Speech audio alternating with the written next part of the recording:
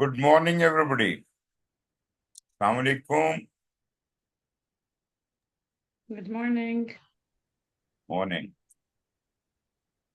I see people are still joining. We have got only 7, 8 people on board right now.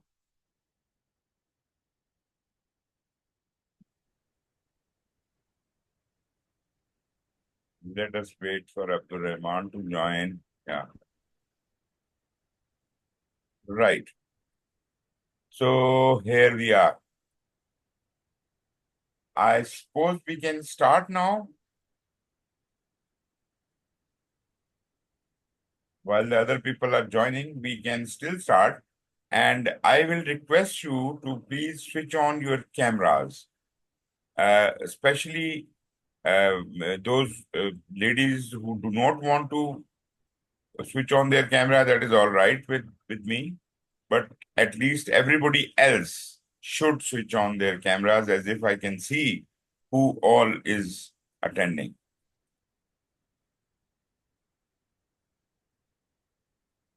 Okay. So today we are starting with lesson number 5. And lesson number 5 is about predictive methodologies. I have already mentioned to you about the 3 different methodologies: predictive, agile or adaptive, and hybrid. And today we are going to focus in this lesson on the predictive methodologies. Rather, next 2 lessons also will be elaborating on this. But we are starting describing the predictive methodologies in this presentation. Right. Before I can start off with this, if you have got any question from the previous session in the last class, you can still ask some questions. You're welcome to ask questions.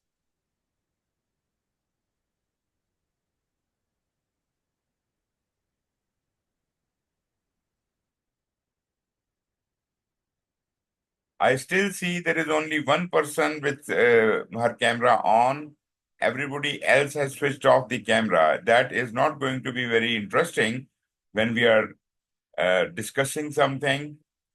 So, Ahmed, please switch on your camera. Mariana, Osama,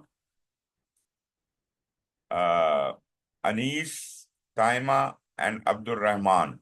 Whoever can switch on their camera, please do that. I will open it. I'll join with my camera like very soon. Okay, if there is any problem with the camera, there is no problem. We don't mind. But you see, anybody who has a camera and it is working, why should it not be on, right? Anyways, so here we go. So what are we going to do today? We are going to be talking about the predictive life cycle, which is also known as a plan-based approach or a methodology. When should you choose a predictive or a plan-based methodology? This we will discuss in this session. Which kind of projects could be dealt with through this methodology? Then what is the purpose of tailoring? I think few new people are joining. Okay. Tailoring a predictive life cycle. How can you, when you decide that this is the life cycle I'm going to select, what are the considerations in that? Then once you have selected the predictive life cycle, one important thing is to create a charter, and then is to develop a project management plan, and then to direct and manage your project work. Osama, can you bring the camera a little down? I can't really see you. Only your forehead is visible. Yeah, I'm trying to. It's too high. I can see your ceiling. Yeah. Okay. Ahmed, okay, Ahmed, that is fine. If you can't switch on your camera, I don't mind. But whenever you can, you should. Okay. Right. Right. So let us have a little question. Do I already know something about predictive or not? Here it is. The question is, which process can a project manager use to determine which activities have the greatest potential impact on the project timeline if they are not completed on time, right? And we have got four options. You have to select one. First is collect requirements and define the scope statement. Second is define and sequence activities. Third is estimate effort, duration, and resources. And fourth is identify the critical path. What do you think is most important of these four and having the greatest impact on the project timeline? You can raise your hand. Yeah, Tamara? Hi, I'll turn my camera on in a bit, but I think I'm torn between number 3 and 4, but I think it's number 4. Which one? Number 4. Okay. Okay. Yeah. Right. Anyone else who want to make a try on this? Maybe I would say number 2. Number 2. Okay. Anyone else? Yes, Usama? Yeah, I would say number 4 as well. Number 4. Okay. Anyone else? Okay, we have got 2 people voting for number 4 and 1 response we got for number 2. So the person who said number 2, can you please give your reason?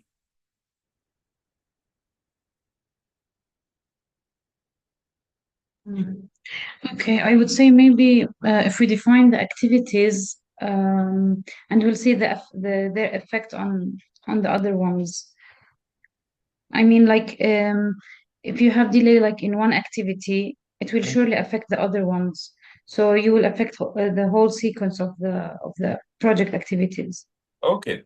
Okay, let me tell you, once the sequence of activities is formed, after that, when you seal the deal, that is the critical path. Critical path is to be monitored. Sequence is developed, and ultimately, when it is adjusted and agreed, then the final shape is called critical path, and critical path is what we will be following. So, well, response number 2, no, sorry, is not right. 4 is the correct answer. Do you agree with me? We will talk about it, how, what is the Yes. sequence in which the things are done, and ultimately the final thing which comes up is the critical path. And that is what we have to follow. Anyways. So, how did you do? Only one question. I think 2 people have already given the right answer. But I am not really happy about one thing, that others are not speaking. Anyways, those of you who have just joined, I must request everyone to please switch on your cameras if you can. I know some people may have some problem. Maybe you're sitting in a crowded place, you don't want to show around. There are some ladies who do not want to show their face. I don't mind that, but that doesn't mean that only one camera is on right now, right? Out of 12 participants, only one camera is on. So please switch on your cameras. Dana, thank you very much for switching on your camera. Okay. Osama, thank you very much. Toria, thank you. And all others, please look into it if you can switch on your camera. Okay, let's get back. When should you choose a predictive plan-based methodology? What would be the conditions? What kind of a project would be there that should be done in a predictive manner? I would first like to ask you, what do you think? Anyone who want to respond to that? What do you think? What kind of project should be done in a predictive manner? Yes, Samara. I guess a project when the scope of work is very clear and the objectives are also clear. Okay, very good. Anyone else who wants to contribute?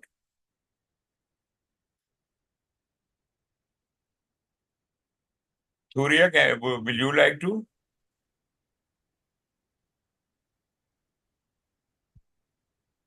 Okay.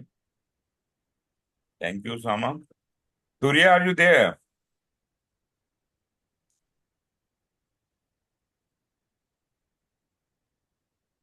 Okay. I think she's busy driving. It's better for her to drive Okay. than to answer. No problem. No problem. I'm sorry if somebody is driving or doing something. Anyways, anyone else who wants to contribute?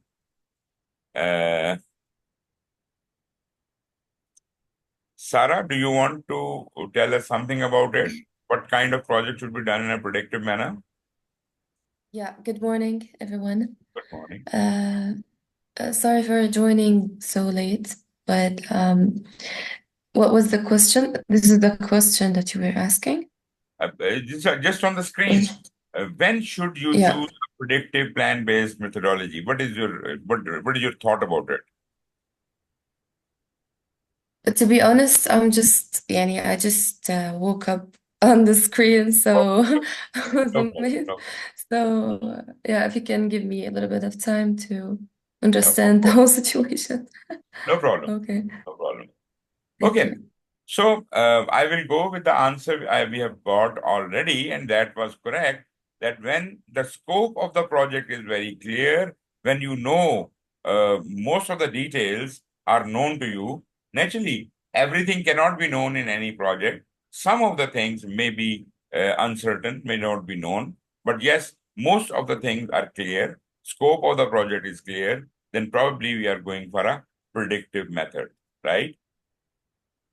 So these are the questions. These are the primary considerations to qualify a project to be done in a predictive manner. Are the requirements stable and fixed? Means there is not much of a likelihood that the requirements which are being given are going to change, right? There is not much of a likelihood. I'm not saying that the requirements cannot change. I'm saying that most of the requirements will stay stable and fixed. That is one consideration for predictive project. Will the customer or the end user not be available to provide feedback during development? So the interaction with customer and end user might not be continuous. Although we will always like to have feedback from the customer, we want to engage the customer and the end user. For that matter, all the stakeholders we want to engage. But if the likelihood of this feedback is rare, then again, we may be considering the predictive life cycle. Is a single point of delivery possible in the project with very limited refinements? So that again means that things can be planned up front. Very limited refinements, no changes, and single point of delivery is possible. This is again one of the consideration for the predictive project. Another one is the development and the delivery process well understood with a low risk of change. Again, almost the same thing. But you see, whatever we are trying to do here, the development and the delivery process, which we will be using in the project, is quite well understood by everyone. We understand. It is very clear to us how are we going to go about it, because there is less uncertainty in the project. I'm not saying there is no uncertainty in the project. There will definitely be some uncertainty and some risks in the project, but there are minimal risks in the project, and therefore this also qualifies to be for the predictive project. Would incremental delivery and feedback be difficult to arrange? That is how adaptive works, how agile works. There is incremental delivery, continuous delivery, and continuous feedback with the customer. If that is difficult to arrange, again, it makes a case for a predictive project. So these were some of the primary considerations for a predictive project.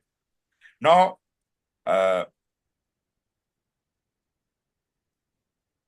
just a moment.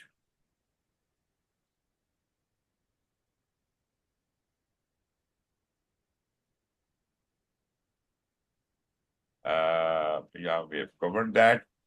Okay, if the answer to any one of these questions is yes, you should consider predictive approach. You know, I didn't say that answer to all of these questions should be yes. Any one of these questions, if the answer is yes, then it makes a case for a predictive project. I hope that is clear. Now, let us move Yes. to the next step. How do we tailor a predictive life cycle, right? So you see, although when we were trying to determine which kind of life cycle we will be using in this project, that is also a process of tailoring. But even when you have decided that this project is to be done in a predictive manner, even within the predictive methodology, you will have to, tailor the project life cycle according to the need of the project. Although we have decided that we will plan upfront, but what are the internal details? They may differ from one project to other. And therefore, looking into the specific requirements of the current project, we are going to customize it. We will have a customized project life cycle for that. So you create a customized project lifecycle by selecting and adopting processes to meet the needs of your project. Naturally, whatever suits your project, you will like to tailor your project according to that. No matter, even if you have already decided to go for a predictive lifecycle, within the predictive methodology, you still need to customize your project accordingly. I hope that much is clear. It is, yes, Yes. thank you. Okay, next is factors to consider when tailoring the project. So what do you think you are going to consider when you're doing this kind of tailoring, right? So number one, delivering as quickly as possible. Naturally, even if it is a predictive project, how fast do you want the delivery to be? Even if it is a predictive project, how fast delivery is expected, right? So that is one of the factors for tailoring purposes. So naturally, you will organize the processes accordingly. Next is minimizing the cost. Is it a factor? Is it a factor? Normally it is. Normally, in most of the projects, yes, we do want to minimize the cost. So that could be a focus. But naturally, this might not be true for all kinds of projects because there are projects in which cost may not be an issue, right? Then optimizing value. We already talked about value, that whatever we are doing on a project is ultimately going to deliver some value to the customer, right? So how can we optimize the value? I hope you understand the concept of optimization. We can deliver the value without optimization, but then what is optimized value? Anyone who want to contribute to that?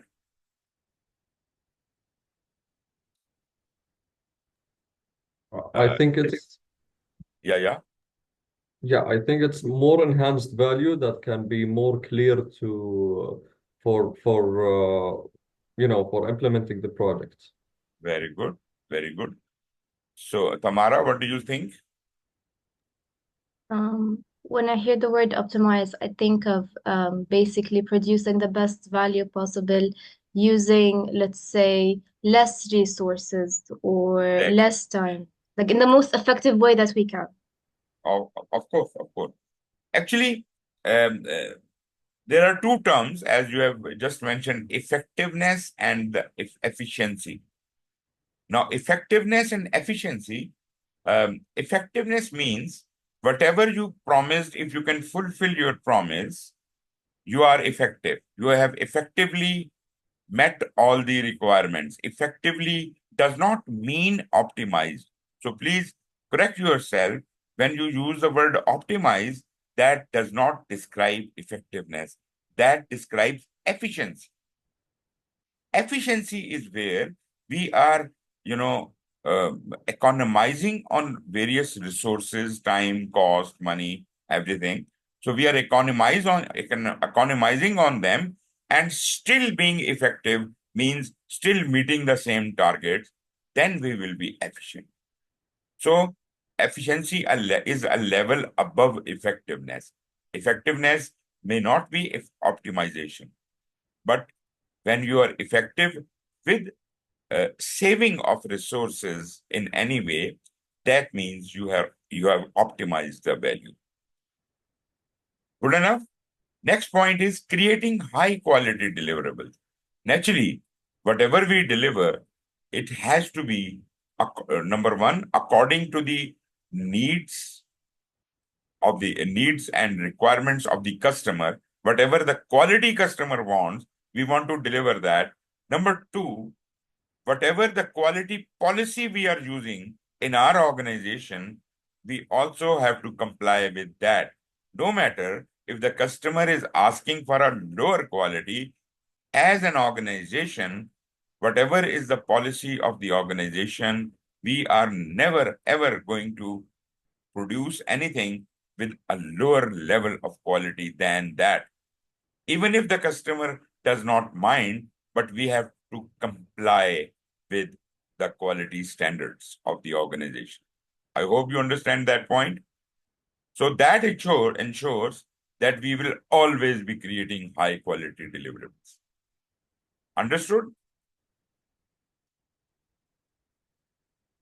Then maintaining compliance with regulations and standards. I just mentioned how compliance works as far as the quality is concerned. If there is a quality policy and that is having a stringent requirements, more stringent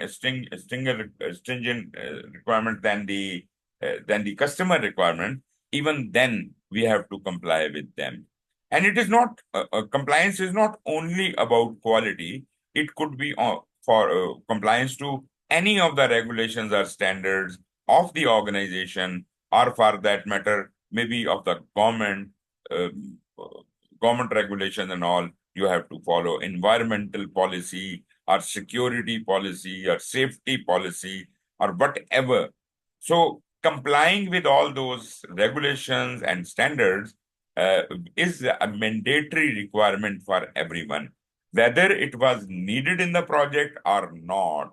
But if you are functioning in an organization or in a country where, for example, environmental factors are most important and they have to be complied according to the government regulations, then you have to comply with them. Whether your project customer wants it or not, but we will comply with them. I hope you understand the importance of compliance here. Right. If that is understood, next we have satisfying multiple stakeholder expectations. Now, this is interesting to note that we are going to deal with a plethora of different people who are interested in your project. Some of them are customers or end users. Some of them are vendors, contractors, and suppliers. Some of them are, your own team members, the project manager himself, the project sponsor and all, and maybe the people from your own organization, or maybe from government organizations, other organizations who have some interest in your project. So you have to, it is a very, careful task to do, that first you have to capture the needs and expectations of all the possible stakeholders who would be interested in this project. And then the hardest job is to keep them all satisfied, right? That is the most important thing. And how can you keep your stakeholders satisfied if I'm talking about tailoring requirement. So if satisfying the customer is more important, then probably we should be going for adaptive. But if the customer or the stakeholders have got lighter requirements and they want periodic reporting and kind of thing, probably we can go for predictive, right? Lastly, adapting to frequent or continual changes. Now, please do not be confused by this sentence. When I say adapting to frequent or continual changes, although this looks like we are talking about agile because that is adaptive method, but you see, even in predictive projects, we may need certain elements which have to change more frequently.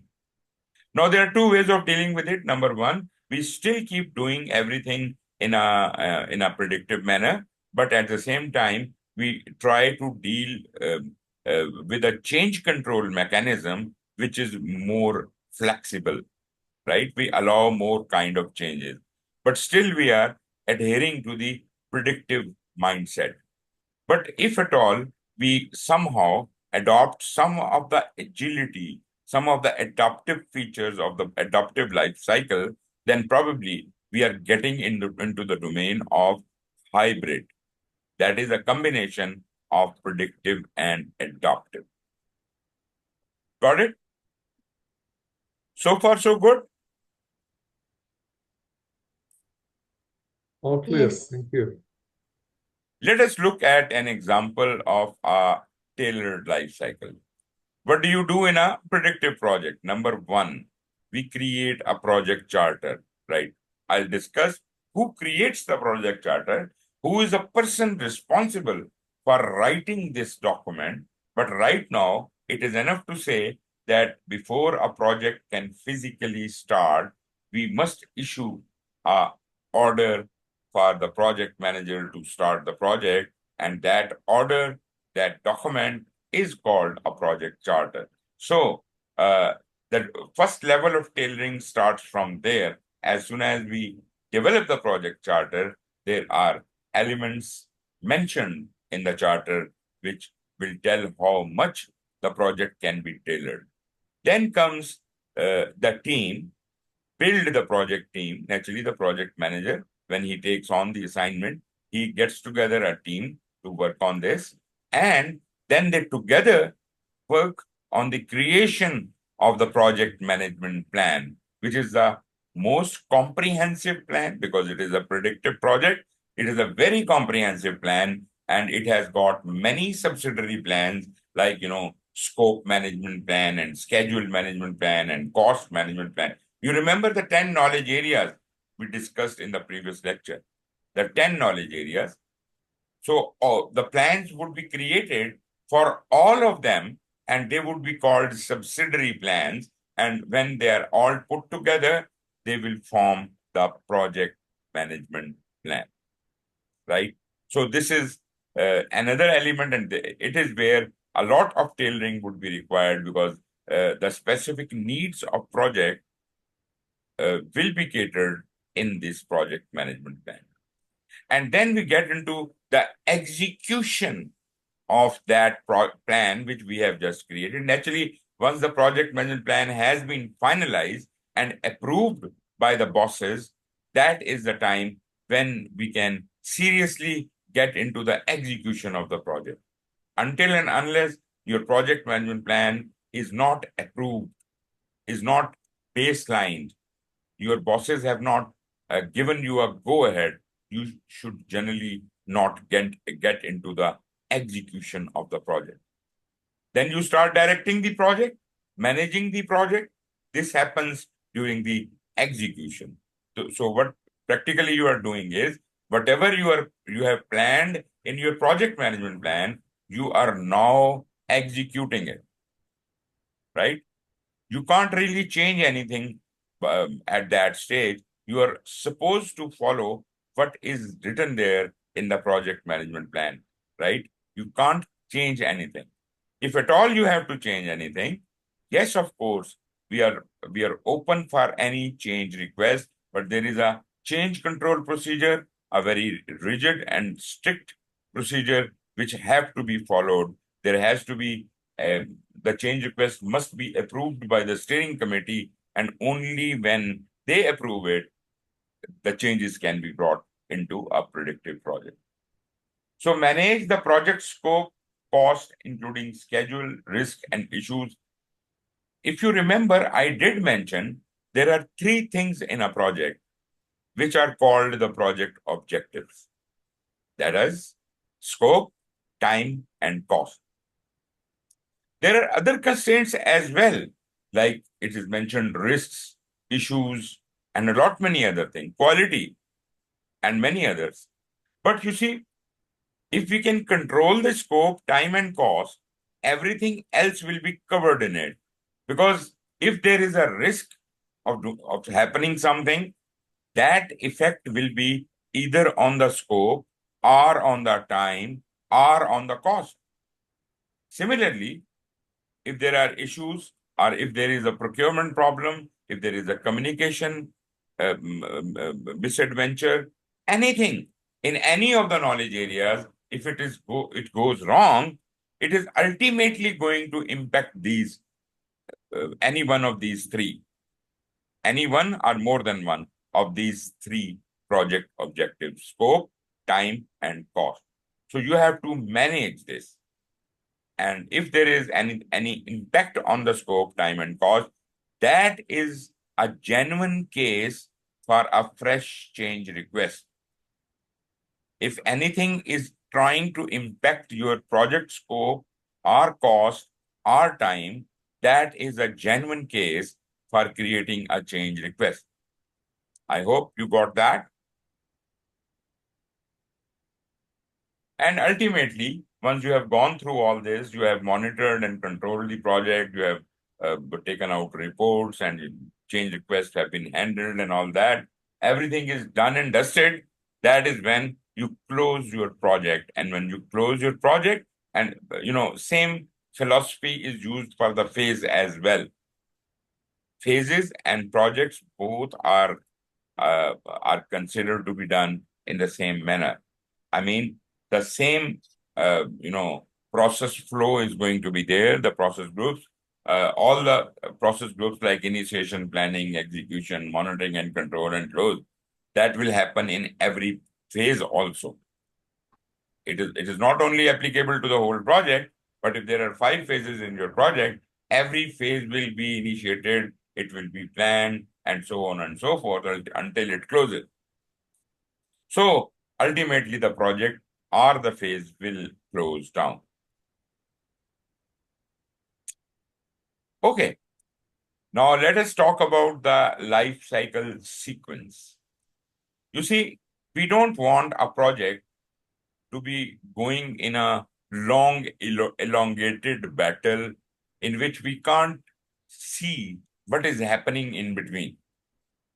That is exactly why we want our project to be broken down into various phases. Now, I just want to warn you that the 5 process groups I have just indicated to you, they are the initiation, planning, execution, monitoring and control, and close. These are the 5 process groups. Please never, ever confuse them with the life cycle. They are not the life cycle. These process groups of the predictive methodology, they do not represent a life cycle, but they represent 47 different processes which are distributed in these 5 process groups. There are a couple of processes relevant to initiating a project. There are a couple of processes, rather I would say most of the processes are there in the planning, and they are all relevant to planning, and then execution processes, then monitoring and control processes, and then closing process. So ultimately we have got 47 different processes, right? And it is not mandatory that for doing your project, you should be conducting all of those 47 processes, but you see, maybe you can tailor them around. That is why in the previous slide, we talked about tailoring the predictive life cycle. So you can say, okay, we are not doing any procurements in this project, so let's forget about all the processes relevant to procurement, right? So yes, you can do that. Maybe the risk is too low and you are not going to be doing intense risk management, so you may leave out certain risk processes, right? So this is totally, on your prerogative, whether you want to use a certain process or not. But there are, PMI has identified in their predictive methodology 47 processes distributed in 5 groups of processes. These 5 process groups, as I said, are initiation, planning, execution, monitoring, control, and close. Having said that, that is the process group. These are the 5 process groups. But please do not confuse the breakdown of the conduct of your project in these 5 process groups. Because how are you going to do your project? Look at the physical need of your specific project. How do you want to break it down into phases? Whatever the phases you say, maybe you are doing a construction work, you say, up till the foundation work will be my phase 1, right? Up till the foundation work will be my phase 1. Phase 2 will be the gray structure. Phase 3 will be the electrical and plumbing systems installed, and so on and so forth. So you see, these phases which I just mentioned to you, they were specific to the needs of the project we are trying to do, and they are not like initiation, planning, execution. So process groups cannot be your phases. Please, I am repeating that again and again, right? Never ever confuse process groups with the life cycle. Although this might look a little confusing, the process groups seem to look like as if they're flowing in a sequence just like phases, but they are actually not. There is a lot of overlap amongst these processes, right? So please do not consider them as phases and part of your life cycle. Anyways, um, we do want to break down our project into smaller phases or smaller parts as if we can manage it well. Do you agree with me or not?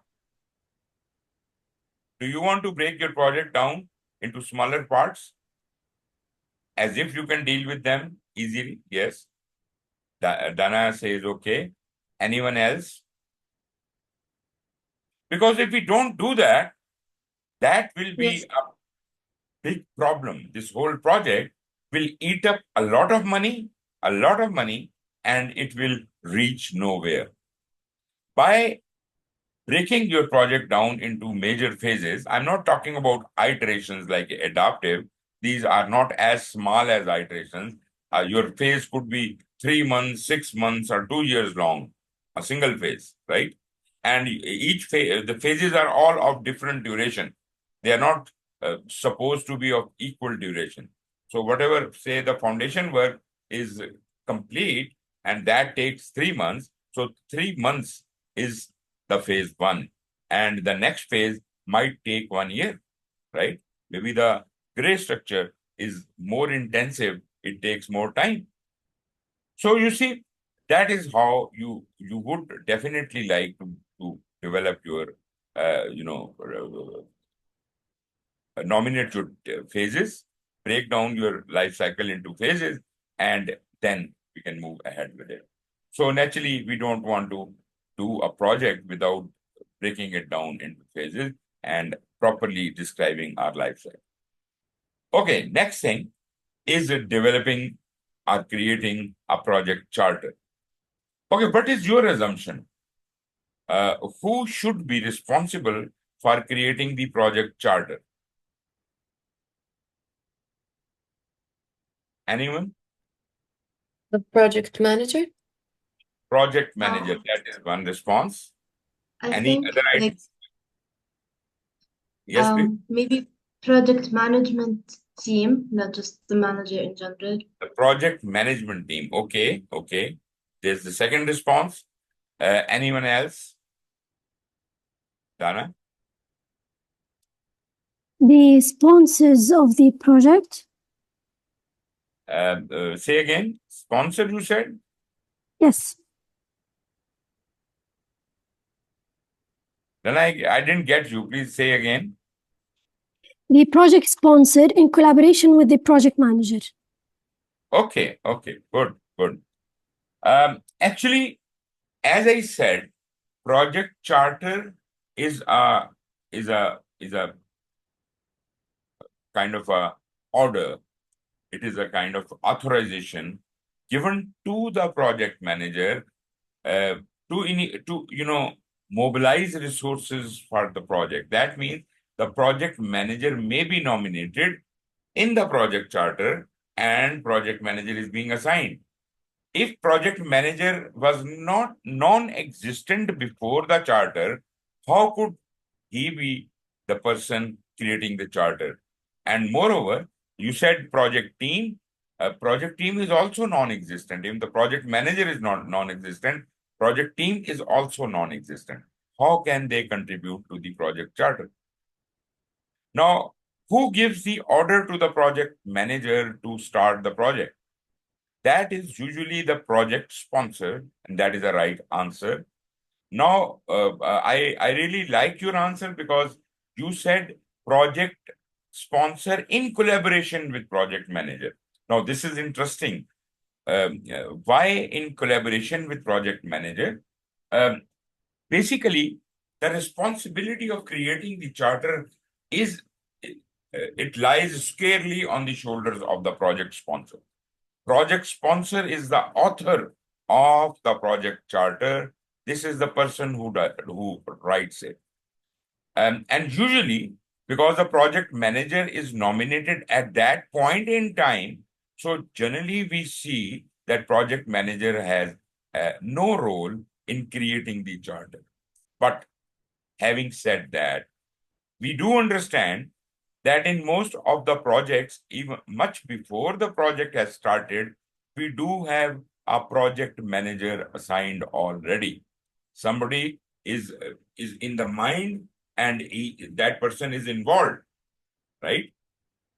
Whomsoever we want to put as a project manager, we are involving that person in the pre-project activities, like when the business case is being developed, maybe a person who is going to be the project manager is involved, and maybe when we are creating the charter, we can seek help from them, but we cannot say that project manager is the author of the project charter, right? Yes, I like the sentence in collaboration. Yes, it is possible.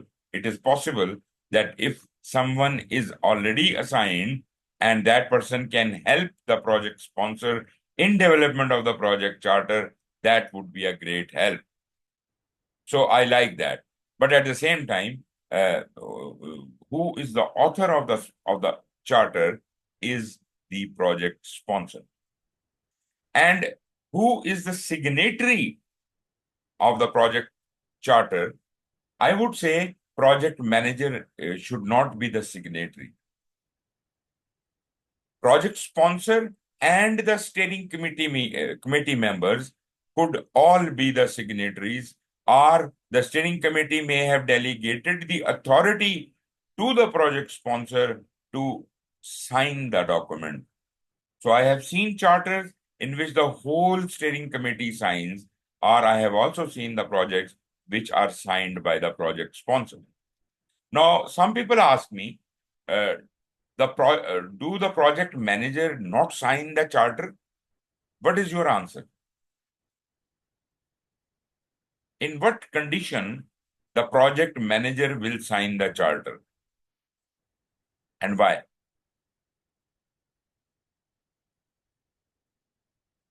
Any ideas from your side? Musa, today you are very silent.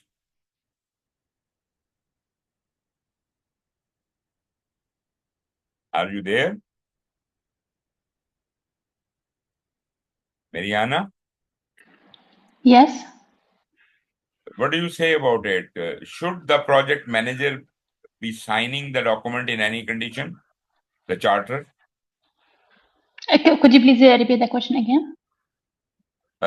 I just explained that the Mhm. author of the project charter is the project sponsor. Project manager may help in developing the project charter, but the project manager is not the author. The Yeah. project Okay. sponsor issues the project charter, and therefore he is the signatory of the project charter. And in some cases, because the higher body is the steering committee of the project, so they may also be the signatory. I asked the question, can the project manager be signing this document in any case? Yes, I think yes. In what case? Um, maybe like when he's managing the project itself, like if he's the responsible one. Charter is the first document ever created. No, there are no documents created. Project manager has not yet started any kind of planning. Naturally, this charter will allow him to start doing things, and he will then do those things. But you see, why should this, when you are given an order in writing, do you sign that order? Do you ever sign that order? Yes or no? Like me, no, not yet. Yeah? You don't? Actually, no, I haven't. Okay. But what Can I if, answer? let me ask one more question from you, Mariana. What if the person issuing that order to you in writing wants you to acknowledge it? Will you sign the document as an acknowledgement? Yes, I will. That is the point. That is the point. Mhm. That is the only situation when the project manager is receiving the charter and he is asked to sign at the end of the document as a receiver. Sign as a receiver. Yes, that is the only possibility project manager Okay. can sign on the charter. I hope there were many people who were raising the hand. Probably I have answered your question. I'm sorry I could not ask you, but if anyone wants to speak now, please feel free to speak it. Those who raised the hand and wanted to speak, if you want to speak, you can do it now. No, it's just as you said, if the project sponsor has approved the plan or the project charter, so the project manager could sign the project charter Okay, and initiating the authority of it. Yeah, exactly. Let me explain one thing. Project charter is not approved by the sponsor. Project charter is written by the sponsor. The approval of the project charter is taken from the steering committee. It is a blessing of the steering committee which has allowed the project sponsor to create the charter, and before issuing this charter, project sponsor will be getting the blessing of the steering committee. And that is why I said, if they have not delegated their power to the project sponsor, they will also like to sign the charter otherwise. If they have assigned it to the project sponsor that you can sign it, then he can sign it alone. Otherwise, whole of the steering committee will sign it, right? They are the approvers of the project charter. I hope that is now clear. Who approves the charter, who creates the charter, and who receives the charter. Okay. We had a lot of discussion on the blank slide. Let us now look at the actual slide. What does that say? Okay, creating a project charter, it happens in the initiating process group. Remember, there were 5 process groups: initiation, planning, execution, monitoring and control, and close. So the very first one was initiating, and in initiation, the first step for the management of the project is to create a project charter, to develop a project charter. And that is, as I said, the responsibility of the project sponsor, right?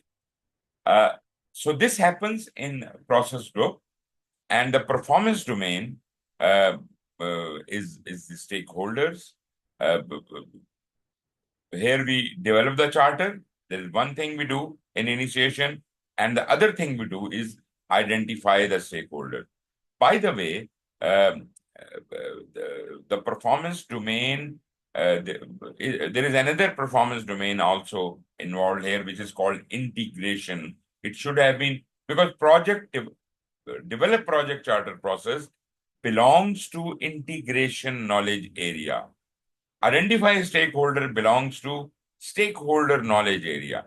So the domain, both of these things are not covered under the same domain of stakeholder. This might be a little mistake, but you see, in initiation, we have two processes. And the first one is to develop the project charter. Once the project charter has been issued to the project manager then starts identifying the stakeholders. He starts creating a list of all the stakeholders. You do not have to directly jump on planning. Or for that matter, I have seen people who don't even plan, they jump into execution directly. Unplanned, they start doing the work, right? So even before the planning starts, we have to identify the stakeholders. That happens in the initiation. I hope that is clear. Out of the 47 processes, 2 processes are in initiation.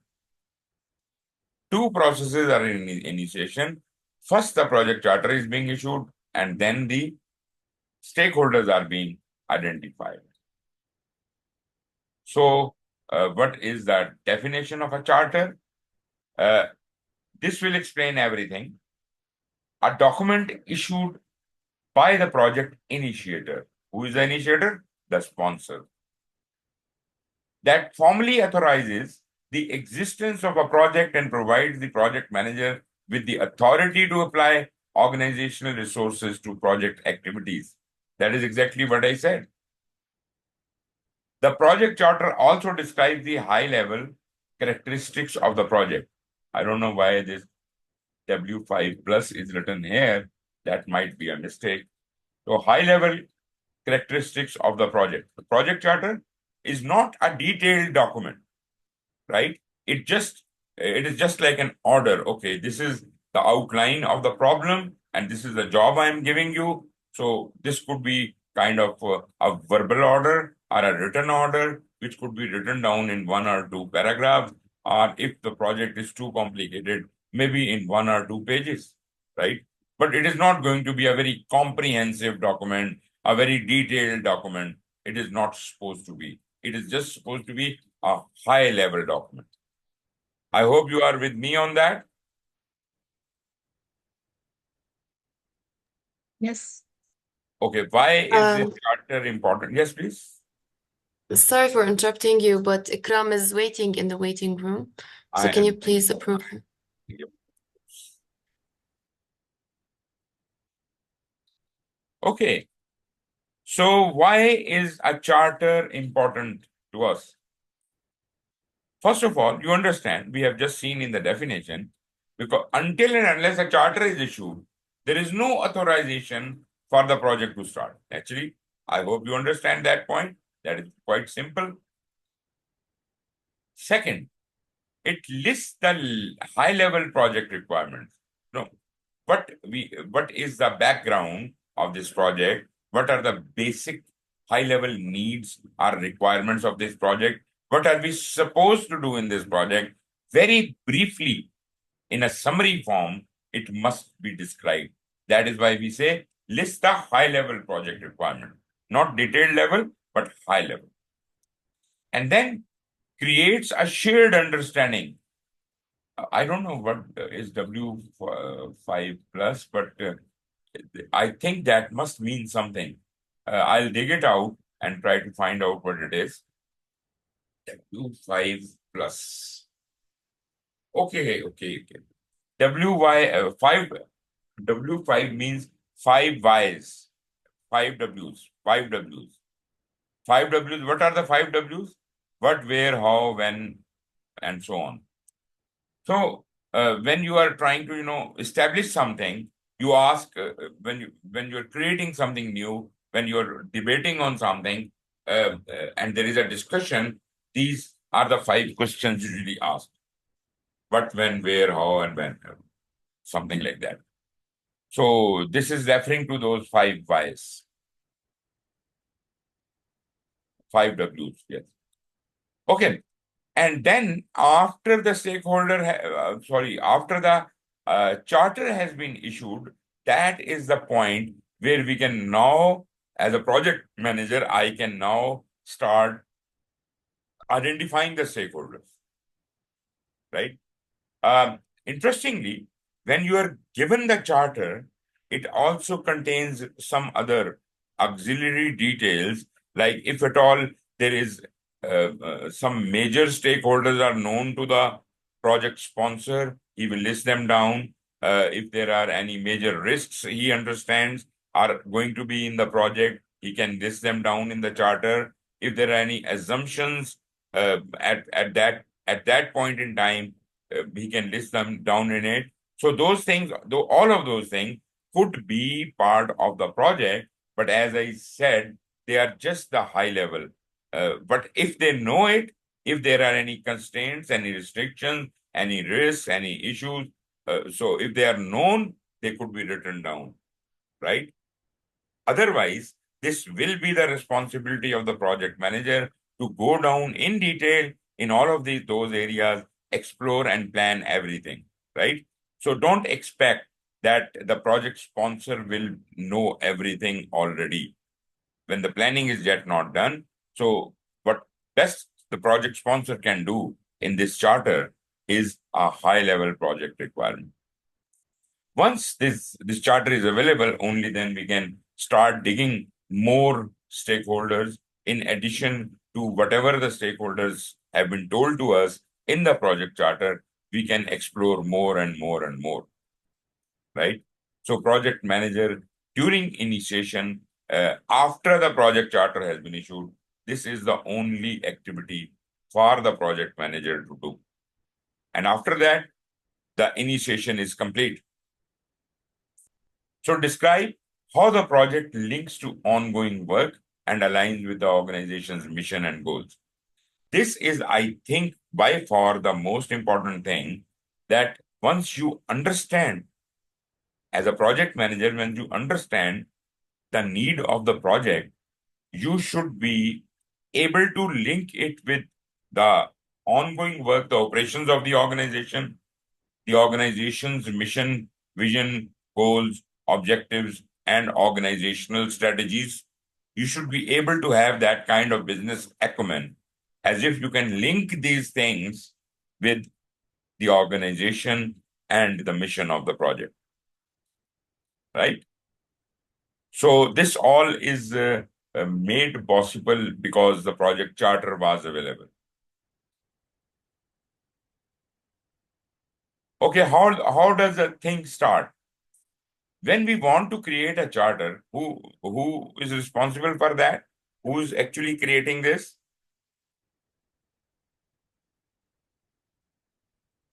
Who is creating the project charter? We just discussed that. The sponsors. Sponsor. So sponsor needs certain things as an input, right, to create this project charter.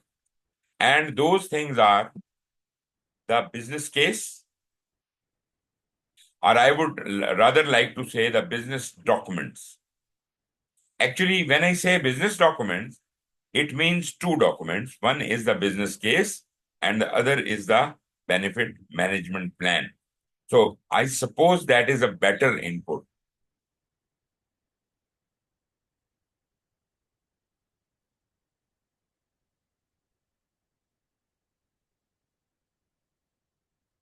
Okay. So that is a better input. But business case is primarily more important for creating the project charter, because business case provides the justification for the project, right? And if there are any agreements in place already, they can also be considered as an input. And the project sponsor will use certain tools and techniques to process this project charter. The output is project charter, but naturally he will gather more data from various sources. He will use his expert judgment, or maybe he would consult with others to be put wise on certain things, and he would have to exercise a lot of interpersonal skills. And after all this coordination and communication, he would be able to create the project charter. So I have just defined to you the complete project charter. Who is responsible? The sponsor. What is needed as an input, business case, and an agreement? What are the tools required for creating the charter? Data gathering, expert judgment, and the interpersonal skills. And what is the output? Is the project chart.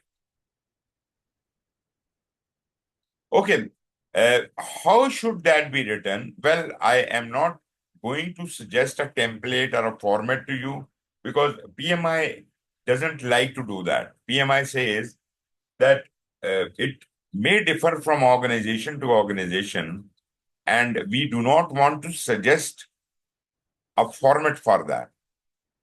Because PMI is a standard making body. If they give a format, then everybody will like to use that. They will consider that a compulsory requirement. But as we understand, every project is different from the other, and they may have different needs. So PMI has left it to you to decide your own format for various documents in the project. So the format for the project charter is also to be decided by you, but a guideline which PMI is trying to provide you, that in your charter you should mention these things, whether it is in a paragraph format, whether it is in a point format, however you want to do it, you must, kind of give a project title, a little bit of a background or an introduction of the problem statement, scope outline, very briefly, very, very briefly. Because as I said, this is a very short document. This is just an authorization. Very briefly, in one line, define the definition of success for this project. A very brief risk summary. If there are any constraints or assumptions known, then they can list it down. If they are not known, they can leave it out. Business case, a summary of business case. The business case might be several pages long, but the justification ultimately provided why this project is being approved, that is only that much should be displayed in the business case. Then a very outlined schedule. I'm not saying a complete Gantt chart, but kind of a timeline. Deliverables required out of this schedule. If there is any approximation known for the budget, how the team is going to be structured, how is the organizational structure existing, which project approach you might it might be suggested by the project sponsor that you should do this project with predictive approach or with adaptive approach. So this could be advised here. And then the steering committee decision that this is an approval and you can now mobilize your resources. And then there are signatures. It could be the signatures of all the members of the steering committee, or if they have delegated this power to the sponsor, then sponsor will sign it, right? Remember, sponsor is always a member of the steering committee, right? He's always member of the steering committee. Project manager is not. Okay, will it help you in creating your charters? These are the things you should consider, and you should develop your own schedule. Every organization may have their own project charter format. Okay, what should the project charter contain? Naturally, it is in a graphical form. It should give, if there are any risks known, you can have the risk listed in this box. If you are using the graphical mechanism, scope outline could be given in this box. The definition of success can be given here. Team structure, identify stakeholders, and project activities. Whatever is known at the time when the project is yet not started, right? I'm not saying that when you list down a number of stakeholders there, these are all the stakeholders. These are just the initial conception or perception of the stakeholders. But when the project manager will come into play, there will be more stakeholders identified. Similarly, the charter can predict certain activities which are important to be done in this project, but it naturally cannot go into the detail, which is the job of the project manager. But you see, because project sponsor is the boss, he can go into any level of detail if he wants to. Next step is developing of a project management plan. Developing of a project management plan. Before I can start that, are you fine with it? Everything is being understood?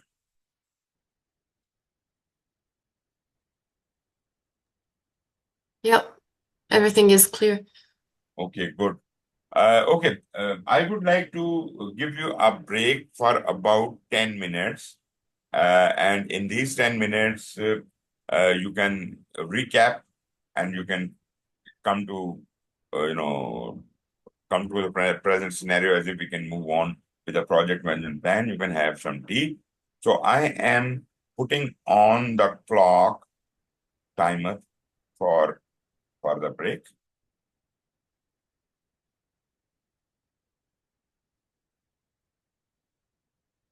And this is going to be 10 minutes, sorry.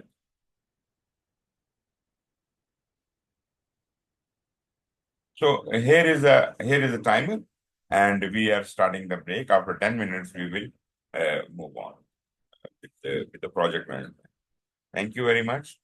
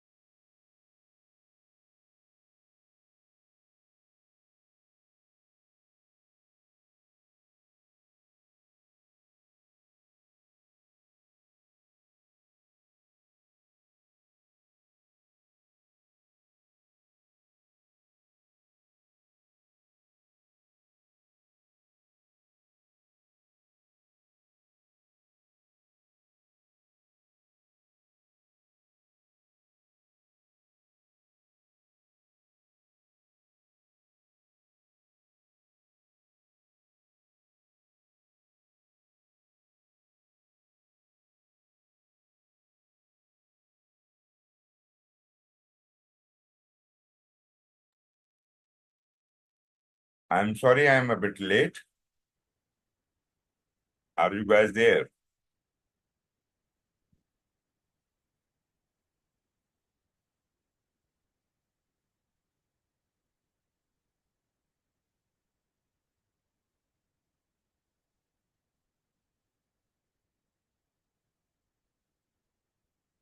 Can you hear me? Yeah, we can hear you. Okay, good. Good. Yeah, keep going. Suhail? Yes, please. Can you hear me? Yeah, of course. I have a question for you, please. Hmm? Can you please name that or mention the title of today's lecture from the material on the website? Because I can't refer back to it. Because we This is discovered that, lesson yeah, number 4. We have got 12 lesson lessons. number, Lesson number 4. okay. If you can go back. Mm.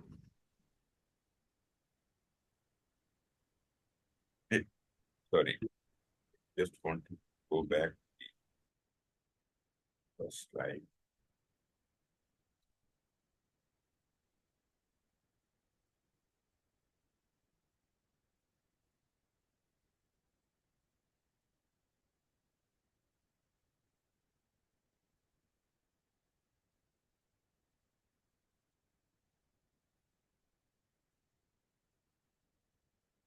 Just a moment.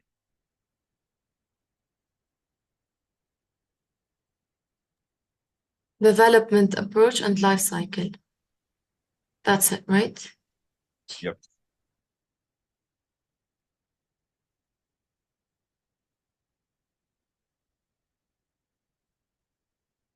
Just a moment.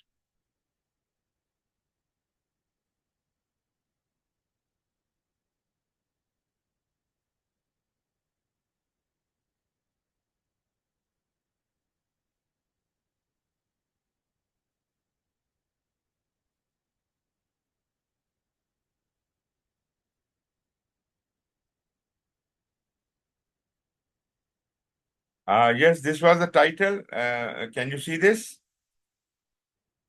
Predictive methodologies, right? Yes. This is lesson number 4. It is not written here, lesson number 4, but this is the title. So it's lesson number 7 in the website. No, it is 4. Lesson number 4. Predictive methodologies? Just a moment. Yeah, in the student materials, it was written lesson number 7. No, Lesson that number 4 is development number- approach and life cycle. listen. Lesson number Yeah.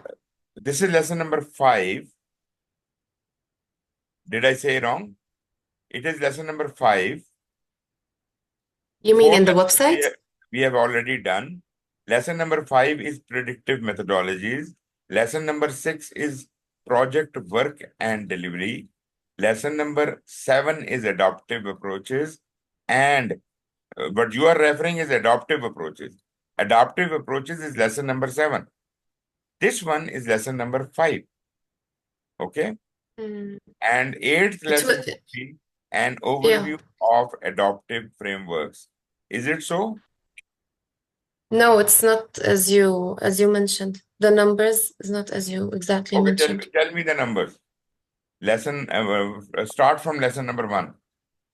I made a screenshot. I sent it just now on the Lesson chat. number 1, course overview. Okay. Number 2, project management. Uh-huh. Number 3, organizing for project performance. This was sent to you by PMI?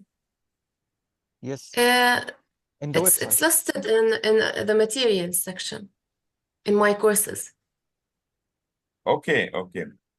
Okay, this one, these 13 lessons, let me give you the snapshot of this one. This is the material, the presentation material which has been provided to you should have been including these things.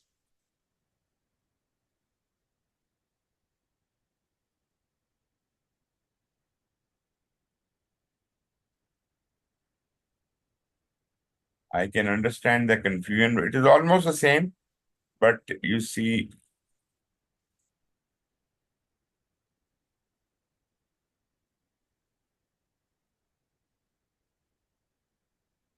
okay. Yes, the same titles, but not the same numbers. So that's why I was confused even in the last lecture. You Mhm. weren't like gradually having them. So if you can provide us with the titles of the last lecture and today's lecture, so we can like manage to Okay, figure out which. let me go back to lesson number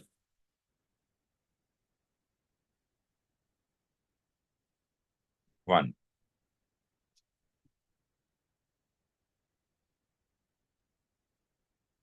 Can you see this one? Can you see these slides? We have covered these. No. Yeah, this is the lesson plan. Can you see that? No, we No. only can see the title, predictive methodologies. Just a moment. Let me share it again. Can you see now? Yes. Yeah. Yes. Just look at it. There are 13 lessons. 13th one is conclusion, right? So this is the series. This is how I'm covering it. I have covered 1, 2, 3, and 4 in the previous class. Today I started with lesson number 5. This is predictive methodologies. 6, 7, and 8 I intend covering today. And next lesson will be 9, 10, 11, 12. Although it is the kind of the same approach, but the one you sent me is having only 10 lessons, right? Yes. 10 These lessons. are 12 plus 1, 13 lessons. But anyways, So this where is the can we same find one. And the rest? don't you have the material for that? You have the presentations. You have got the course material for 10 lectures only. Is it so? Yes, that's what was listed in the website. Actually, this 10, is 10 sessions. the thing which I am showing you is the latest updated material. You can request PMI Education Foundation that I think they have not updated it, right? They have not Yeah, I updated think it. so. So they are still giving you the old 10 lessons, right? But anyways, that is Yeah. not a big problem. This is just the matter of presenting it into 12 sections or 10 sections. Material is the same. Yeah. Yeah. I understand. Thank you. Problem.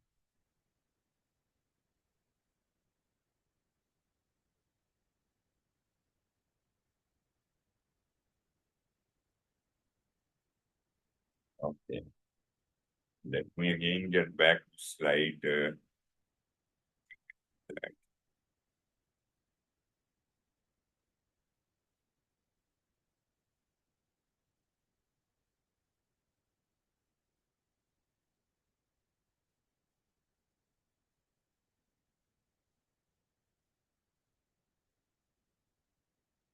You have covered all this.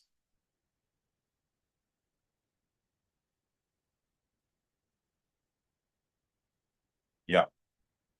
Here we were. We have spent so much time. Just give me 2 more minutes and I'll just fetch my tea. And just a moment.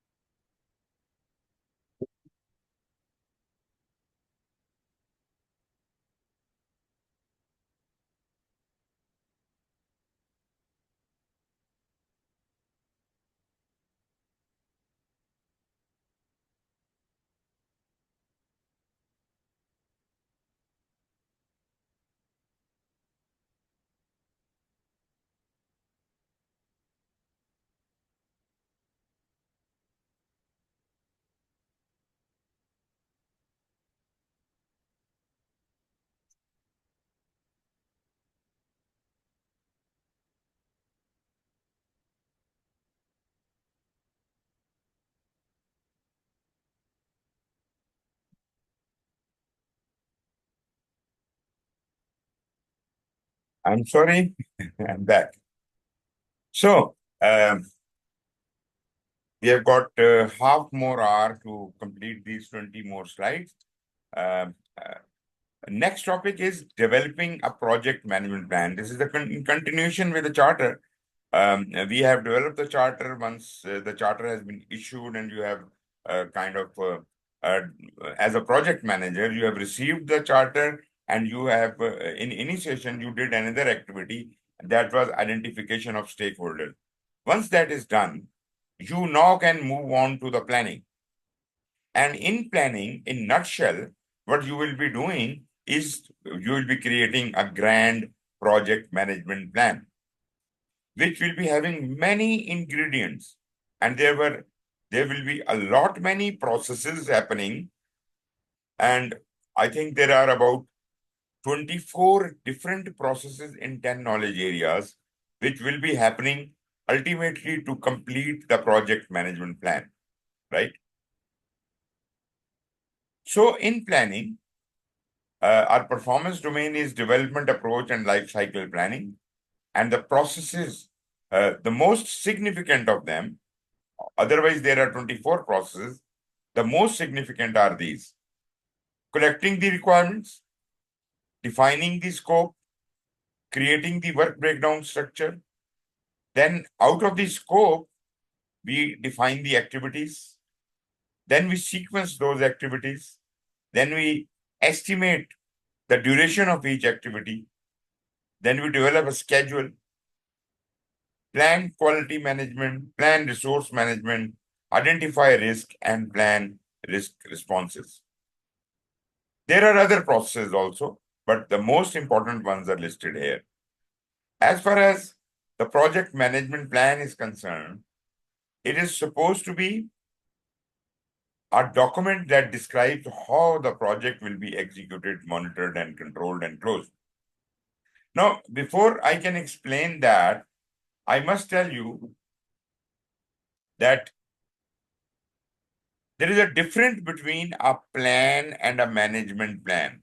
I'm not talking exclusively from the project management perspective, but I just want to ask you, how do you differentiate between a plan and a management plan? Can anyone raise hands and tell me, what do you think about that? Difference between plan and our management plan.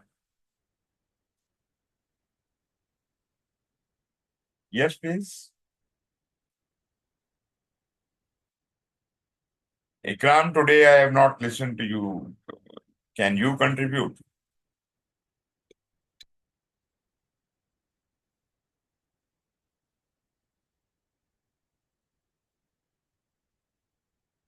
Ikram, are you there?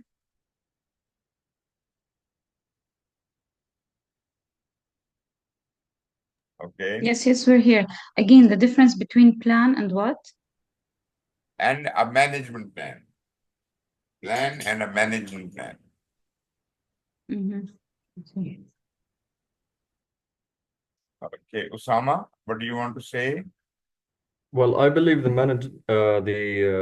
plan is the general plan that contains the management plan. So I think it's how the plan to get executed. I believe this is definition of the management plan. That is definition of the management plan. Yes. Okay. Can Abdul Rahman, can you make it more clearer? Okay, a plan set steps or actions to achieve the goals for the project, but a management plan, you how to manage the project for the elements you have.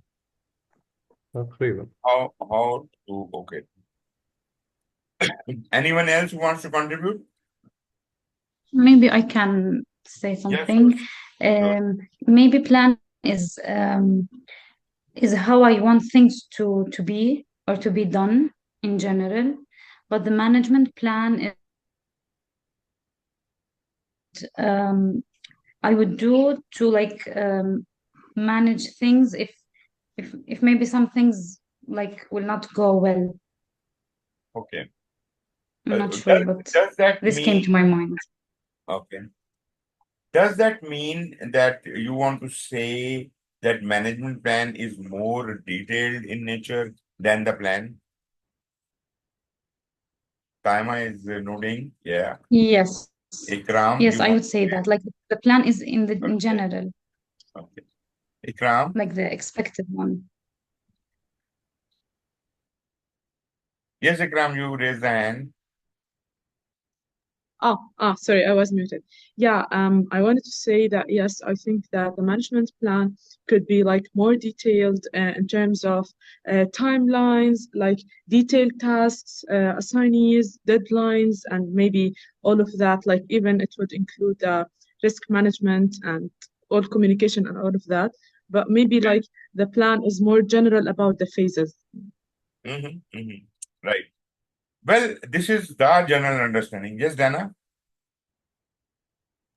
Yes, the plan is simple and the management plan is more complex. It's more complex. Okay. Yeah, it includes like strategies, how to control. How to control? Yes, that say that thing. How to control? That is very important thing you have just said. Okay, let me explain that to you. Actually, you will be surprised because none of you everybody was saying that project management plan is a detailed thing. Let me tell you, the plan is the detailed thing, and management plan is the guideline to develop that detailed thing. Right? So, management plan is a plan of the plan. Management plan is the plan of the plan.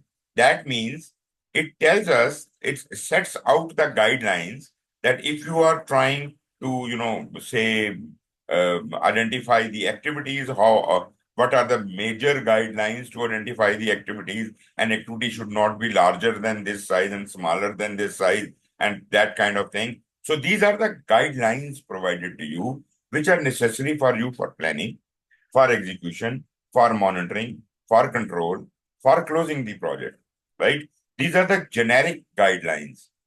But the plan means the application of these guidelines onto the actual situation and coming up with the timelines and dates and actual data. Interestingly, this actual data is not part of the project management plan, except for the final approved shape which is to be executed. That is called the baseline, right? For example, when you are planning, you identify a number of activities, you make a list of activities. This list of activities is not part of the project management plan. You create a network diagram. That network diagram is not supposed to be part of the project management plan. But project management tells us how to create a network diagram, how to create a Gantt chart, specific to this project, right? That is that kind of plan. This is a plan about the plan, right? Once you apply these instructions and you create the detailed documents, then one document leads to another document, and that document leads to yet another document. Ultimately, you reach a final result. For example, as far as the scheduling is concerned, you identify activities, you sequence them, you do this, you do that, and ultimately at the end of the day, you have a schedule baseline, which is approved by the bosses, and this is what you have to follow. So, as I said, there are three project objectives: scope, time, and cost. We have to plan everything, but at the same time, these are the three baselines. Scope, baseline, that is, any change in that scope will greatly disturb the project. If you do not follow the schedule, that will disturb the project. And if you do not spend according to the cost management plan, that will also affect the project, right? Everything else, what you plan about human resources, about procurement, about communication, about stakeholders, they will somehow be impacting any one of these baselines, right? If there is a change in any other area, that will ultimately be impacting the scope or time or cost. Agreed? Now, all the instructions are the guidelines about 10 different knowledge areas. They all are part of the project management plan, and they are like schedule management plan, cost management plan, scope management plan, requirements management plan, stakeholder management plan, and so on and so forth. There are 10, approximately 10 different plans which are part of the project management plan. So what does the project management plan include? Project management plan include all of those subsidiary management plans and the 3 baselines. All other documentation, the sequence diagram, the risk log, the activity register, stakeholder register, all of these documents are not part of the project management plan. They are subsidiary, not really subsidiary. They are kind of preparatory or planning documents, and they are put in a separate archive, which is called a project document. So basically, when you are done with your planning, you have 2 boxes. One box is called the project management plan. The other box is called the project documents. Project management plan includes the detailed instructions about how to do what in each one of the knowledge areas, and all the management plans are put into that basket, plus the 3 baselines, the final shape of the schedule, the final approved shape of the cost baseline, and the final approved shape of the work breakdown structure or the scope. These are the 3 things which will be considered part of project management plan. Rest, all the documentation you have created during planning, the Gantt chart and this and that, all goes into project documents. Only the final approved shape of the Gantt chart is called the schedule baseline. Final approved shape. I hope you understand now the difference between a plan and a management plan.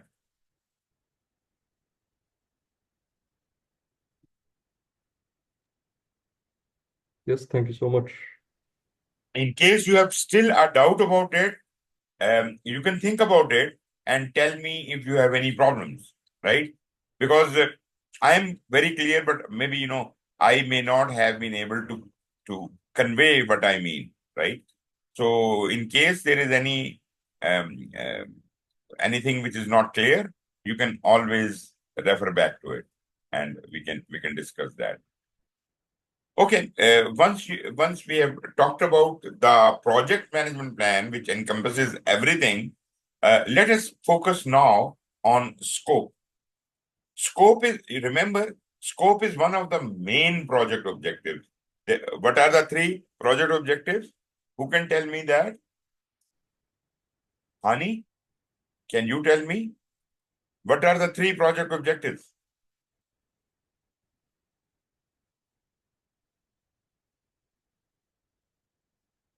Hani, are you there? Musa?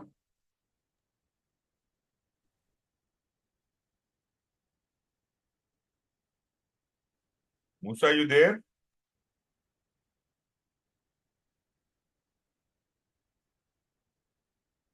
Okay, timer.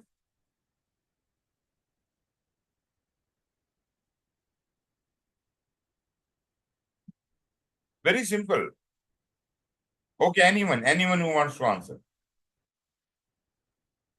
Surya? Scope, time, and cost. Very good. Very good. Very simple answer. Everybody should have known it. We have talked about it a couple of times. So absolutely no problem in understanding that.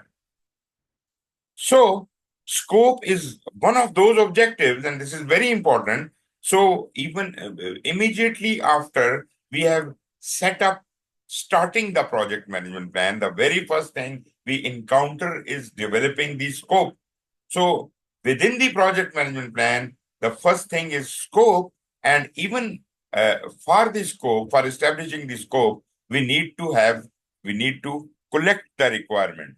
So interestingly, in the area of scope, we have not one management plan, but two management plans. One is called the requirements management plan, and the other is called the scope management plan. Basically, requirements management plan feeds into the scope management plan. Once the requirements have been collected and they have been recorded, naturally, requirements may change, and we have to have a proper mechanism for managing and controlling the requirement. But at the same time, once the requirements are well understood, generally, the purpose of the project is well understood. But the question is, how we will do it. So we do know we can establish the product scope of the project based on the collection of the requirements.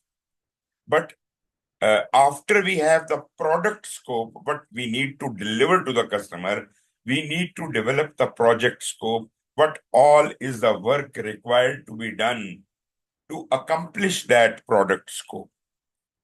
All work is included in the project scope. All work is in the project scope. All product is in the product scope, right? So we understand that. Collect the requirements and define the scope. Create a work breakdown structure. Tell me who does not know what a WBS is, work breakdown structure is. Raise hands who all understand what is a work breakdown structure. No hands have gone up. Okay. Osama and Tamara. Good. Anyone else? Okay. So Tamara, you tell me. Rather, you tell your class what is a work breakdown structure from your point of view. From my point of view, I think is when you break down the work that you have to do and the tasks into smaller tasks and the clearer tasks. Exactly. Very right. Very good. Very good. So those of you who did not answer to this question, do you understand that? Because I am really either you people are not listening to the class, and if at all you are listening, I was expecting 100% response on work breakdown structure. Everybody out of you should be knowing what a work breakdown structure is. Yes, anyone who want to talk about it? Yes, Dana? It's like a visual tool that breaks the project into smaller parts. Exactly. And you see, for all of you, I must tell you, this is just logical. This is just simple. This is no complication. You have a requirement in front of you. You have to start thinking to break it down into smaller parts as if you understand them better and you can plan them better. So breaking the work down into smaller and smaller and smaller parts is simply called the work breakdown structure. So every one of you should have known that. And if at all you did not, then probably now you should understand that what is this work breakdown structure. Now, once you have created the work breakdown structure, the job has become easier now because you know what all is the work required to be done to complete this project. And now, because you know that, you can identify the individual activities out of it, although going down to the level of activities is not the job of scope. That is the job of schedule, because schedule breaks down the activities, the work packages into activities. And then we start estimating the effort, how much resources are required to be put onto this activity, how much duration, how much resources, time, money, everything. We estimate everything. And then we identify the critical path. That is the schedule, right? And critical path is the longest path in the project,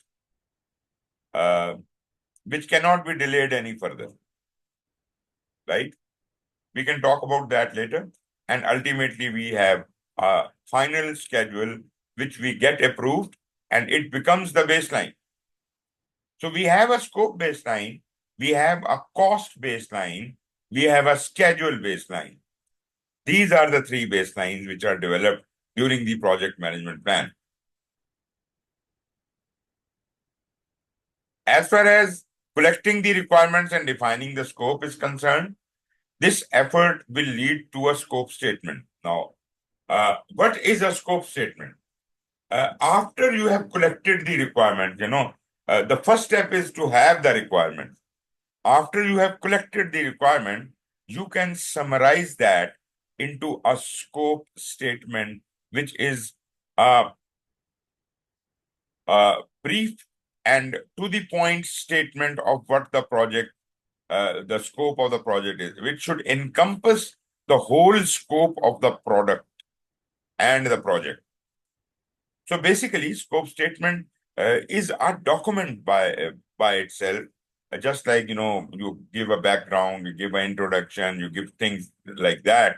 And then you describe what is the product scope and what is the project scope. These are two very important things, because the product scope actually represents the requirements you have just collected, and that ensures that nothing which is outside of the requirements is being included into the work, into the product scope.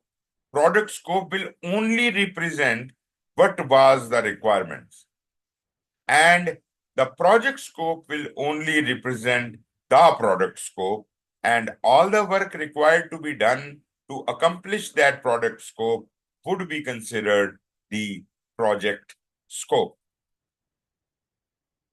I hope that is all right.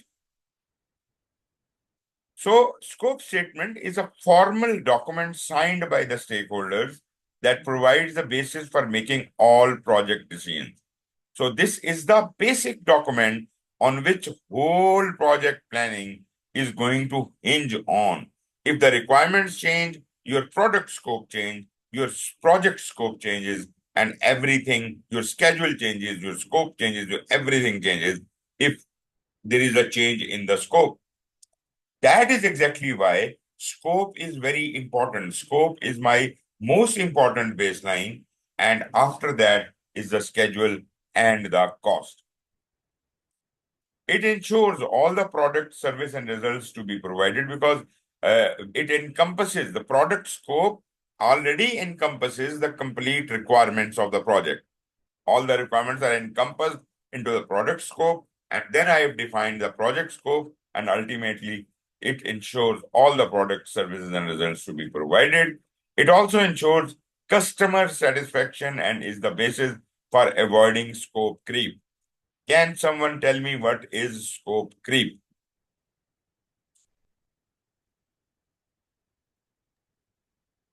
I've never heard of this. Yes, Actually. please.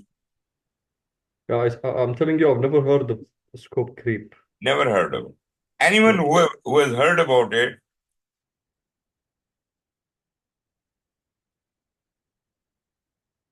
I think it's the Yeah. obstacles you face when you make the scope statement. Mm-hmm. Okay. I'll note this point and I'll discuss it. Dana? I think it's when the project scope expands beyond the original plan or something like this. Okay. You're on the right path.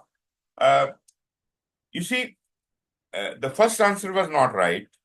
The changes to the scope are, expansion of the scope is generally not considered the scope creep.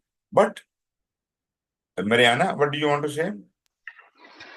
Like maybe I think when put change management or like when something changing, like stakeholders changes, something like this. Okay. Did you say that anything which is in the change management is a scope creep? Or do you want to say Yes, that? like when the management change. Okay. Okay. You're telling me when the management changes, there could be changes in the scope, right? Yes. Okay. Good. I'll talk about it. Sarah? It's basically when you lost the control of if there's a change in the scope without adjusting the objectives of the project. Very good. Very good. That is the first time this thing has come up. This is not the change in the scope. This is the unauthorized change.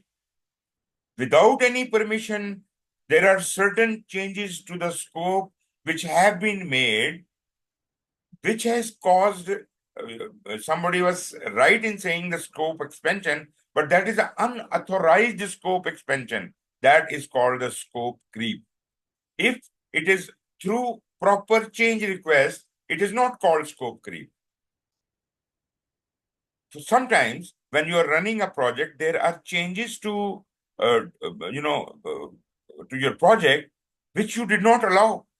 You did not permit those changes to happen, but you suddenly realize that something has been changed by someone, right? This is the scope creep. We don't allow that, right? Christine, you want to make a point here? I don't know. I couldn't listen to you earlier. Yes, I just wanted to say like it's the change of the project scope, maybe by the addition of some features or changing in some activities. But the main point is, But you said it's the scope unauthorized is change. the unauthorized change. You didn't go for a change request. You just, made the change un, unofficially, which is Yes, bad. So scope creep is always bad, right? Can you give me an example of a yes, scope noted. creep in whatever the project you people are doing? If you can give me an example of a scope creep, a change in the scope which was never authorized, but you did it and it was bad. It maybe it added a lot of cost or something, time or something like that.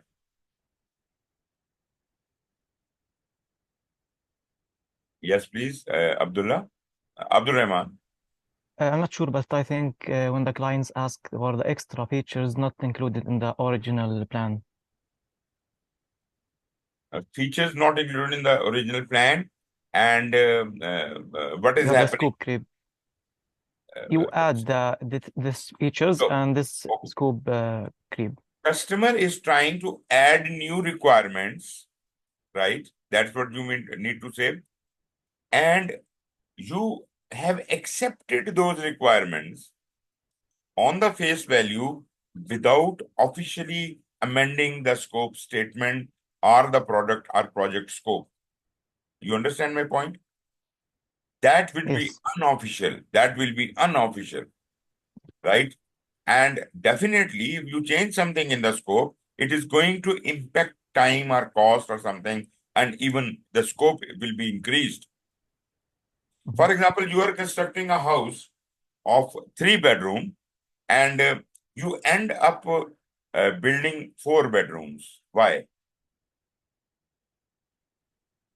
You realize that once the project is complete, you have done 4 bedroom. It was not the requirement. It was not the basic requirement. But how did you add the 4th room without permission?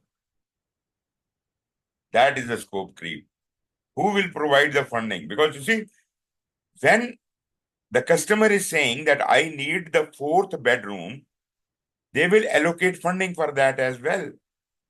But now, because it didn't come from the official channel. The scope was not amended. The change request was not there. But you have added a new bedroom into the house. And because of that, the cost of the project has increased. Who is going to pay for that? You understand my point? That is so Yes. dangerous. That is so dangerous. So you have to be extra careful about the scope. If there is any change to the scope, you must bring it through a change request. Bring it up. And any unauthorized changes, sometimes you realize late. Sometimes you realize late that, oh, I was supposed to construct, a projection of 2 feet, but it has gone 1 inch forward. I have constructed 1 inches extra. So that is a scope creep. When I realize that, as soon as you realize that you have exceeded the scope, you must immediately inform the authorities. You must immediately move a change request, and maybe they ask you to remove the extra 1 inch because that is not according to the specification. Or they may allow that, okay, we approve the extra expenditure spent on that and we amend the design accordingly. I hope you understand my point here. Right? So if these amendments are happening, then we are regularizing the scope creep throughout the life of the project. That is all right. That is okay. But if you keep, ignoring the scope creep, it is going to pile up, and ultimately at the end of the project, you will end up spending a lot of money and a lot of time, and your 2-bedroom house, 3-bedroom house will grow out to be a 20-bedroom house. You understand my point? Okay, so far so good. Yes. Requirement traceability, when you collect the requirement from the customer, naturally those requirements have to be recorded somewhere. This is a good format. This is called a requirement traceability matrix. Here we write the requirements in the first column, and then this is interesting that we say, how does it relate to the scope? Very interesting. How does it relate to the scope? So this is a kind of a test that is it really within the scope? Is this requirement really within the scope of the project or not? So how does it relate to the scope? Then what is the deliverable expected out of this requirement? What is the acceptance criteria of this requirement? What are the assumptions taken for this requirement? And if there are any constraints. These are just few columns I have suggested, but you can add more. Maybe you can have a serial number of the requirement provided, another column you can add as a serial number, which you can refer to. You can say requirement number 24, right? And maybe, so you can subclassify the requirement. You say this is the main requirement and it has got further subdivisions. So yes, you can have another column of subdivisions of the requirement, and so on and so forth. And other columns can be added. Who proposed this requirement? Maybe the name of that person could also be added, right? Whose work is going to be impacted by that, and things like that. So requirement traceability matrix is a very interesting document because that tracks the requirements right from its origin to its destination. At any point in the life of the project, I can reconsider any of the requirement and say, okay, who gave this requirement? I can trace back and see who actually gave this requirement. How does it affect the scope? That will show me how does it affect the scope. Or maybe I want to find out which is the deliverable which is going to be created as a direct result of this requirement. You see, I can trace it back to the requirement origin, or I can trace it forward towards the ultimate expected deliverable out of that requirement. Do you understand why I am calling it a requirement traceability matrix?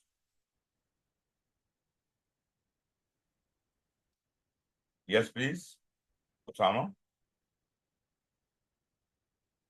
No, I was raising my hand before, so you can let me ask about. I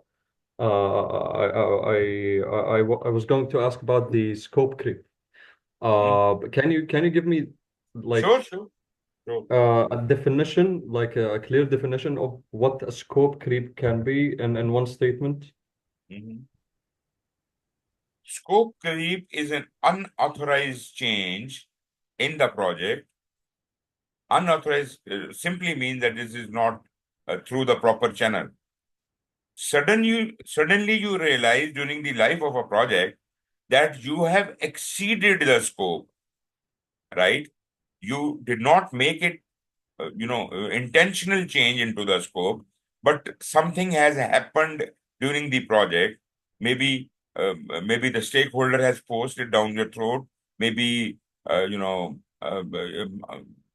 it was automatic. Maybe the worker who created it, he created it wrongly, or he did more than what was required, and this thing was created.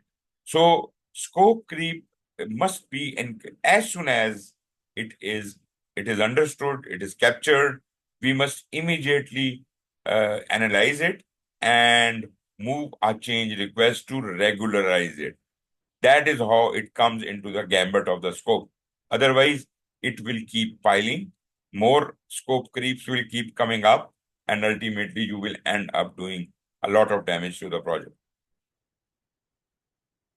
Did I answer your question? Yes, absolutely. Thank you so much. Good. Okay, any question about the traceability matrix? I just wanted to give you an idea. How does it look like and what is its purpose? So is it clear to you what purpose this requirement traceability matrix is serving? Sarah, what do you think? What is the purpose of requirement traceability matrix?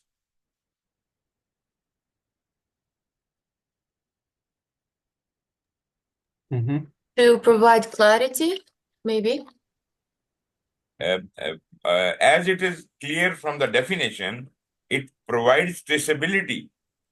You can trace the requirement to its origin or to its destination, which is the product, or to anything in between. Maybe what is the acceptance criteria of this requirement, or what are the assumptions taken when this requirement was taken, how does it impact the scope. So you can trace it anywhere, right from the origin till the end, right? So that's why we call it a traceability matrix. And it is very simple that you will say, okay, this is the requirement. What was the acceptance criteria? You can trace to the acceptance criteria. You can trace to the constraint. You can trace to the scope. Anything you want to trace, you can trace it. Avoid scope creep. Now, you people were asking what is a scope creep. This is an official definition for that. This is something, if you do not address it, as soon as you identify there is something wrong, there is we have done more work or something, scope creep has occurred. The scope of project may gradually increase over time without appropriate changes to the schedule or budget. And naturally, as I said, it will grow and it will expand and it will get out of control. This condition is called scope creep, and these changes which are happening to the project unrealistically are uncontrolled. They are unofficial. Okay, next is the developing a project schedule and the work breakdown structure. First, as I asked you, what is a WBS? A WBS, work breakdown structure, is created using a process called decomposition. I have a problem. I decompose my problem. Okay, there are 4 major parts of this problem. So I say, okay, I divide this problem into 4 parts, and then I go to the first part and further break it down into 5 or 6 parts. And that way I keep breaking it down until I understand it completely, right? So this is called decomposition. Decomposition is a tool through which this work breakdown structure is created, which is the subdivision of the scope into smaller and more manageable pieces. And work package is considered, please mind it, this is important. A work package is considered to be the smallest unit in the WBS. It starts like a organization chart moving from up to down. You had the main problem, and then we have broken it down into 4 parts, maybe further broken it down to 6 to 7 parts each leg, and ultimately the lowest level is called the work package.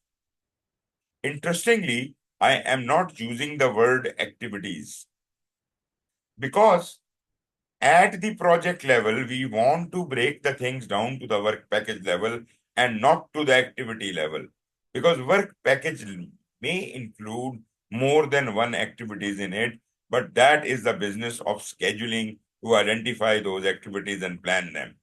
As far as the project manager is concerned, the work packages would be sufficient for project manager to monitor the progress of the project. Okay, let me give you an example of a work package. If in a construction project, construction of a wall, a specific wall, could be a work package. Can you divide the construction of this specific wall into activities? What could be activities within the wall construction? Anyone?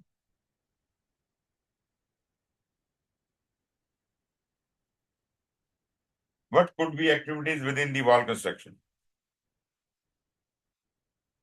Maybe bricklaying, maybe developing the cement mixture or paint or plaster or whatever. There are so many things you do in the construction of a wall. So wall was a work package, but there are a lot many activities within the construction of the wall, which are going to be further subdivided later when we identify the activities. So far, we are interested only in the work package level. In the work package level, we will break down the WBS to that level in scope. Creating a work breakdown structure, we decompose the requirements to smaller activities, assign ownership to a person, specify a measurable deliverable. So for every smaller part, we will define who is going to be responsible for this work and how the deliverable or work package coming out of it would be considered complete. How will we measure it?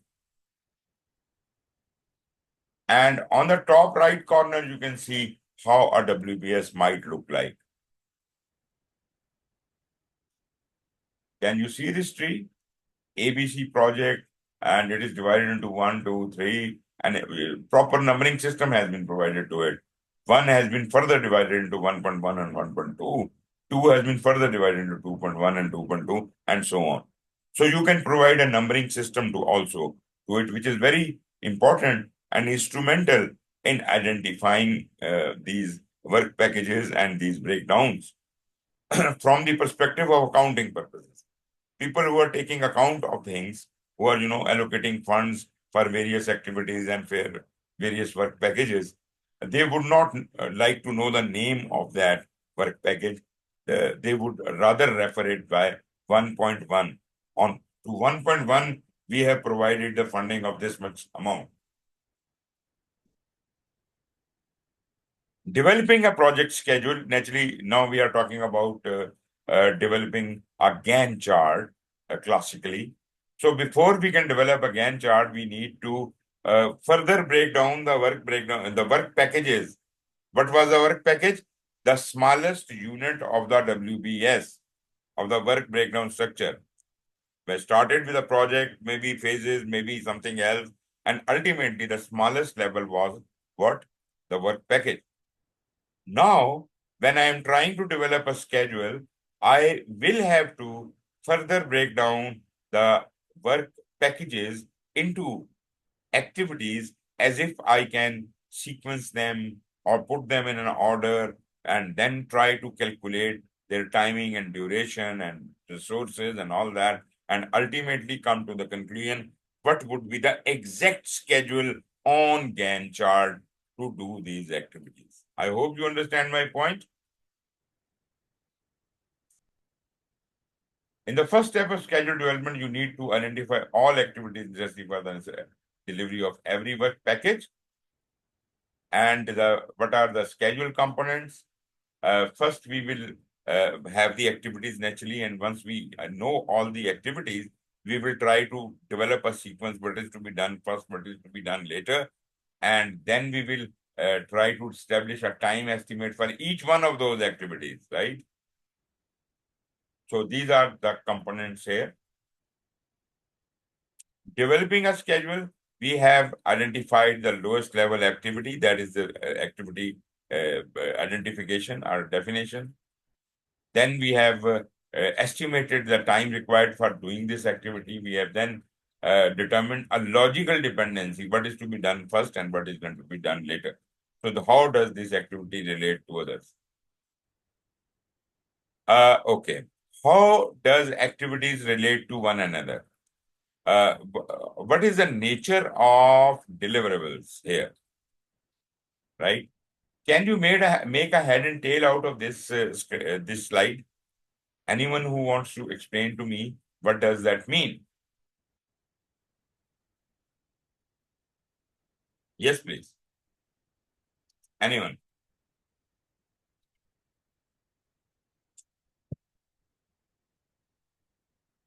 Okay. If at all you are you have never heard about these terminologies, please raise a hand. Is it completely new to you? It is new to you. Okay, fine. No problem at all. You see, any two activities may have some dependency. What kind of dependency can be there in any two activities? For example, first activity is you start the car and then you go to the office, right? Until and unless you start the car, how can you go to the office? So starting the car might be one activity and driving the car might be another activity. And driving the car is completely dependent on starting the car. Do you understand me? So that means these two activities have an interrelationship, have a dependency, but always remember when two activities have a relation, that is not a interdependency. Do you get my point? You can't say that both of these things are interdependent. Means starting the car is dependent on driving the car, and driving the car is dependent on starting the car. Is it right? It can go only one way. It can go only one way. If you reverse the sequence, that won't work. Driving the car and then starting the car, how is it possible? Not possible. So the dependency is always one way. It is not interdependent. And the dependency is normally between two activities, like in the top right diagram. Can you see that? Activity 1 is starting the car. Activity 2 is driving the car. So this arrow shows that this activity, the previous activity, which we usually call the predecessor activity. The previous activity is usually called the predecessor activity, must have completed as if the successor activity, activity 2 is the successor activity, can be started. So the relationship between activity 1 and activity 2 is a finish to start relationship, meaning the predecessor activity must have finished as if the successor activity can be started. So this is the most natural and most common relationship you will find on your projects and even in your life. Finish to start. That is a sequential relationship. After I have done that, I can do this. Until and unless I have done that, I can't do anything else. I can't do the next step, right? So you have to complete doing the first job as if the second job, which is dependent on the first job, could be started. With me or not? Everybody? Please raise hands who understand it. Or give me a thumbs up. I would know. Can you repeat again? Sorry, this is Suraya. Say again? Can you repeat again? Okay, I'll repeat. Somebody wanted to say something. Christine says she understands it. Okay, I can repeat it. The relationship, there is always, okay, let me. There could be two activities which could be unrelated. There is no link between two activities. You understand that? So we are not bothered about those activities which have no link.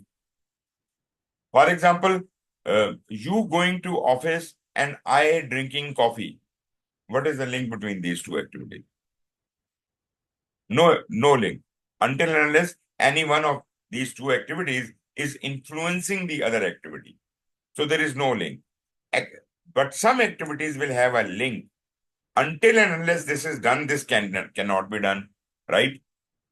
So this kind of relationship is always going to be one way.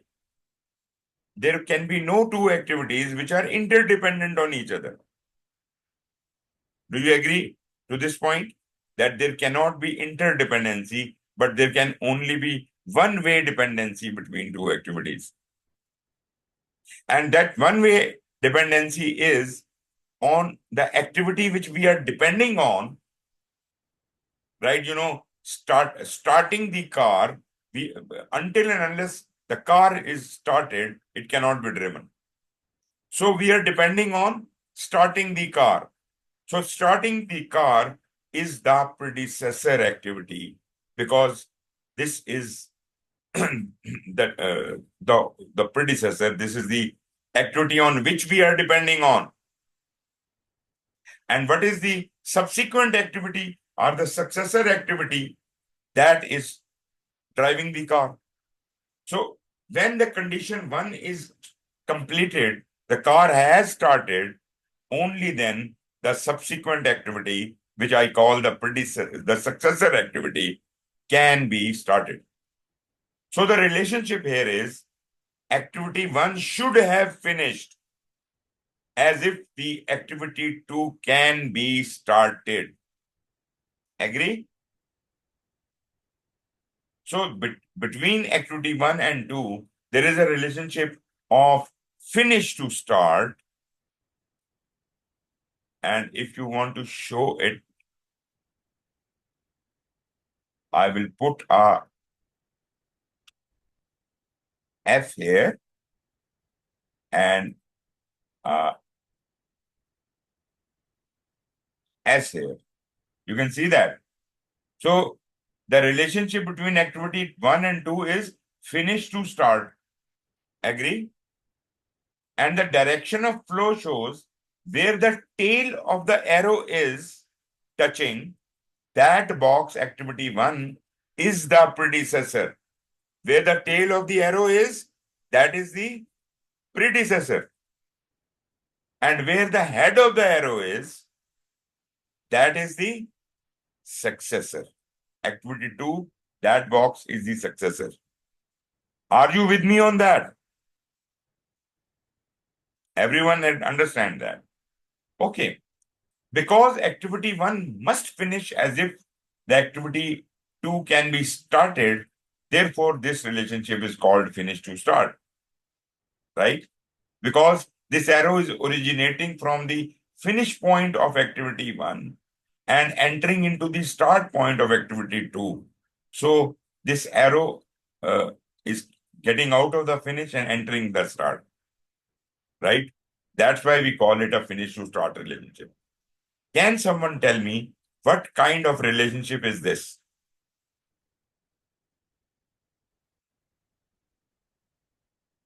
Yes, please.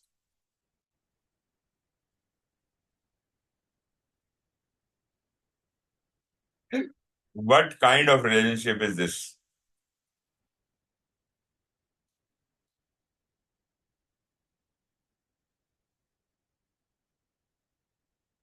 Anyone?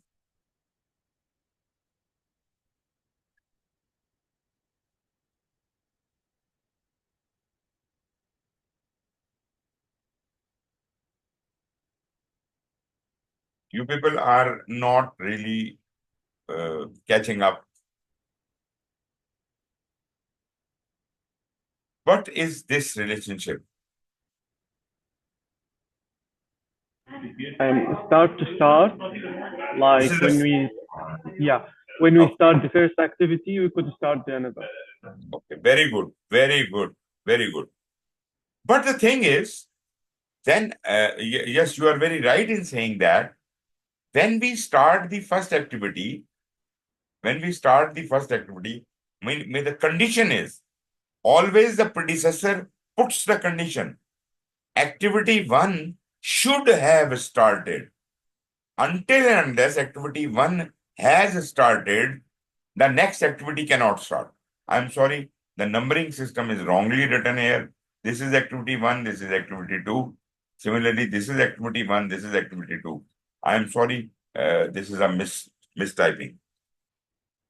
Okay, so activity 1 should have started as if the activity 2 can be started. Can you absorb this? Can you understand this? Just to make it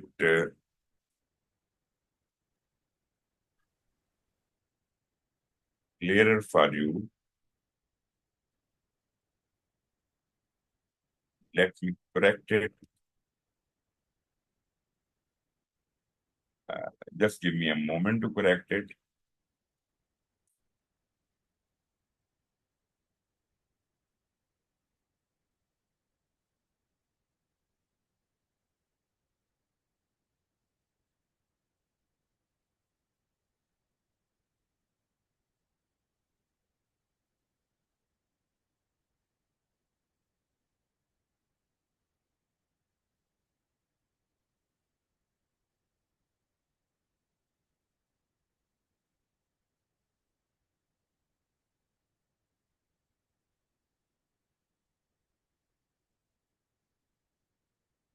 Okay, I have corrected that 1, 2, 1, 2.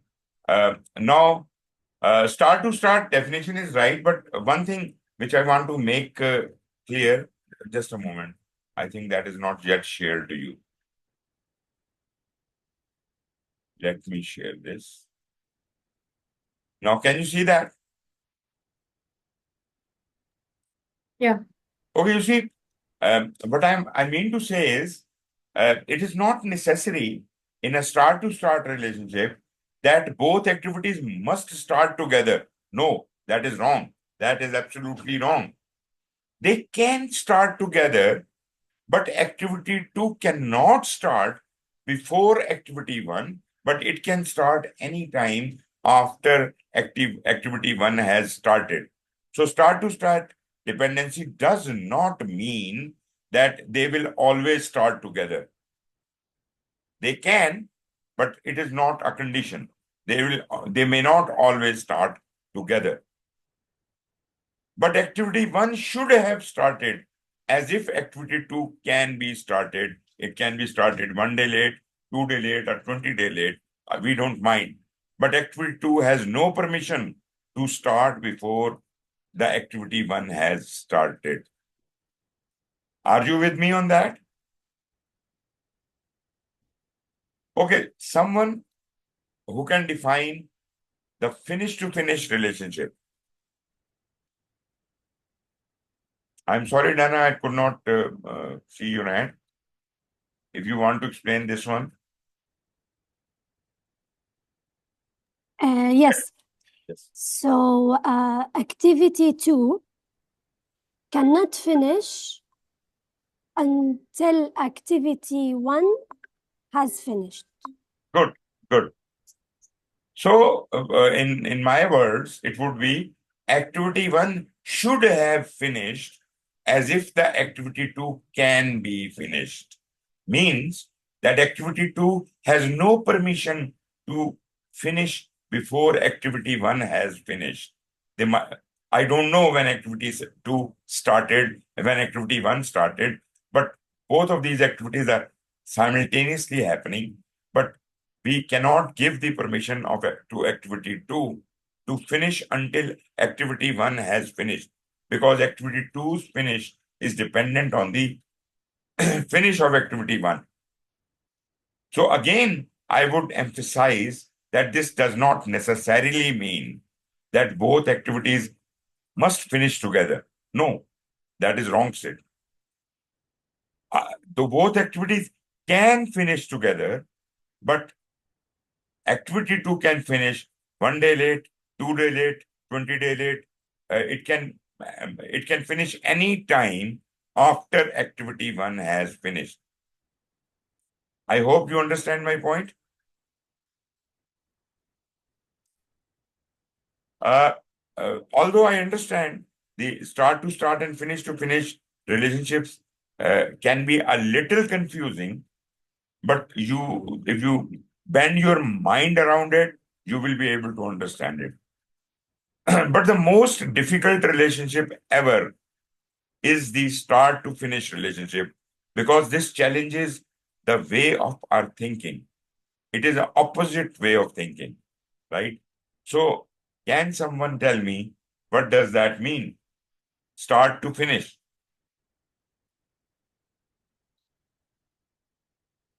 Ahmed?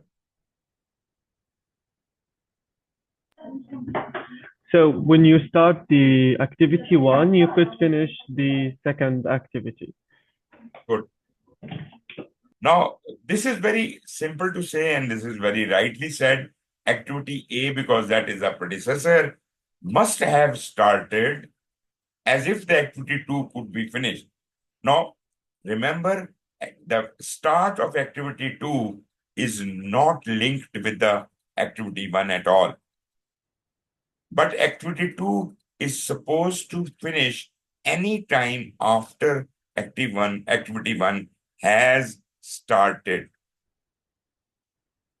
Got it? Now, this is a very difficult relationship, because even if you try to understand it, it will be little, your mind is not going to accept it. So this is one relationship we try to avoid. But in case of complex projects where this relationship has to be used, we can use it. But this is generally not recommended, because if you understand it, maybe someone else will not understand it within the project. So let us not confuse anyone. And even the start to start and finish to finish relationship should be used sparingly, where required only. Most of the time in your project, you will mostly have the finish to start relationships in maybe 80 to 90% time in the whole project. Most of the linkages would be finish to start. Some can be start to start, some can be finish to finish, and very odd cases we can use start to finish relationship. Are you okay with that? Tamara, you want to say something? Yes, I have a question. Mm-hmm. So, can sometimes two dependencies, let's say, exist together? Like, is it Yes, possible? Because, there could like, yeah, be. I'm thinking about this. If activity 1 has to start in order for activity 2 to also start, can it also be in order for activity 2 to finish, activity 1 also has to start? There cannot be a loop in two activities. There could be only one relationship between any two activities. Okay. But let me show you, let me draw it for you.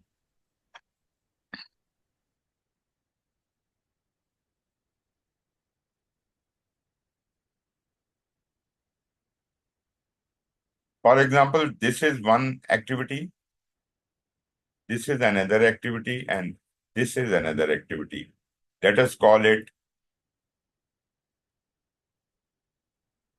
this one 1, this 2, and this 3. Now, there could be a relationship between 1 and 2 like this. Let me use the arrowhead. We can have this kind of thing, and it could be this kind of thing. Agreed? So in this case, 2 and 3 activities both are dependent on the finish of activity 1, meaning after the activity 1 has finished, activity 2 and 3 can both start afterwards. They can start simultaneously or they can start, but there is no relationship between 2 and 3. 2 and 3 has no relationship. Got it? 2 is dependent on 1 and 3 is also dependent on 1. Now, if I delete this relationship and I can convert this relationship to like, I can have,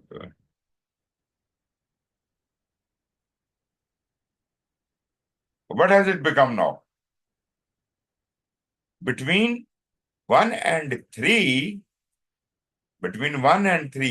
I have a start-to-start relationship, and between 1 and 2, I have a finish-to-start relationship. Do you understand this thing?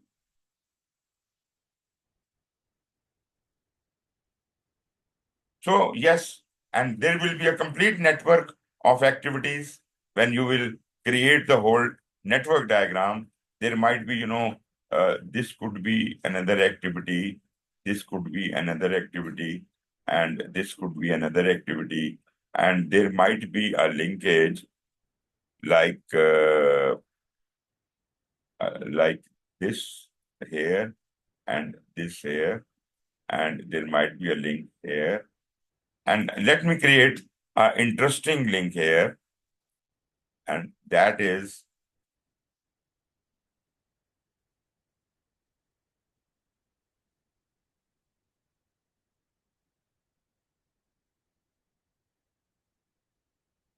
what is it?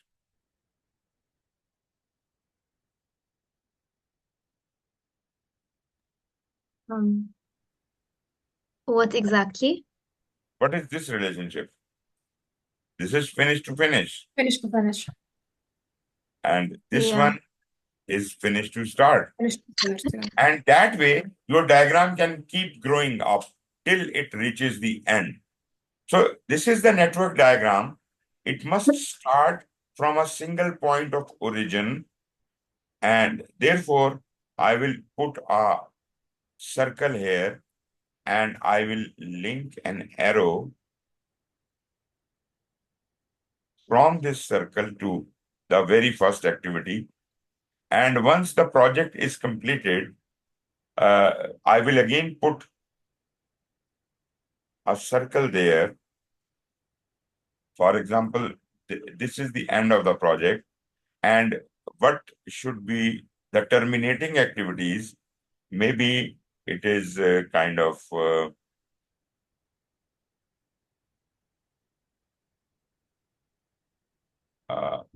like going from here to here, going from here to here, and even going from here to here. This is the complete network diagram now, right? So what we have done is we have created activity 4, 5, and 6. So with the combination of these relationships, finish to start, start to start, finish to finish, I created a diagram. This is called a network diagram. Do you follow me? Yes. Yes. Okay, I'll erase this and I'll move ahead with the next.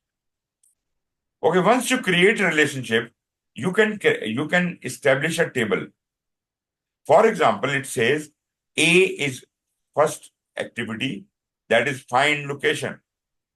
There is no predecessor, and the duration of this activity is 3 days. B is another activity, and it is dependent on A activity, and its duration is 10 days. Let us assume the relationship between all these activities is finish to start. Can you guys develop a network diagram of this thing? Take some time, develop it.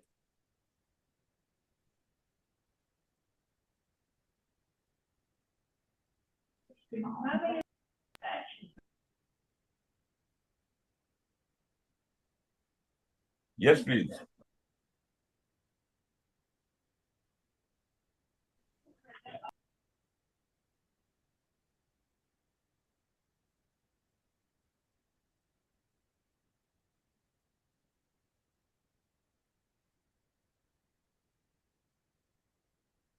Let me start by putting a starting point. What should be the first activity? A.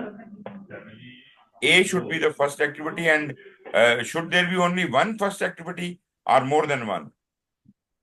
I think B should be one of our first activities as well. B is I coming think after that's so. A. B is coming after A. And C is So also coming after A. So starting activity is only A. Tamara, And you understand that point? So yeah, this okay. is my activity A. Let me put A here. And at the bottom of it, let me write the duration is 3 days. Okay? And let me connect it with a arrow from here. So what I have done is I have completed this first thing. A activity, this is the A activity. It is 3 days long. Because there is no predecessor, it links with the start point. Okay, good. What next? After A, look at the Question. predecessor I have column. a question. Sorry for activity interrupting. B and C. B and C, very good, very good. So let me create activity B here and activity C here. Let me call it activity B.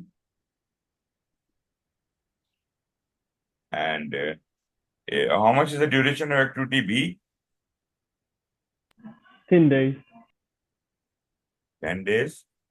And this is activity C. And what is the duration? 16. 16. Very good. Okay, tell me. Well, first, let me link it because they're all finish to start relationship. So we don't have to be bothered about anything. Just link it this with this and this with this. So I'm done till C. What else?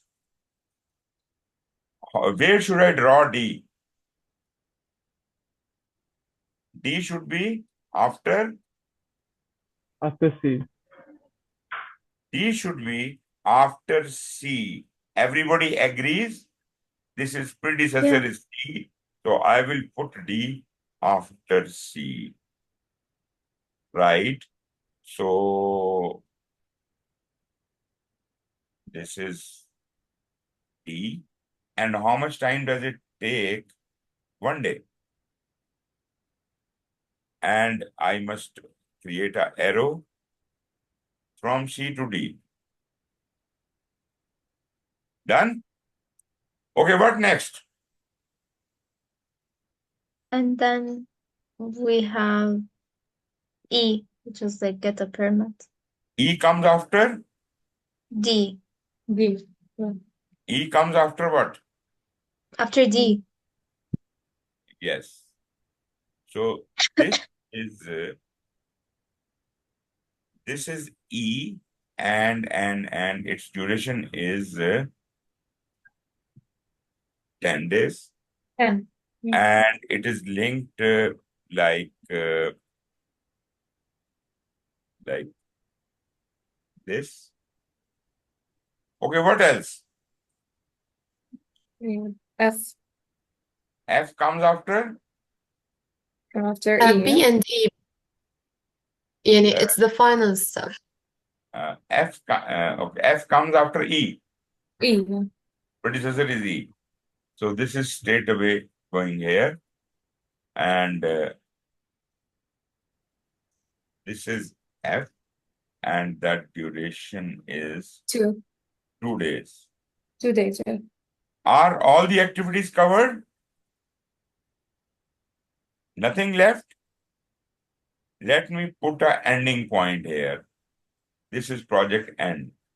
So what are the activities which should connect with the ending point? First of all, I missed out this arrow. B and E, I think. B and F. Yes. We will F is link- the ending point, right? Yes. Okay. These 2 points will With the go ending to the point. end. This is your network diagram. If this is the data, this is your network diagram. Now let me explain one another interesting thing. If I move on, there are 2 paths from going from, let me also write here, start and end, as if the things are clear. This is the start and this is the finish. Agreed? So moving from start to finish, there are 2 paths here.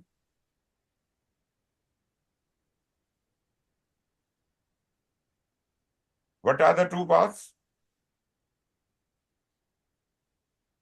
Suhail, sorry for interrupting you, but my colleague Abdurrahman is waiting in the waiting room for like 15 minutes.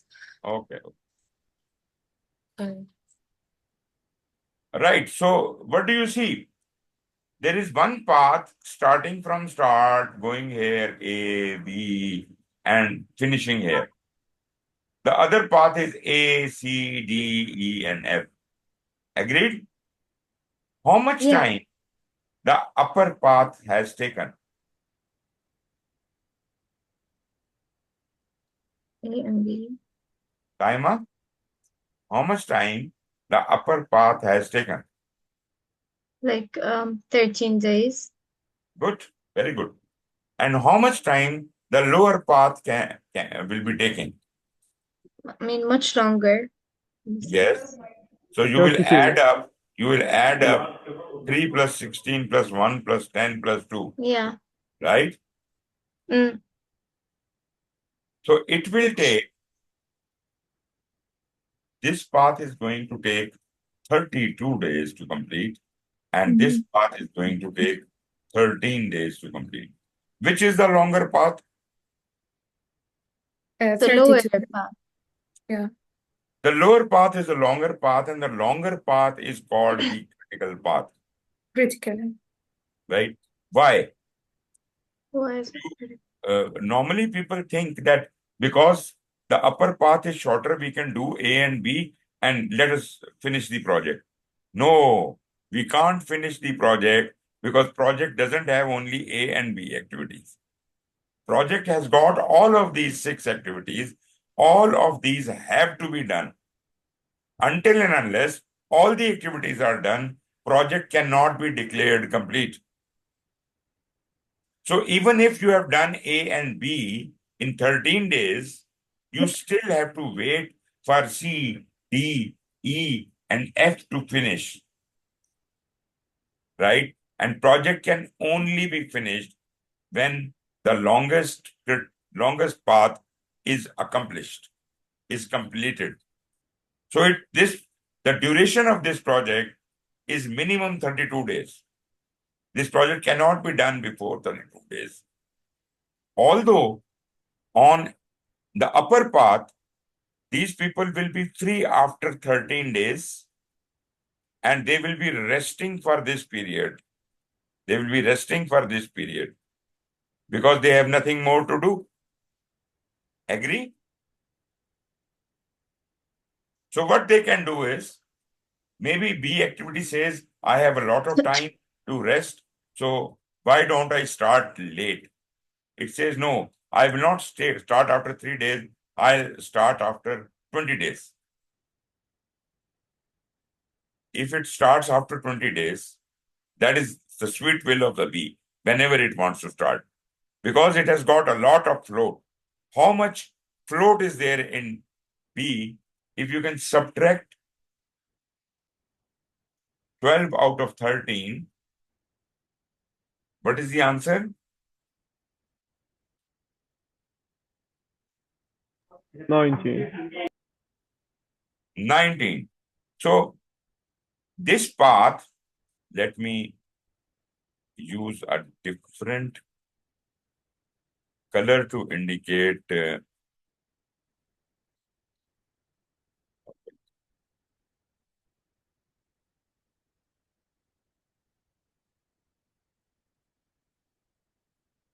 okay.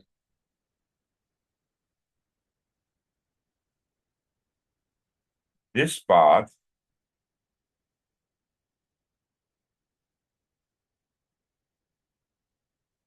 this upper path is 13 days, so it has got 19 days to spare.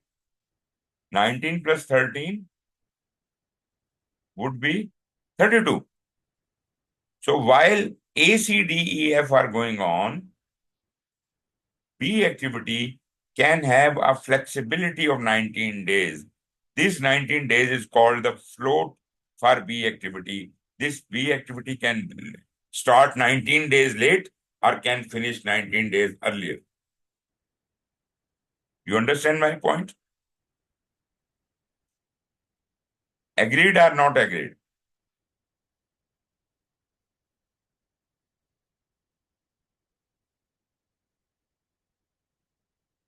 Okay, you have now a fair idea how these things are going.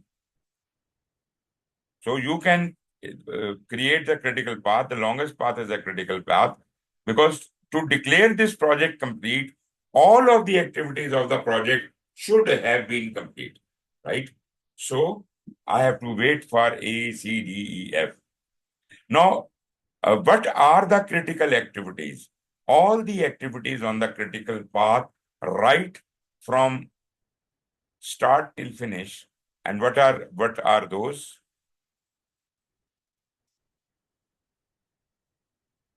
They will be, this is my critical path, like this is going here to here. Let us find on this line, what are the activities? The activities here are A, C, D, E, and F.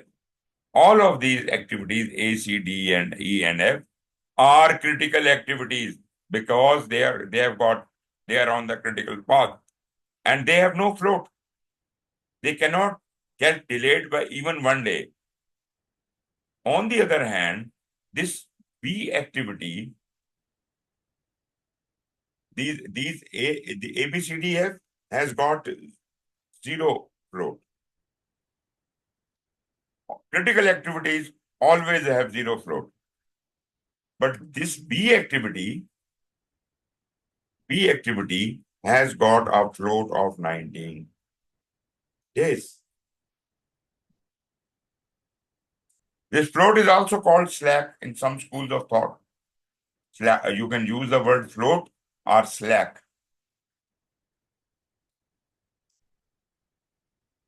Are you with me on that? Anything confusing you?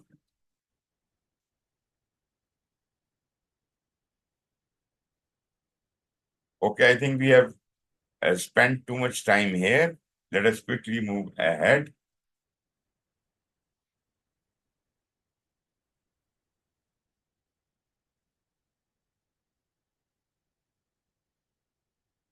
You can insert a delay between tasks. For example, now I did not introduce this concept. You already know the for relationship. You can have a dependency. For example, uh,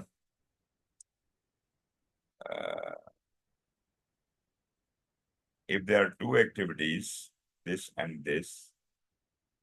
they have got a finish to start relationship, but I want that the B activity, this is the, sorry,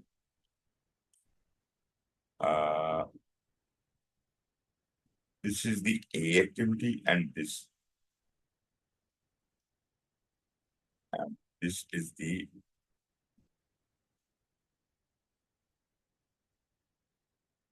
B activity.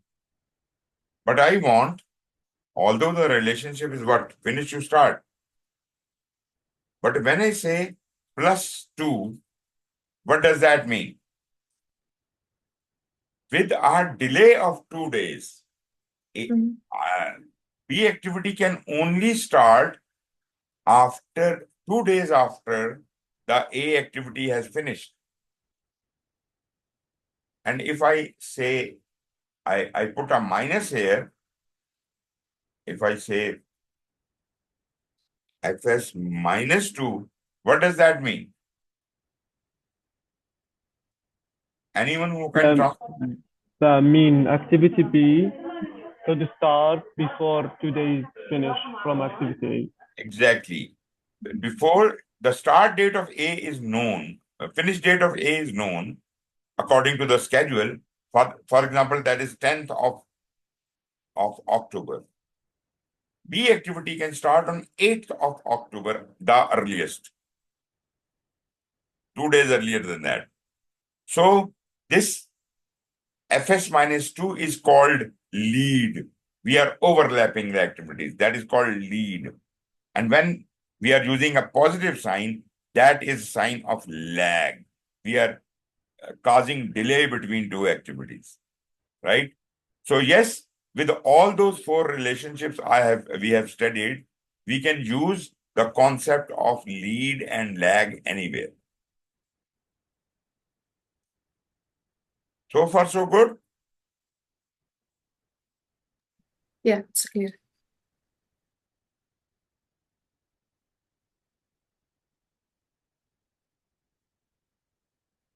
Okay.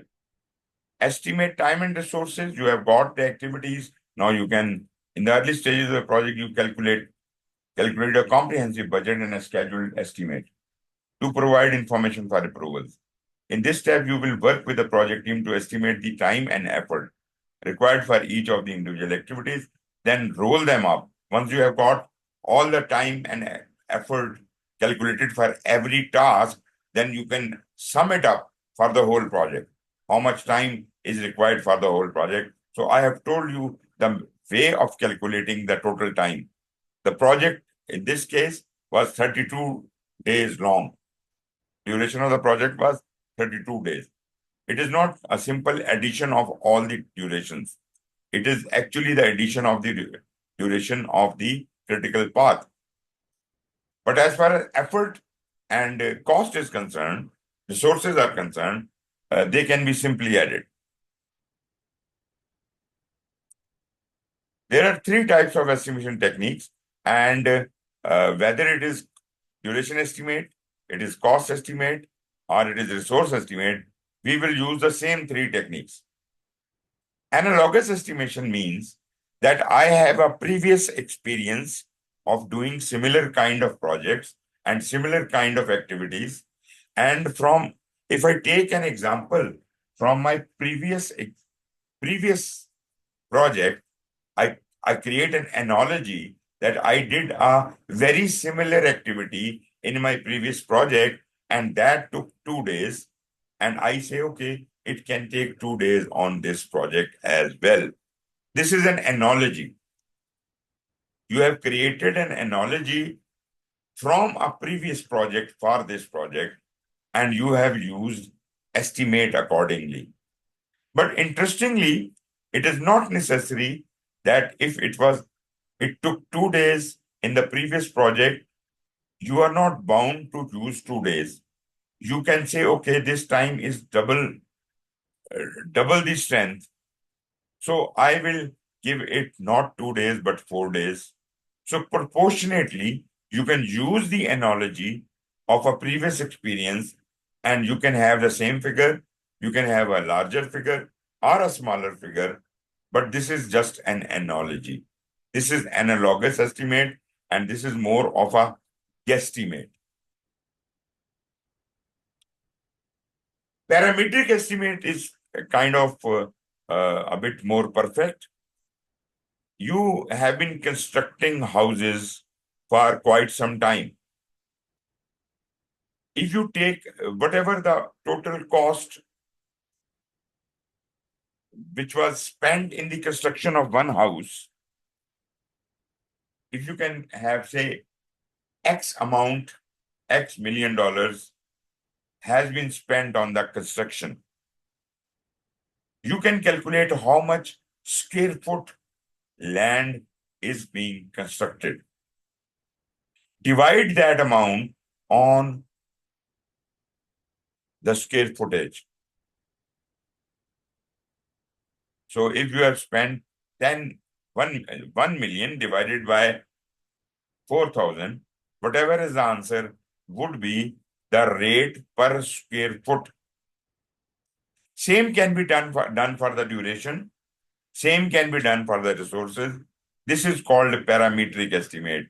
You say 1 square foot costs me, say, $4,000. So how many square feet I have to populate? Maybe this time I have to populate 2,000 square feet. So 2,000 multiplied by 4,000 would give me a parametric estimate. This is a better estimate than an analogous estimate.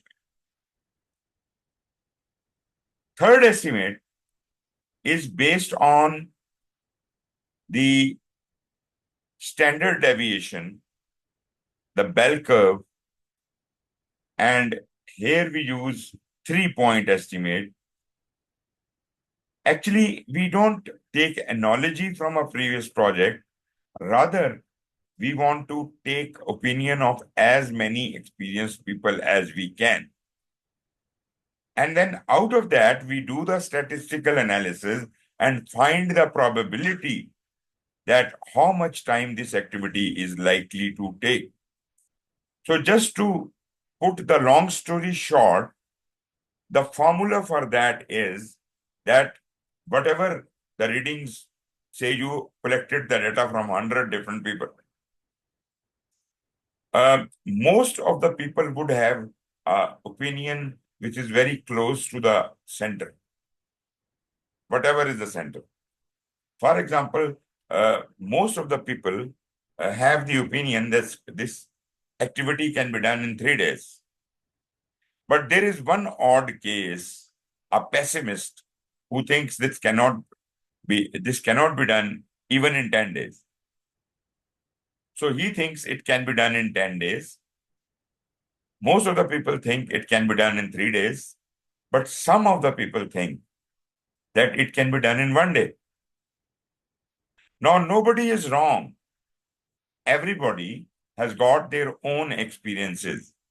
Maybe the person who is saying this activity will take 10 days is saying it because when he tried to do this kind of work, there were a lot of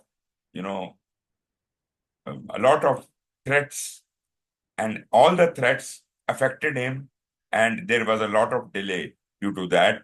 So his experience says that this job cannot be done until 10 days. There is another person who says it can be done in 1 day. This guy was so lucky that he could do 3 days job in 1 day because of the opportunities offered to him. So that means the optimist and pessimist are not lying, and I may have an impact of optimism or pessimism in my project. So I just don't take the most likely value, which is 3 days. So what I'll do is my values would be, say,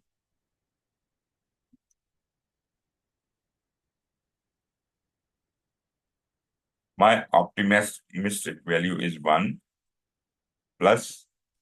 Now look at the formula. Now the likely value. Now there are 2 formulas. One is when you have a very small sample set. You have just taken these readings from 3 people or 5 people or 10 people. So in that case, you will take the simple average.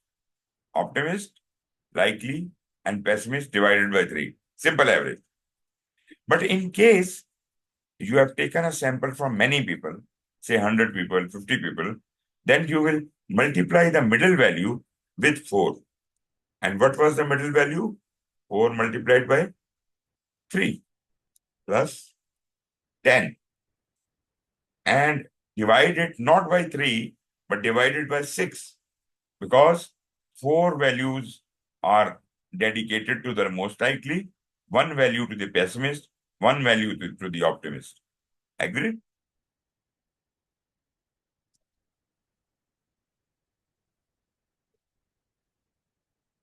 Okay. If that point is on, these are the 2 kinds of formulas I have just explained to you.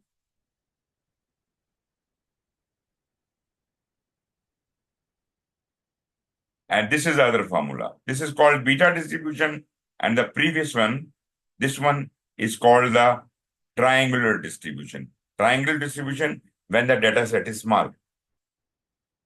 Beta distribution when the data set is large, right? So generally, this beta distribution is used for this kind of calculation. Just remember these 2 formulas, and mostly I would say this is the formula you would be using. Maybe in your exam, they ask you a question like that. Okay.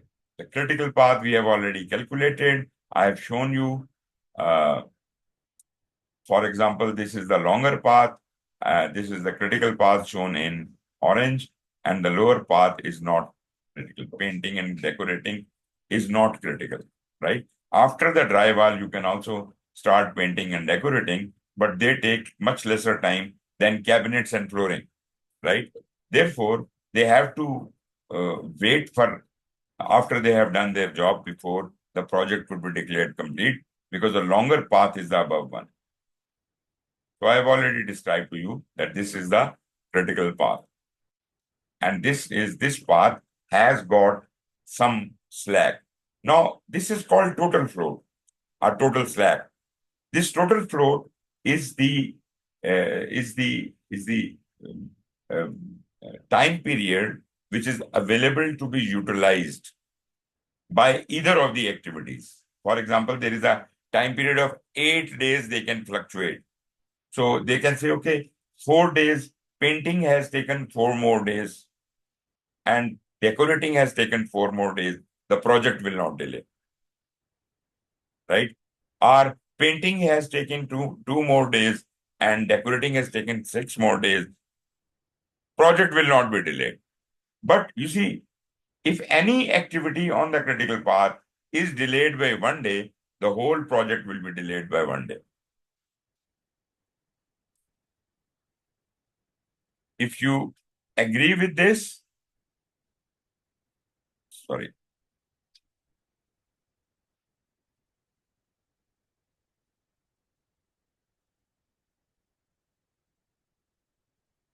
Just a moment.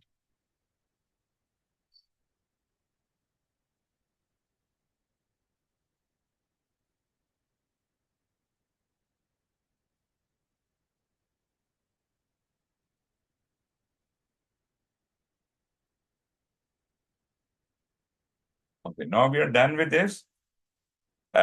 Risk, we'll talk a lot about risk, but you see, all uncertainties in your project, which has a likelihood of happening, right? They are called risks. Anything which has a likelihood of happening. You're not sure, but it may happen. So you identify all the risks. Risks could be negative, risks could also be positive. So this likelihood could be for a good thing or for a bad thing. If it is for a bad thing, that is called a threat. A negative risk is called a threat. And a positive risk is called an opportunity. Negative risk are threat and positive are opportunities, right? The purpose of risk management is to actively predict risks that might impact the project objectives and to manage those that have already occurred, right? Review your risk strategy, do your risk management plan, trigger any secondary risk. Whenever a risk has occurred, you must see that is there any secondary risk hidden behind the primary risk? Usually, when a risk gets out of your way, there is another risk hiding behind it, right? So that is called a secondary risk. The risks which are originally identified are called primary risk. And there is yet another risk which is called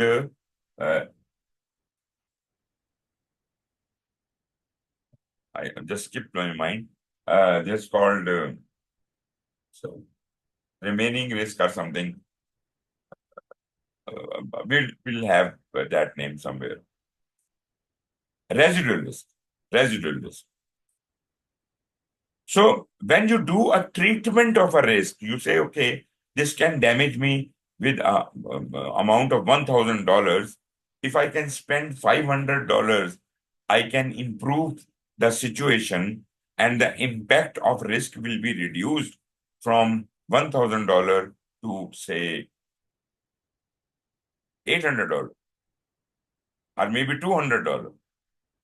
If by spending $500, I can reduce it to the level of 200, that is a wise deal. The remaining risk is called the residual risk. The remaining 20% thing, which I did not treat, is called the residual risk. So, repeat until residual risk is compatible with the organization's risk appetite. Matching activity, project management planning terms. So, you have to match things. Okay, these are the three terms written here: scope creep, work breakdown structure, and critical path. We have studied them all, right? On the other hand, we have certain statements written. Which statement do you think scope creep can relate to? Can estimate the earliest end date for a project. Does it refer to the scope creep? Yes or no?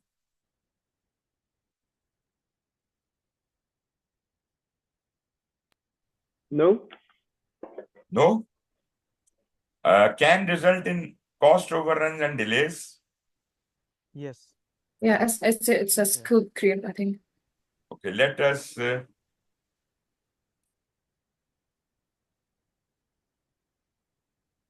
as you say, I will just draw lines. I say this is about this. What about work breakdown structure? Can estimate the earliest and end date for the project or scope decomposition? Which is more suitable answer? Work breakdown structure, it can estimate the earliest and end date for a project. Which is it? The work breakdown structure. It links with what? With the first one, can estimate the earliest end date for the project. No, it links with scope decomposition. But Work breakdown structure is basically the decomposition of the scope. Critical path. But the critical path that Earliest the longest time for the project, not the earliest. Correct me Critical if I'm path wrong. can estimate the earliest end date of a project. That is the longest path. When your project can end the earliest. In our graph, in our chart, it was 32 days. The project, I said project could not be completed before 32 days. So the earliest date for completion of the project is 32 days, which is equal to the critical path. Do you get me? Yeah, that's clear now. Thank you. The duration of the project can actually be calculated through the critical path.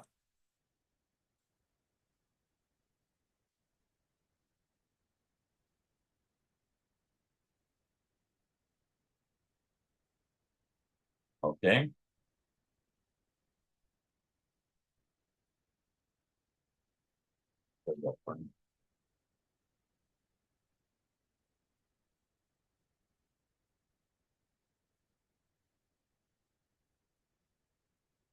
Just a moment, I have again.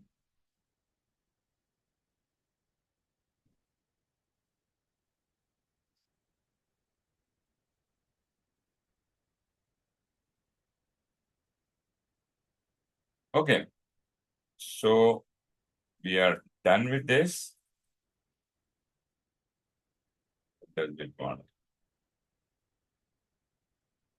Scope creep was, and this was, got it?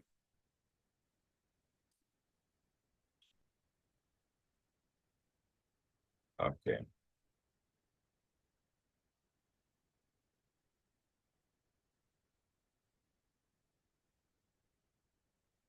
I keep switching it off. Okay. Directing and managing the project. Well, this lecture is getting too long. I should complete it very early because we are still on lesson number 5 and we have to do 6, 7, and 8. In execution, what do we do? Naturally, the main work is done in the planning. We have planned everything. We have planned the schedule and time and the cost and everything, scope. And now we have to implement that plan. So it is where the work delivery is happening. The processes are, we are hiring or acquiring the resources. We are developing our team. We are managing the team. We are directing and managing the project work. We are managing the quality of the work. We are managing the communication. We are managing the stakeholder engagement. And we are also conducting procurement, if at all, some of the items, some of the work of the project has to be outsourced. So factors that facilitate the use of an adaptive approach could be organizational process assets or enterprise environmental factors. I've I've Sorry for already interrupting you. Yes, You're not sharing the slides. So I am so sorry. I'm so sorry. yeah.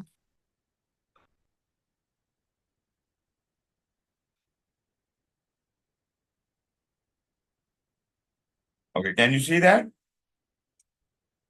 Organizational process assets Now I can see. and enterprise environmental factors. They are impacting all kinds of projects.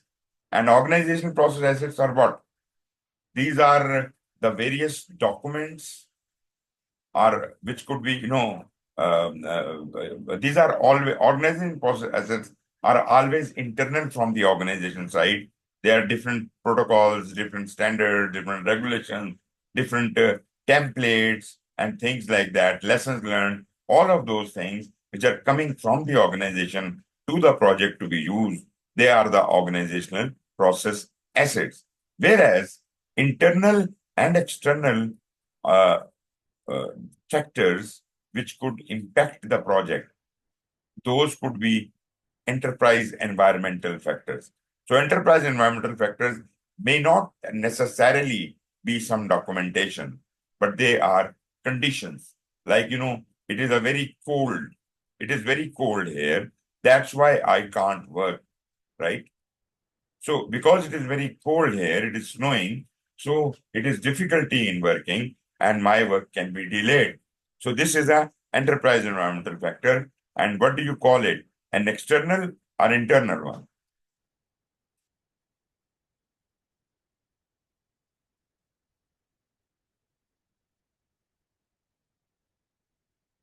Internal or external? Was it a question? Yes. If the weather is too cold, Can you? will it be treated as an internal or external enterprise environmental factor?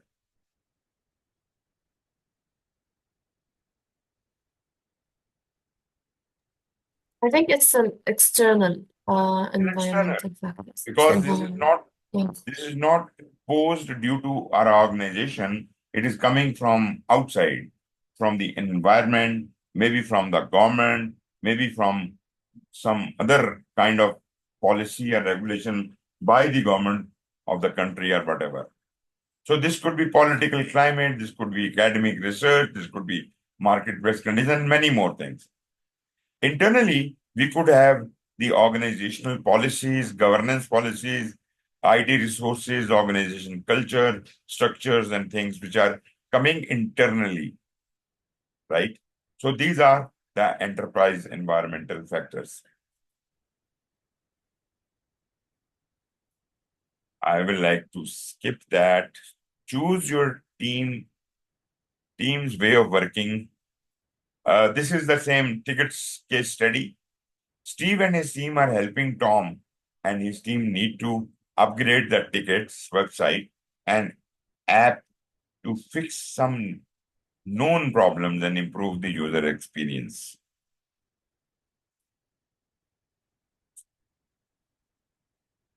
Choosing your team, Emily Mallory as a character and the legal team. And what is your task?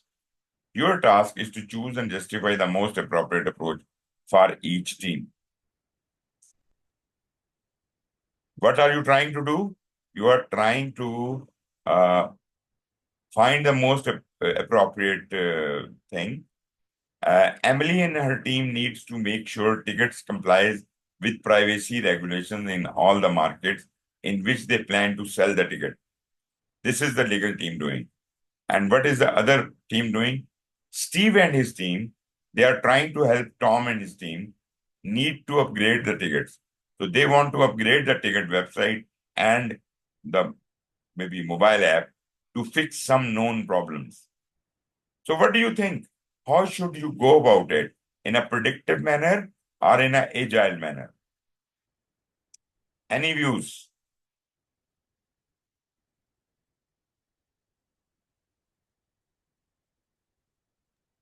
Just thinking for a bit.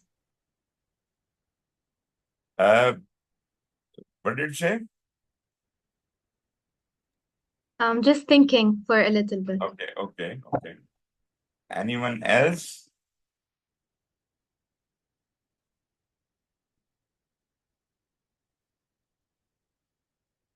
This is the problem. Upgrade the tickets website and app to fix some of the known problems and improve the user experience. Legal team has looked at the privacy regulations, and you have to find the most appropriate approach.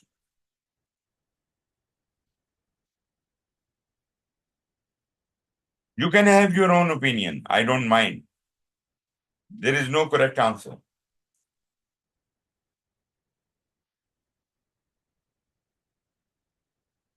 Whatever you say, you have to give your own reason. Yes, Tamara?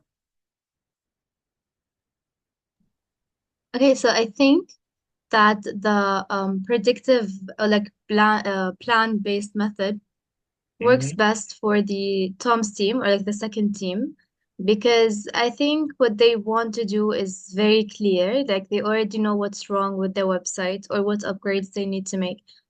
However, in the first situation, let's say, I'm not really sure where they want to sell their tickets, but every, let's say, country, if they're planning to sell it in different countries, might have different regulations where they need to constantly, let's say, do different things. Actually, you remember the example of a concert. There's the same case study Yeah. we're talking about. So the concert is Yes. going to be happening somewhere, right? So naturally the tickets are sold there. As far as the online kind of thing is concerned, that is another thing issue, right? So if you are considering the online option, then probably you should be thinking about adaptive as well.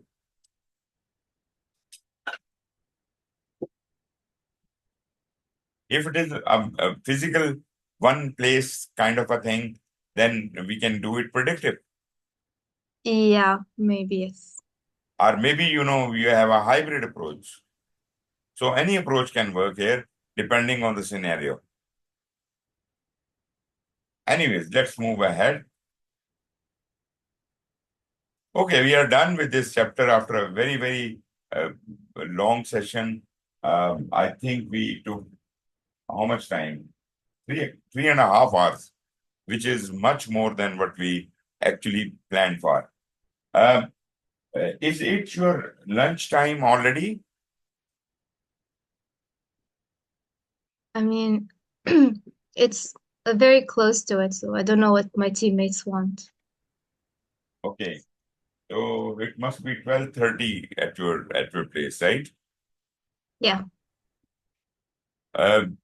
If you like, we can have the break right now for half an hour. Is it all right with you, or you want to have break later? Because I'm done with this section, We and can I take would it like. now. Yes? Yeah, it's fine now, yeah. Okay, then. We have half an hour. I give you half an hour break, and after half an hour, at exactly 1 o'clock, we will start. Okay, Right? sure. So thank you very much, and see you after half an hour. I'm putting on the timer for you.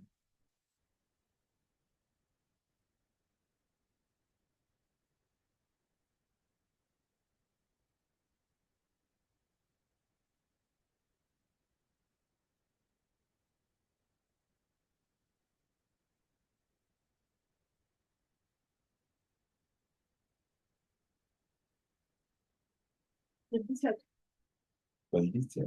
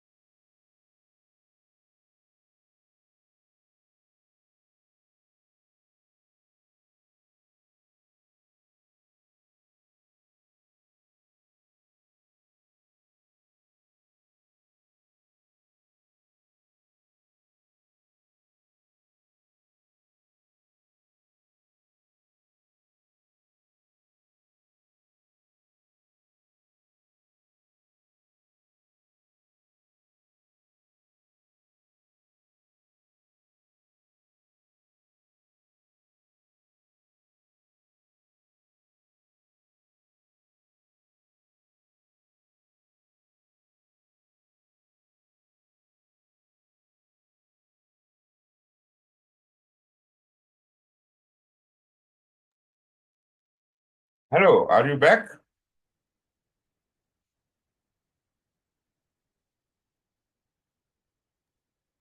Yes, I'm ready. Okay, Musa is here. Ahmed, are you there? Yes. Yeah, I'm here. Okay, good, good. Christine, Dana,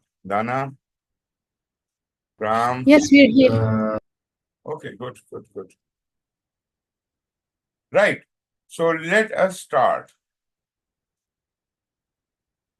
We are starting the sixth module. It is about the project delivery. So I don't know, as it is different from your titles, what you had sent me. So it might be slightly different, but actually we're covering the same material in these 12 modules. Project work and delivery, that is what is it is happening in monitoring and control. Execution, we have already talked about. This is project delivery is happening in monitoring and control. Getting the job done. In this session, naturally, we have talked about risks before, but now the risks will actually happen during execution and monitoring and control, and we'll deal with them. So managing risk, quality management, naturally quality assurance, as well as quality control, project controls and forecasting, that is schedule control, scope control, cost control, all kinds of control. And naturally, we will be able to forecast the future based on our numbers. Project integration. So a little questions for you.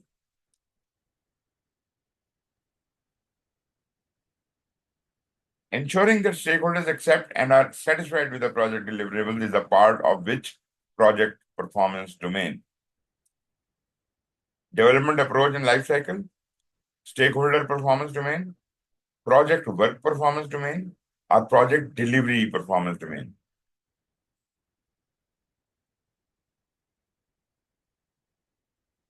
Yes, what do you say?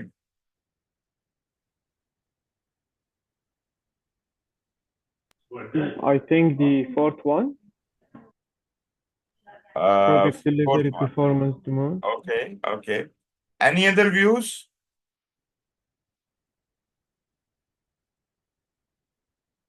Taima, what do you think?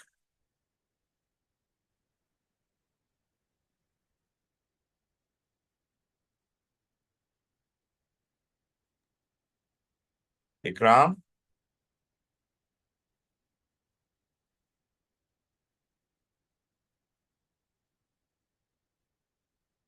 Tamara, what do you say? Which is the right answer? Um, I'm thinking maybe number 4.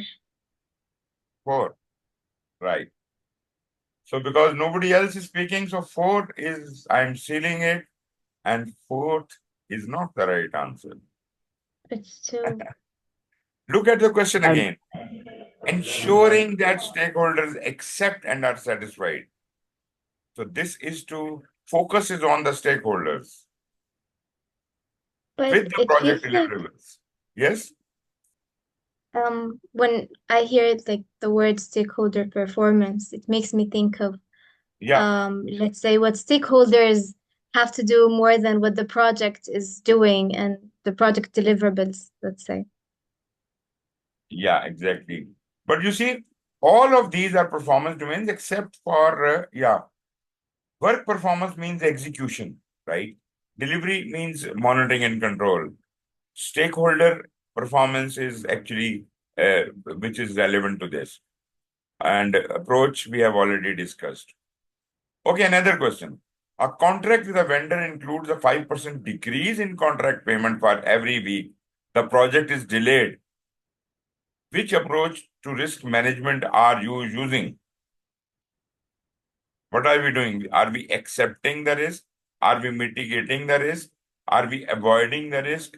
Are we transferring the risk?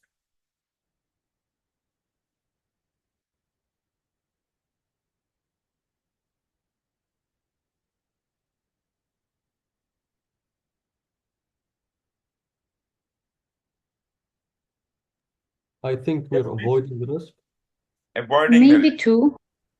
maybe mitigating the risk. Okay. Yeah.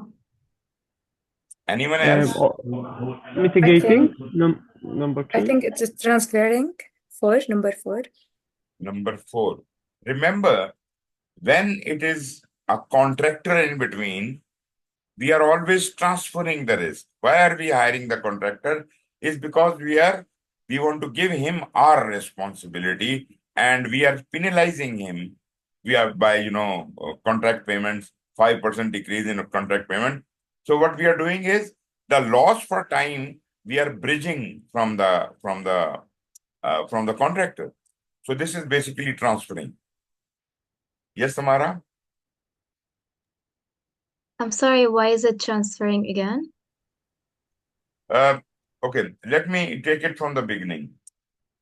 If the risk is too small or it is too big that you can't handle it, you can't plan anything out of it, you have to accept it. Either the risk is too small or too big that you have no solution for that, you have accepted. Mitigation is those measures which you take to reduce the risk by yourself. Risk has a probability of occurrence and risk has the amount at stake. So either one of these two things you can reduce, that is called mitigation. Avoidance, you get out of the way of the risk, right? That is called avoidance, although it will also cost you a bit of money, but avoiding is that you are getting out of the way of the risk. Transferring, when you are you are buying a life insurance or some kind of insurance, what are you doing?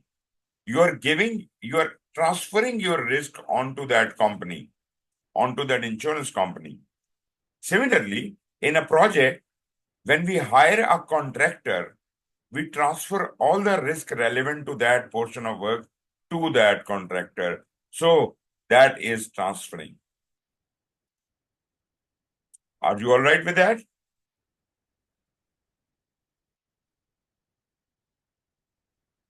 Okay, Yeah, next. okay.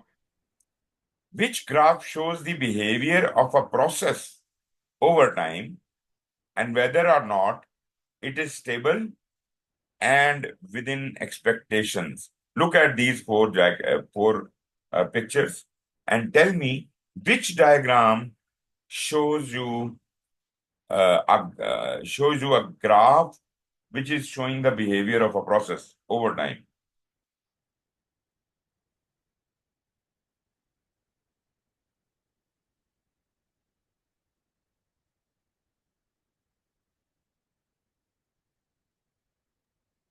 I believe it's control chart. It is a control chart, okay. You see, 1 and 4 cannot be correct because they have nothing to do with the time. Gantt chart and control Yes. chart, they have some kind of relation to the time, and the correct answer is control chart because it shows the behavior like this line. Gantt chart doesn't show the behavior, right? Gantt chart just shows a schedule. Okay, so how well did you do it? You know it yourself. Going back to the tickets case study, you have a meeting with the Wycroft group. You were able to dissuade them from changing the deadline by showing that the outcomes should be as bad as or worse than the last attempt at a sale was. So this is you are trying to tell them, you want to tell them that you should not change the deadline, right? Because your outcomes will be still bad. Meeting with Sorry, Jessica. Suhail, can you please let Anis in? He's in the waiting room. Okay. Anis and Thank you. Sarah both. Okay.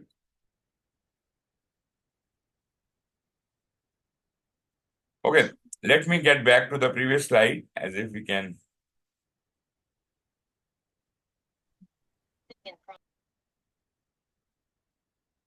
Okay, so case study meeting with a Wycroft group. You were able to dissuade them from changing the deadline by showing them the outcome. So you have already done that. You have convinced them from changing the deadline by showing them the outcomes that could be bad or worse than last attempt. Now, meeting with Jessica, you asked Jessica, the head of the hardware team, to begin looking for equipment necessary for the on-demand storage solution. Have you observed that? You have asked Jessica, the head of the hardware team, to begin looking for equipment necessary for the on-demand storage solution. That means the concert will be recorded and stored in an online storage cloud kind of place. And we are asking her to organize that cloud storage, on-demand cloud storage for that purpose. Okay. Meeting with Emily Mallory. You asked Emily Mallory and her legal team to start looking into the privacy laws for the 50 countries where the ticket sales are going to happen. So, especially for the online thing, naturally, the ticket sales is going to go global. So, is there any legal problem there?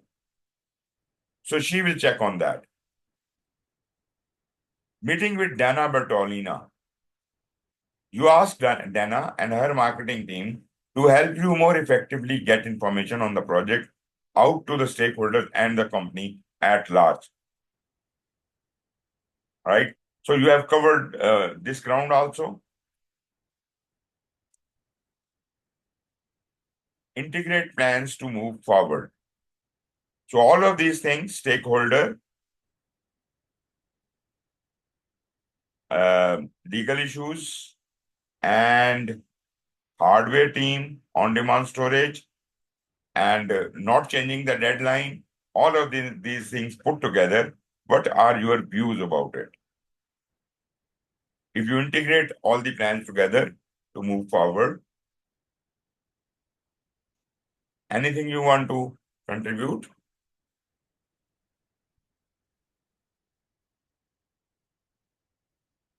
Just your views. How do you picture this? Any one of you.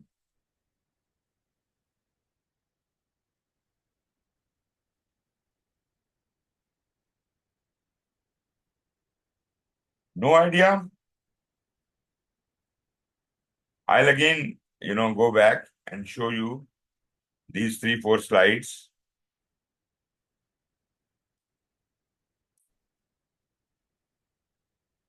This was the problem. You are meeting the Wycroft group. You were able to dissuade them.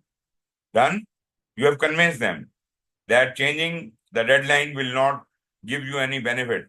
So better stick to your deadline. Then you ask Jessica that on-demand storage solution should be organized and arranged. Right? Then you have checked with the legal team. Wherever your tickets are going to be sold online, and maybe we are going to show them the concert online. So privacy laws, they don't prohibit that.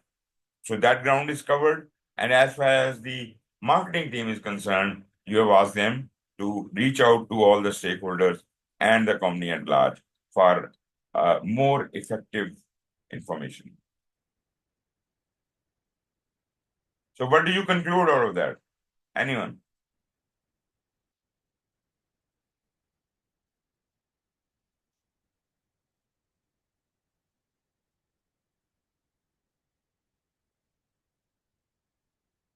Ahmed? Yeah, I'm trying to link between the step by step, but I don't know how I will describe it. Generally, what I think is we are on the right path. We have done a good job by convincing them that they should not delay the deadline. That would be fatal. People who have already bought them, they can be really very angry about it and things like that. And secondly, this coordination is good. All the 3 coordinations are really very good, and they are going to pay the dividends. We are going to show things online everywhere in the 50 countries. Sale is being increased by 50 times increased in a way, right? And then we are all sorted out. I think this is a good solution. So the important thing is the last slide was the engaging the stakeholders. In the previous here also we were talking about stakeholders, right? So here now we talk about engaging the stakeholders. Key stakeholder management process in this tickets example: identify the stakeholders, plan their engagement, and monitor and manage stakeholder engagement. So this is what she need to do. The marketing team, they will be doing all this: identifying the stakeholders, planning how to engage them, and keep a tab on them. We will create a stakeholder register. We'll write the name of the stakeholders there, their title, their role, just like the other registers. This is also a register where each stakeholder could be an individual, could be a company, could be or a group. They are shown here. Star talent, these are the stars. Ticket development team, tour sponsor, concert production crew, fans, press, and you can have other data: their title, their role in the project, their interest in the project, their power, their exercise, their requirements, and their expectations, and their influence. So this could be a template which can be refined, it can be tailored for your use. Levels of engagement.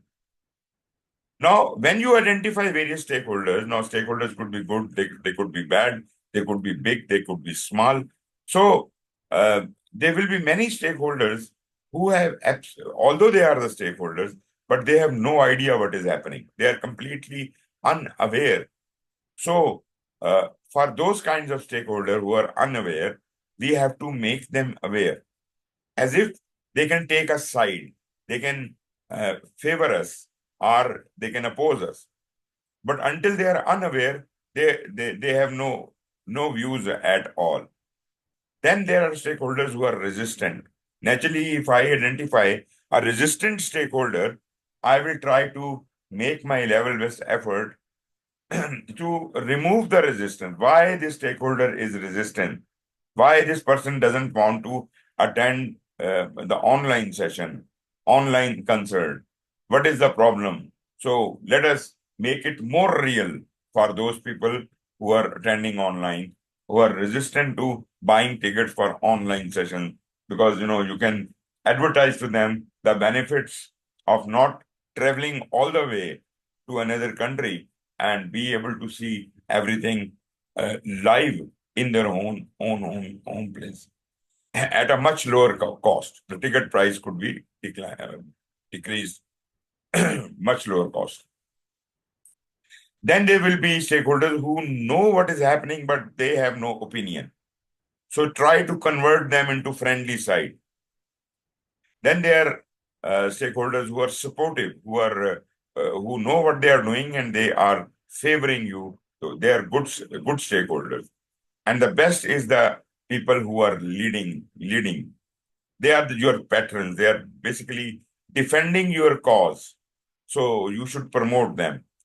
So if you know where your stakeholders stand, you can develop a strategy. For example, if there is an unaware stakeholder, you may decide that I have to cultivate this stakeholder, educate him, and get him to the supportive level. Maybe the resistant stakeholder could at least be reduced to the neutral level. If not in a sport, then at least he should stop resisting us, and so on. So with various stakeholders, I may have different levels of engagement. So this is how I am trying to convert an unaware person downwards to the better position. Then we have got a stakeholder assessment matrix, engagement assessment matrix. It's called SEAM. And in this, you can see here again the names of all the stakeholders. And then we have 5 columns: unaware, resistant, neutral, supportive, and leading. Have you seen this kind of chart before? Okay. You can choose two digits here, two alphabets here. One is C and one is D. C is the current level of that stakeholder, and D is the desired level of stakeholder. For example, Tom Diver currently is a supporter, and you want this guy to be taking on the leading role. So you will put in efforts on Tom Dwyer as if he can take on the responsibility of leading the initiative. Jessica Houston, who is currently neutral, I want her to at least become sportive, right? So this is my strategy for each one of those stakeholders, where they are and where I want them to be. C is where they are and D is where I want them to be. So this type of chart is called stakeholder engagement assessment matrix. Then we have got another kind of matrix which is called power interest matrix. Now, what we do is we plot all these stakeholders on this chart. For example, we have got two parameters. On x-axis, we have got interest, and on the y-axis, we have got power. For example, it is from 0 to 10, and power is also 0 to 10. If there is a stakeholder with interest level of 6 and power level of 3, where will you place him? Which quadrant? I will keep them informed. No. I have stopped discussing this thing. This is done. We are discussing a new thing now. I am saying that there is a stakeholder. Let me draw it for you. Like in the second box, keep informed, because there are 6 interest and 3 in power. Okay, no. First of all, tell me, what was the level of interest? 6, right?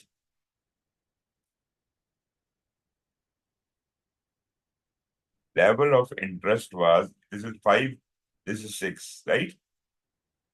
So this is the level of interest, right? What is the power? Power is 3. This is the power. So this is the point where the stakeholder is placed. It will be in keep informed. So it all depends upon the interest and power level of that stakeholder. So against every stakeholder, you must have a level of interest. So here the level was 6 here and 3 here, right? Now let us plot another stakeholder, which is 7 in interest and 8 in power. So let me try to draw that. This is 7 in interest and 8 in power. So where the junction of these two is this, right? Are you getting me? Yeah, manage closely. So that way, place all your stakeholders on this chart, all the stakeholders, and then look at who all are in top right corner in the, you have to, this is a strategy written for you. You have to manage them closely because they have high power, they have high interest. I have to be very careful about them. Those who have high power and low interest, they have to be keep satisfied, whatever they want, because they are very powerful. Just provide them all those reports and information what they want. Do not overload them with other information, right? Just keep them satisfied. Don't give them any extra information because they may be disturbed by the extra information. Now, those people who have high interest but low power, this is normally your end user. You are not normally not interacting with end user, on a daily basis. But ultimately, the beneficiary is the end user. So at least what you can do is to keep them informed what is happening. You may not be listening to them, but at least keep them informed what is happening. And those who are low in power and low in interest, they will be falling in this quadrant. You have to monitor them. You don't have to take any other action. Just keep them on a watch list. Keep watching them. Why I'm saying that? Because the stakeholders you have identified, they actually keep fluctuating in their interest and their power throughout the life of the project. This person who was placed here, after a month, you will find this person has gone from here to here, and then to here, and then to here. So this stakeholder is kind of changing places, like moving like this, then like this, then like this. So he's creating a pattern from a low interest, high interest, low power. He's moving towards high power, low interest. You understand me? So not only you can apply this strategy, you also have to watch what is the current status of every stakeholder, and accordingly, you should apply that specific strategy to that stakeholder. Are you okay with that? Yes.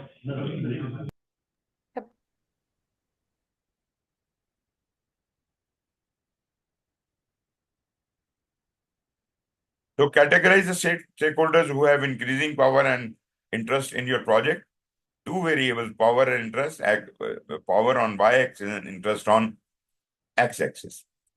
Possible solutions: engaging the stakeholders naturally, incentivizing them, and isolating them. Now, what do you think? What should you do? What is the best way of doing it?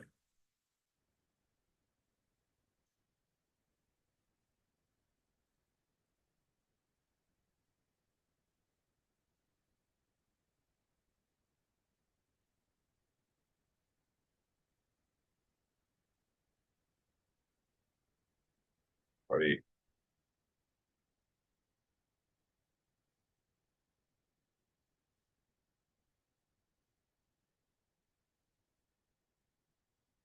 So what do you say?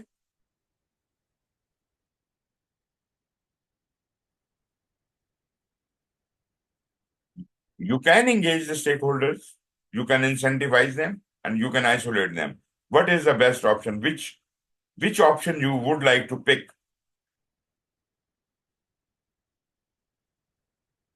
Taima? Maybe engaging. I agree with you. Engaging is the best thing. It is a continuous connection with the stakeholder throughout the life of the project. And naturally, you can change your strategy if you want to incentivize. While you are engaging, you can do that.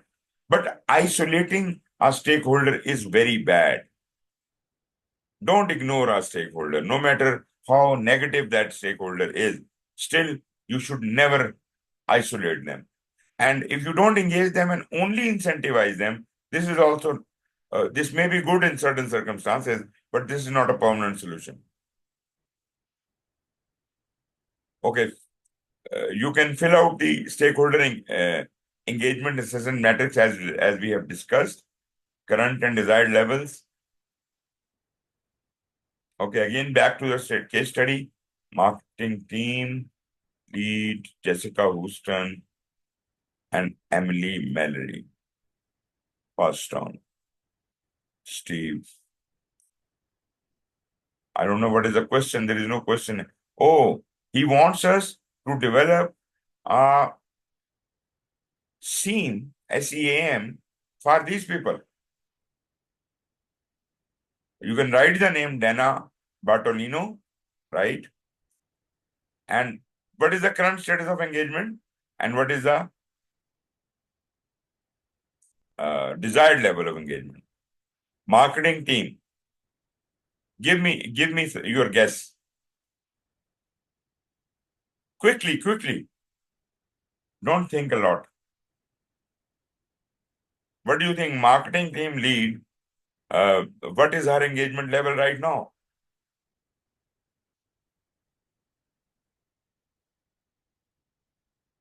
Naturally, she can't be unaware. She's already doing the marketing. She cannot be unaware. Then what? Is she resistant? Probably not. Is she neutral? Maybe. Do you She's understand my leading, question? isn't she? Yes. She's leading. What do you say? I'm not. Leading.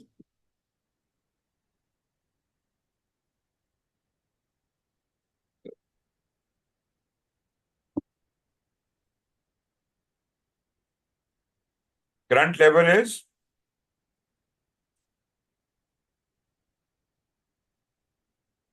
I said she's leading. Okay. I don't think she's leading. Why? Number one, she's just the lead of the marketing team, right? Not the whole initiative. Marketing team is a part of your, project. But she's contributing towards your project, and maybe she's in a support, and you want to get her to the lead role, or maybe she's neutral and you want to get her to the support role. So something like that. Anyone else about the other software team lead? I think a very similar scenario here as well, right? Hardware team lead, again, the similar kind of thing.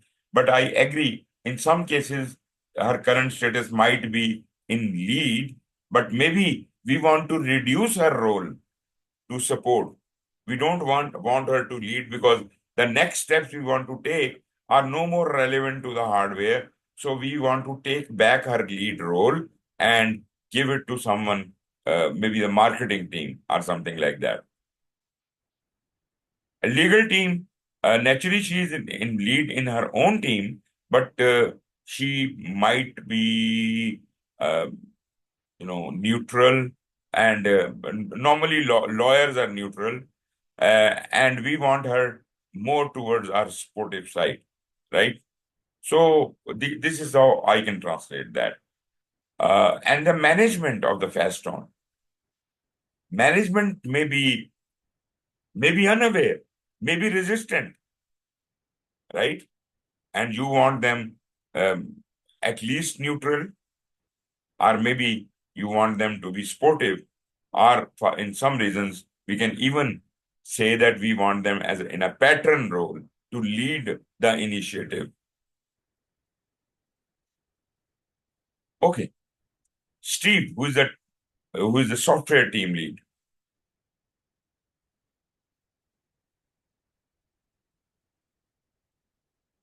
Okay. Similarly, you can assign that. Next is project communication. Projects frequently fail because of poor communication. Just mind it that most of the projects,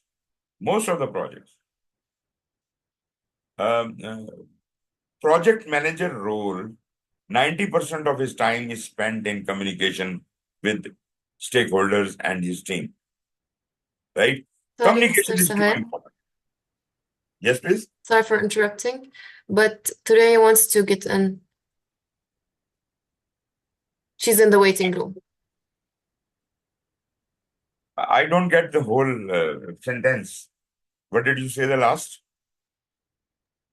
Tureya is in the waiting room. Can you please prove her? Injaz and Marina. Okay. I'm sorry.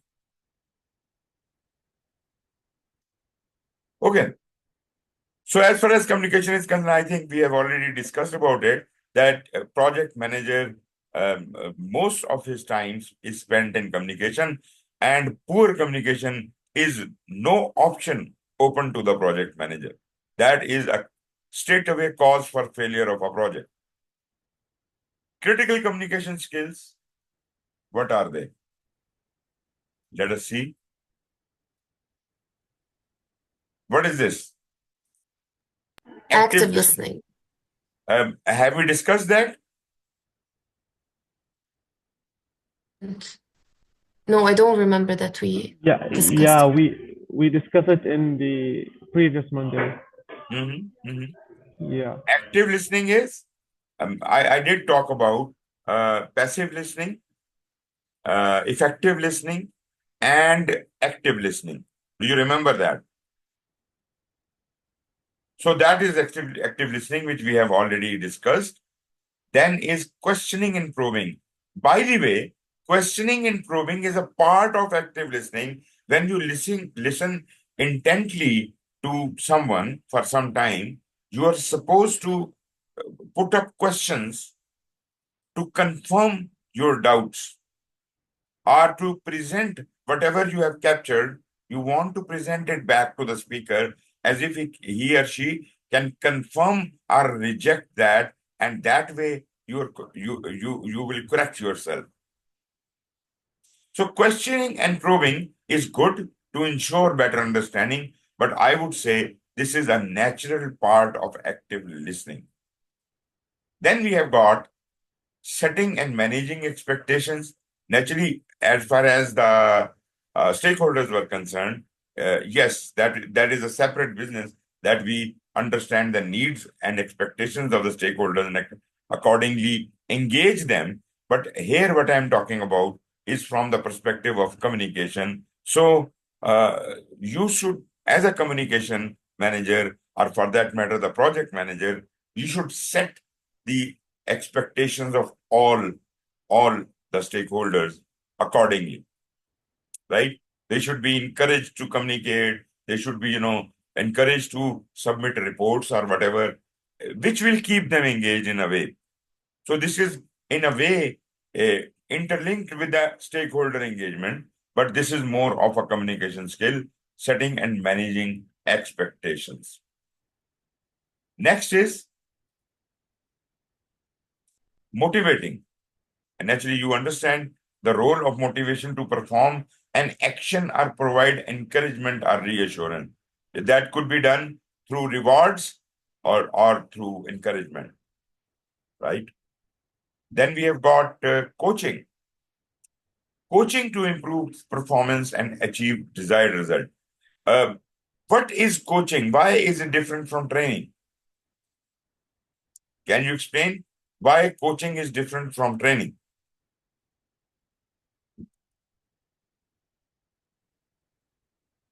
Coaching is on job. Coaching is on job. You understand? When you are working in your office, your immediate boss or your senior might be coaching you, directing you in the right direction all the time. So you are going through a coaching process. It is not a training. It is not some kind of course, but coaching is going on. This greatly improves your performance and sets you up to achieve desired results. Negotiating. With whom do you negotiate? As a project manager, what kinds of negotiations are you going to be engaged in? Objectives of the whole project, maybe. But with whom? With whom? I think with With the the project, team. yeah. Yes. With the? Please start. Come on.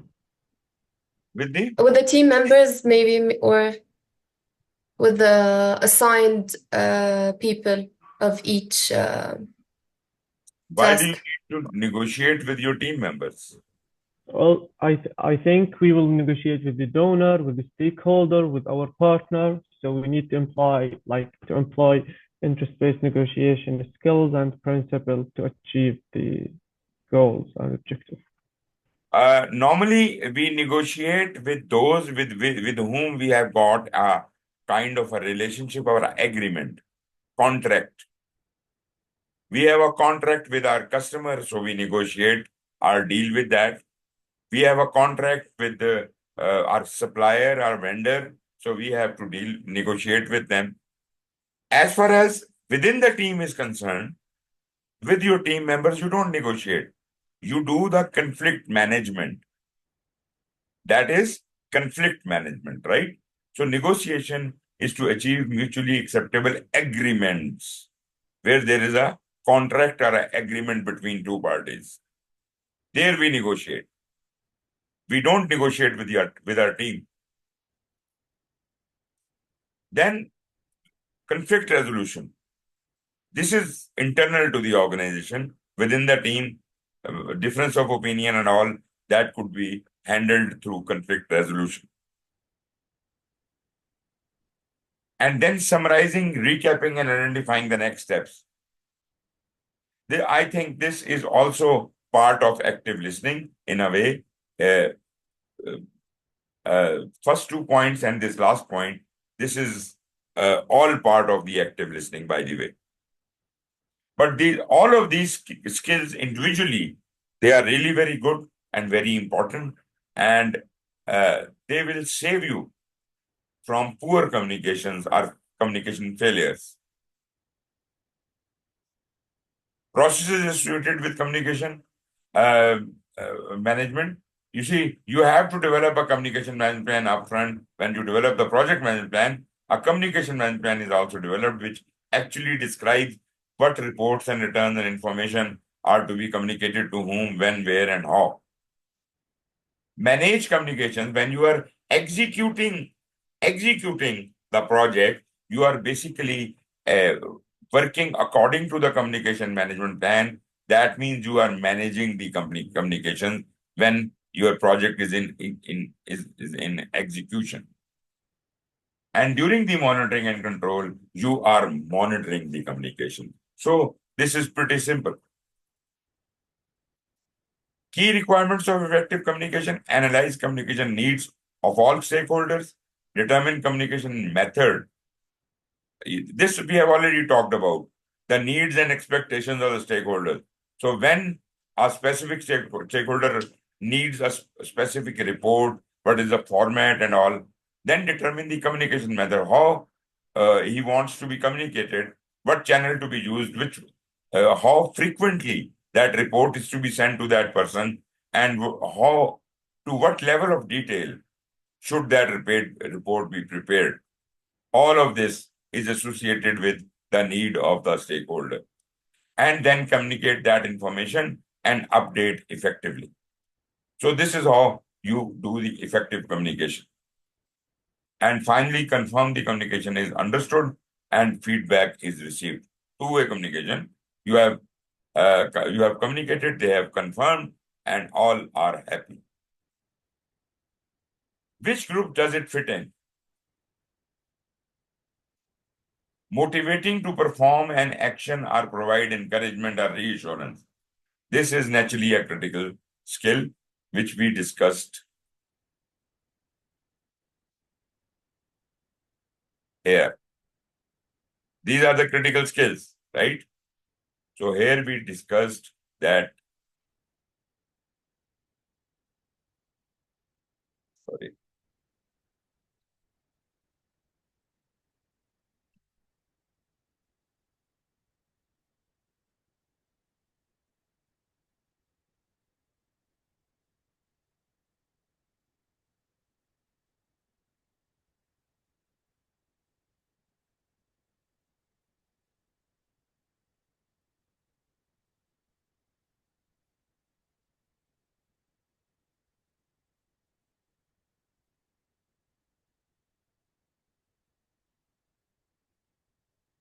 Okay. Communication model.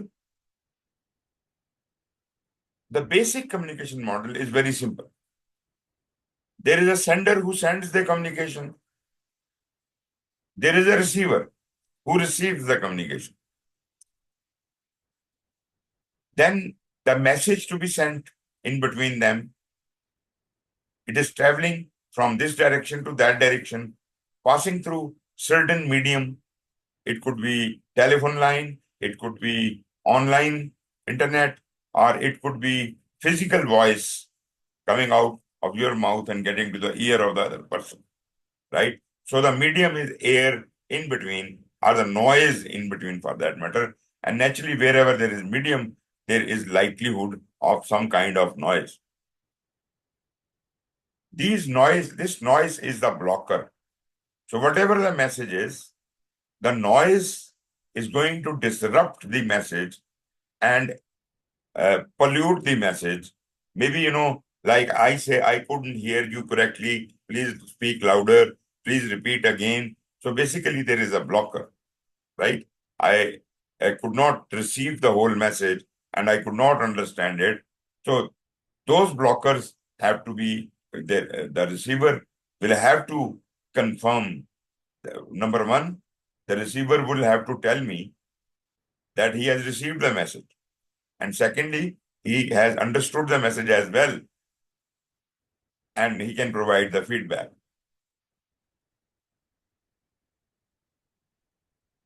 So what could be the difference? Like, what we are trying to communicate with each other, sometimes I may not understand you because of the cultural differences, right? Maybe you are speaking in a different accent than mine. So difference in culture, language, or terminology used, psychological or sociological differences, dysfunctional emotional behavior. I may not be able to understand the state of emotions in which you are, and I would be completely dysfunctional. I may not be able to understand that how passionately you are giving a certain point. So I may not encourage you. I may not acknowledge you, like, things like that. We may have different educational backgrounds, or for that matter, maybe different IQs. We could not understand the level from which you are talking. I may not be able to, grasp it just because of my low knowledge. Traditions, the way it has always been done, well, that is all, kind of a standard we establish for ourselves, and that sometimes become a barrier. Sometimes the traditions are good, but some of the traditions become a barrier in communication because we think that this is the only possible way of doing communication, but there are other modern ways which we are not resorting to just because we are sticking to our traditions only. Are talking past each other. That is very common, that when a couple of people are talking, discussing, and nobody is listening to anyone, everybody is trying to, push forward his or her own point of view and not paying any heed to anyone else's message. That is talking past each other. Over the head, messages are being conveyed and not captured. Nobody is receiving your message. Everybody is sending a message. Got it? Communication barriers could be naturally poor internet connection. It could be resistant mindset, fixed mindset, acceptance, misinformation as fact. You start, some people are feeding you the misinformation and you have started believing them. You have started accepting the misinformation. That could be a big communication barrier because our relationship will be impacted or affected by that. Interpersonal conflict, personal conflict. People are directly pitched against each other. They don't like the other's personality and things like that. That will bar them from communicating regularly. Various communication methods, naturally, there are many methods. You could have a formal communication, or you could have a informal communication. You could have a written communication, or you could have a verbal communication. Now, from these 4 points of view, we have 4 different mechanisms. Formal written is a official document which is being prepared and sent to someone. It could be a project charter. It could be project plans, reports, or contract. They are all official. They are written, formal written. What is a formal verbal? Like the presentation I am giving you, it is very much formal. This is an official thing I am doing. I am teaching you this lesson, right? So through presentations or updates or briefings, but verbally, I am communicating with you. But this communication is formal in nature. Then informal written could be memos, emails, or notes. And informal verbal could be the chit chat, the canteen chatter, right? This is not official. This is casual conversation between two people or more than two people. So these are the various ways in which you can communicate with other stakeholders. And I would say you should resort to all of these methods in different circumstances. Do you have any idea of push and pull communication? Naturally, I know you understand, you might have seen on normally doors, you have push on one side and pull on one other side. What does that mean? Push means you have to push it to open, and pull means you have to pull it to open, right? But as far as the communication is concerned, what do you understand by what is a push communication?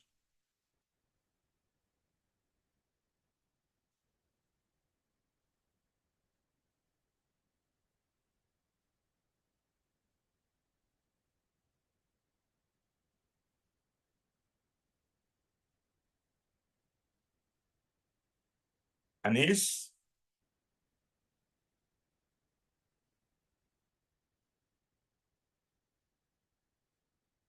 Anis, please reply to me.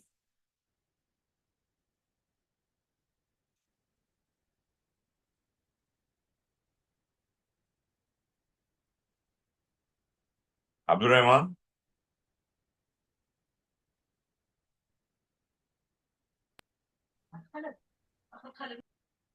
Yes, please, Tamara.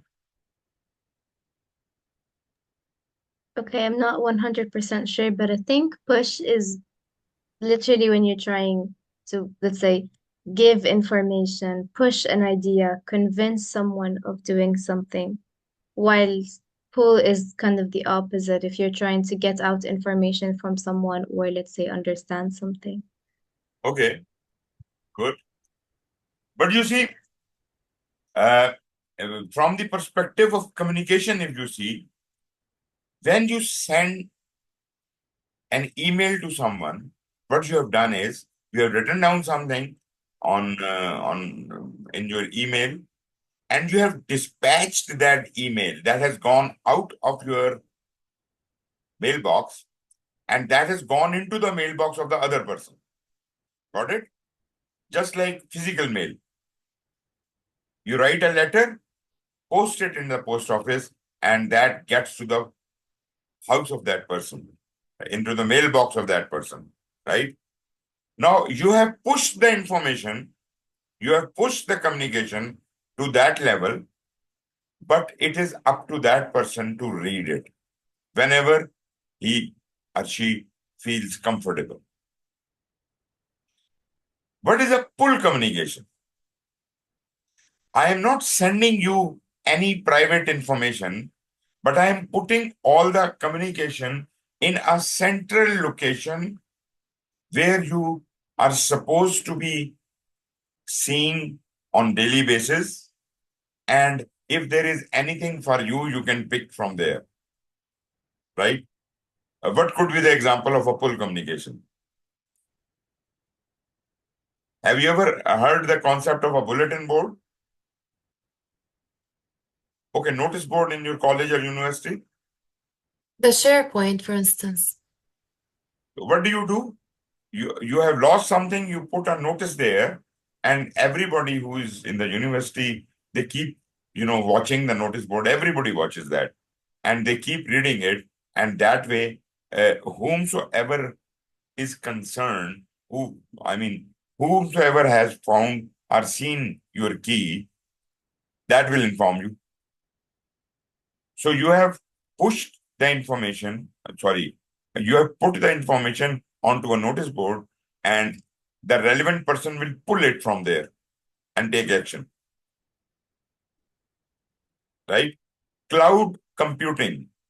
You put your files, for example, for this course, I put all the files on OneDrive or on Google Drive, and I give you the link to download it. So basically, I have conducted a في ما هو احنا لما درسناها المشكوك فيها بنحسبه ومعدومنا بنحسبها،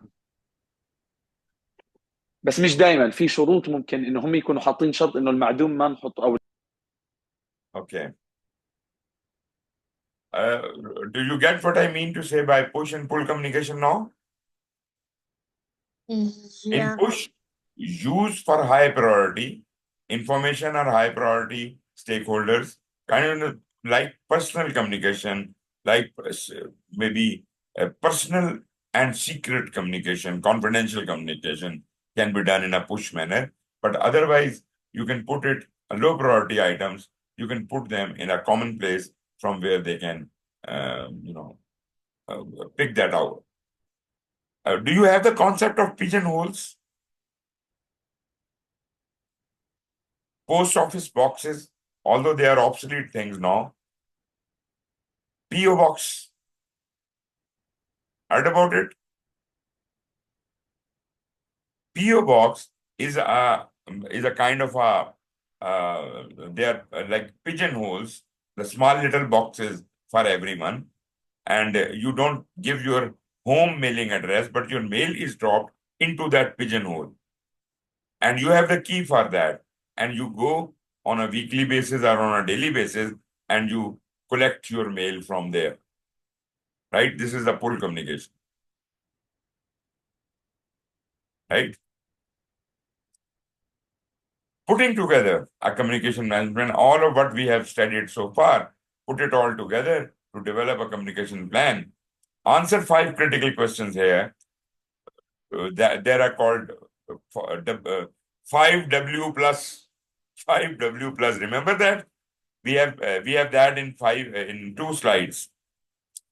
So that 5W plus is what, why, whom, when, where, how, and all.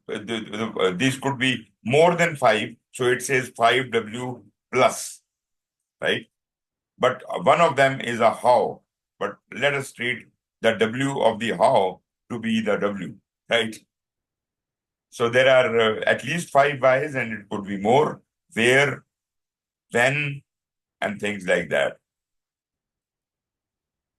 Typical contents of communication plan could be list of processes delivered to be included in the project, list of meetings required, communication requirement analysis, policies for communication, procedures and technologies to be used, escalation procedures, revision procedures, glossary and appendix, and so on. But this is just a guideline. You can pick and choose your own. You can devise your own template for your communication management plan.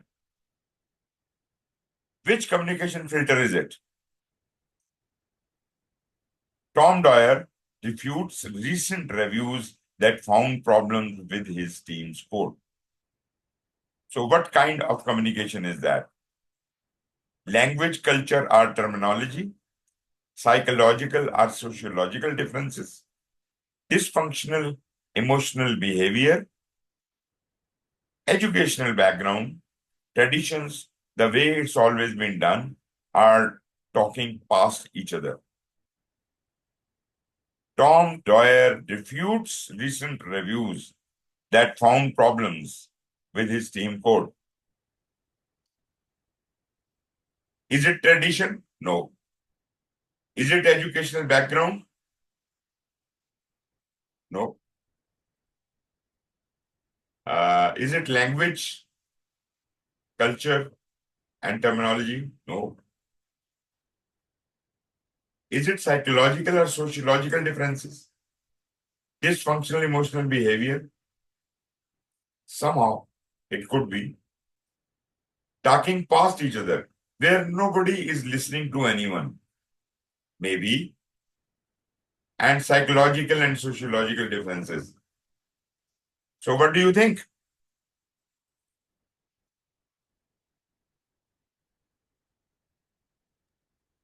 I think it's a dysfunctional emotional behaviors.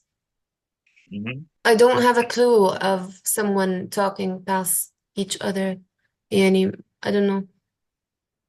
I would go for that. It's a good choice. It's a good choice. Dysfunctional emotional behavior. Yes, of course, because you have got a problem and you are trying to, go and have a fight with that person. Okay. Another question. Dana Bartolino expresses some reluctance about releasing Tracy Faston's new singles on the tickets platform, since the company hasn't ever done that before. So what is that? How will you categorize that? Anyone else? Please take part in this discussion. This is, if you actively do that, you will really learn it. Otherwise, it is as good as not listening anything. So who is going to relate this one?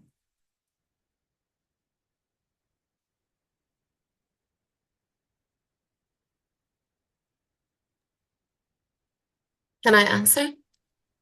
Yep. I think it relates to traditions, which is the way it's always been done, because it mentioned that the company hasn't ever done that before. So it's something new. That is a good point. Very good point. Very good point.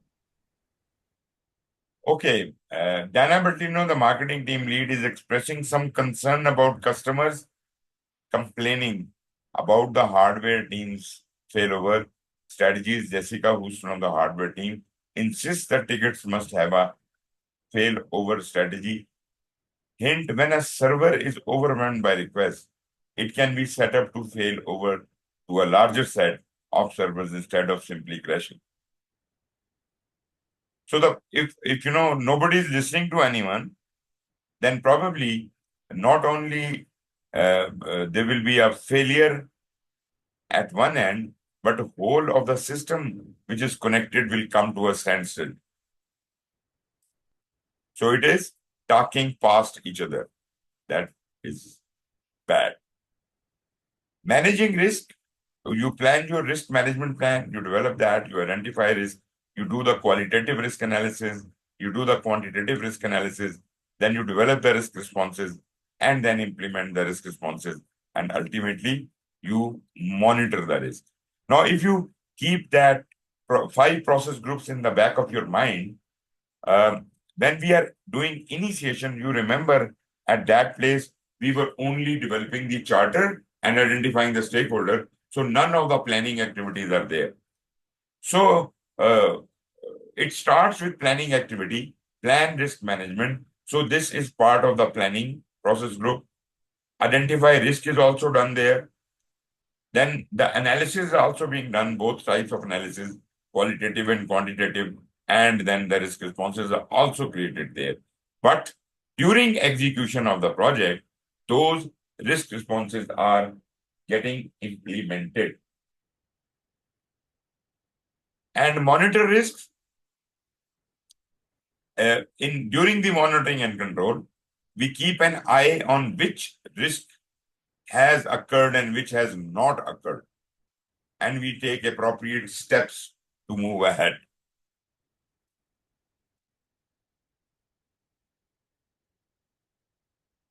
Dealing with threats. How do we deal with threats? Avoid. These are the strategies. What are the threats? Threats are the negative risks, and opportunities are the positive risk. Yes. So we can avoid the risk,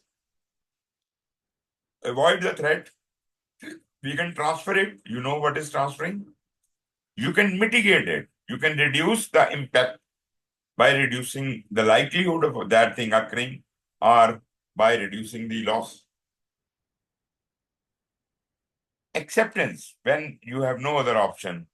but to accept, or the damage is too small to notice, so you simply accept that without taking any action.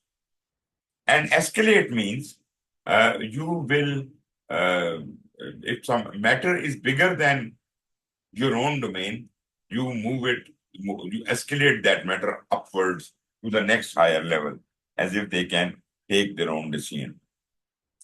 After a set of responses have been developed, it should be reviewed to see whether the responses planned have created any risk, secondary risks.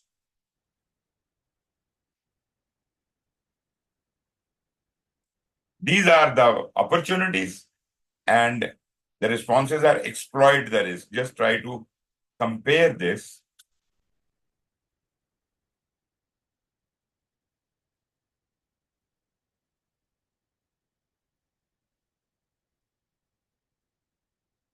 I'm sorry. There are so many things there. Yeah. You remember this slide? Actually, I want to compare this slide with the opportunities slide, opportunity and threat slide. But anyways, we had acceptance. We have acceptance here as well. What else? Transfer. What is transfer? In a threat, the opposite of transfer is share. So when it was a threat, we used to give it to the contractor. Because now it is a benefit, so we are sharing the benefit.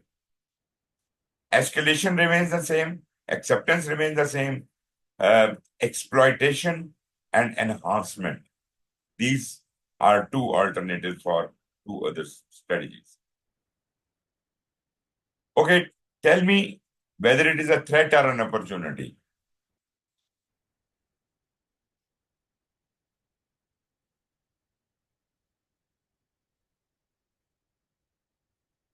We can get Mary in again to do custom artwork for the tickets website. She works fast and is on style from the tickets brand. Threat or opportunity? Quickly.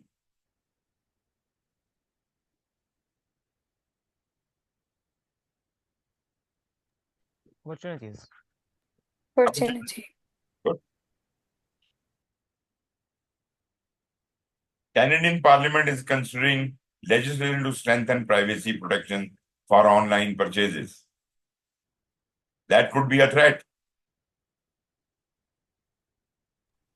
Yes, threat.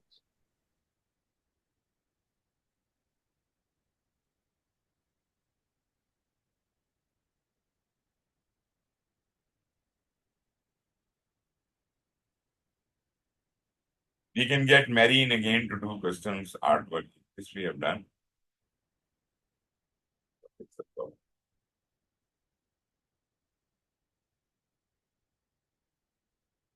Okay, you're done with that.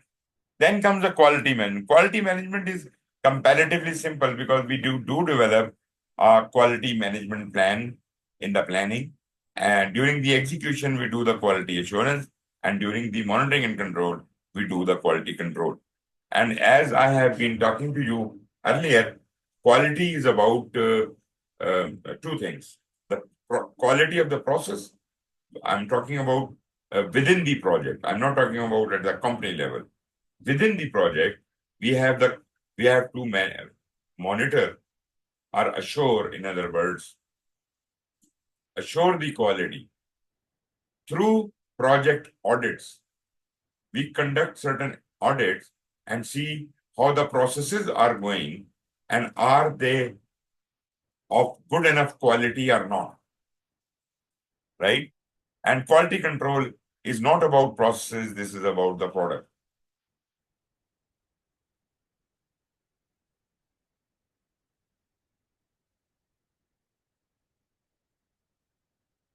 We do the plan quality management. Quality management plan is developed there. We manage the quality, we do the quality assurance during execution, and we do the control quality in monitoring and control. Cost of quality. To put the things in small terms, Cost of quality is the money we spend in doing all the actions we take for the quality. And we take two types of actions. One are remedial actions or resultant actions, and one are proactive actions, right? So the money we spend in taking precautionary steps, that is cost of good quality. And the money we spent in covering up the damages, that is cost of poor quality. We must understand how much is the cost of total quality and is it worth it? So you can decide that all costs incurred over the life of a product by investment in preventing non-conformance to requirements, appraisal of the product or service for compliance to requirements, and failure to meet requirements. So what could be there in the cost of control, cost of quality methodologies? We could have prevention cost, we could have appraisal cost, and we could have internal failure cost and the external failure cost. Now, prevention cost and appraisal cost are both, a cost of good quality. Internal and external failure cost is cost of poor quality. Control charts we have already discussed. Project controls and forecasting. We have got a tool by the name of earned value management. Did we talk about it? Yes, please.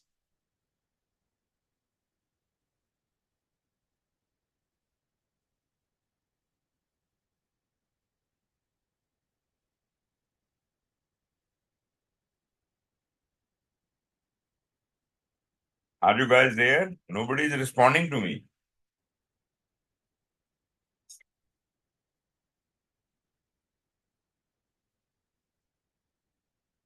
Okay. Okay, earned value management. That this is a tool by which we can have a control over schedule, cost, and scope. All three project objectives can be evaluated and analyzed through the earned value analysis. Do you know something about earned value analysis? Have you ever seen this kind of diagram? This is called a S-curve. No. Okay. Is it the BVA, actual pay versus budget? Actual? BVA chart, like actual versus budget. Actual cost versus budget. No. This is time against money, right? Whatever the funding has been allocated to the project and when it is expected to be expended, that is my S-curve. This black line shows this is my total budget and I will be released something here and maybe here, maybe here, maybe here. So this amount is increasing right from the day project started until the project ends. This is how the money is. There is a pattern of spending the money. And the highest point on this graph is the total amount of budget. This we prepare when we are planning, right? We say, okay, we will do this job. It will cost us this much. This activity will cost us this much. It will take this much time. So you see, time goes this way and cost goes that way. So this is a relation between the time and the cost. For example, time now is this. This is the 7th month of the project. I will say, see how much money should have been spent by this time. I will just look here at this point. This is the amount of money which should have been spent by the time we are in the 7th month. Got it? Now, just ignore the orange line. Orange line is something else. I am concerned about the gray line. Gray line is the S curve. By the way, I must tell you that if I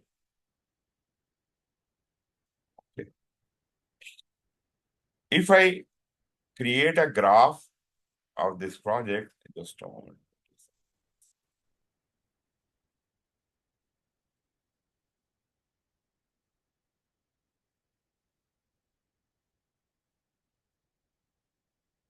I don't know what is the problem.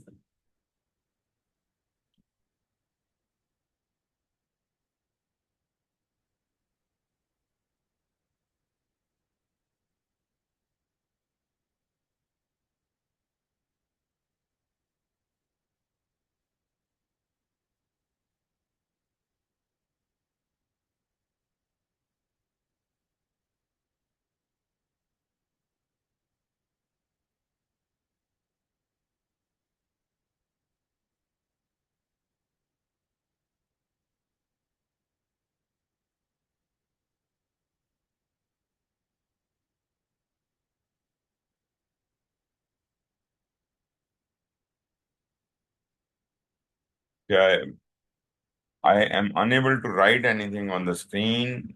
I wanted to do that. Anyways, so this graph, this gray line is called the S curve, and this is completed, planned in the planning, and we can draw the whole project timeline like that. So this represents the whole budget of the project, and this represents the whole time of the project, right? Now, actually, when you start doing it, there are two other scales. Every point on this S curve is called the planned value.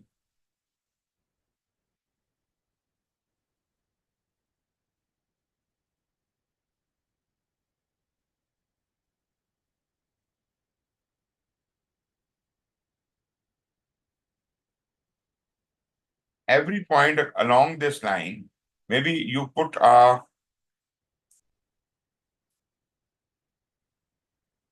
you put a point here, right? On this S curve, any one point is the planned value of that very point. Planned value of that very point. It is the planned value from the, it is the time, and this is the money. So by this time, you should have spent this much money. By this time, you should have spent this much money. By this time, you should have spent this much money. By this time, this much. By this time, this much money. By this time, you should have this much money. You see, you can, every point on this gray line, on this S curve, is called a planned value, PV value. This is PV, say this is PV1. Say this is PV2. This is PV3. They all are planned values at different instances in the life of a project.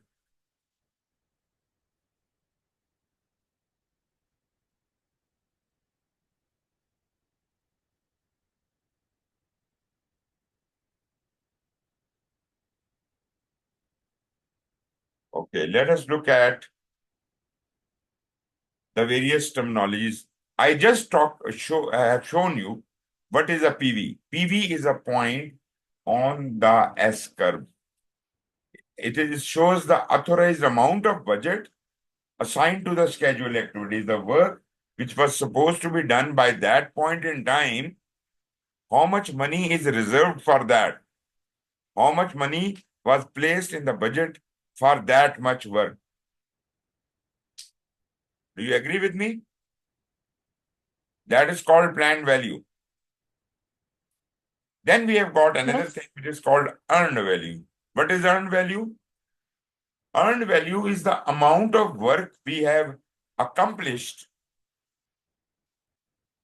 Maybe we could not do what we were supposed to have done. I was supposed to do 10 tasks by that point.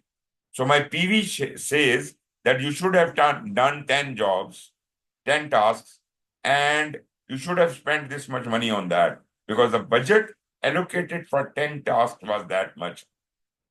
But what I could complete was only 8 tasks. So the earned value is the budget allocated to the 8 activities which I have done and I have completed. That is my earned value. Do you get me? Yeah. And value Yes. is all the 10 tasks which were supposed to be done by this point. What is the budgeted worth of that 10 tasks at that point in time? That is my PV. And I could not complete all 10, but I completed 8. So 8 is my earned value. But not the actual cost which has been spent on that.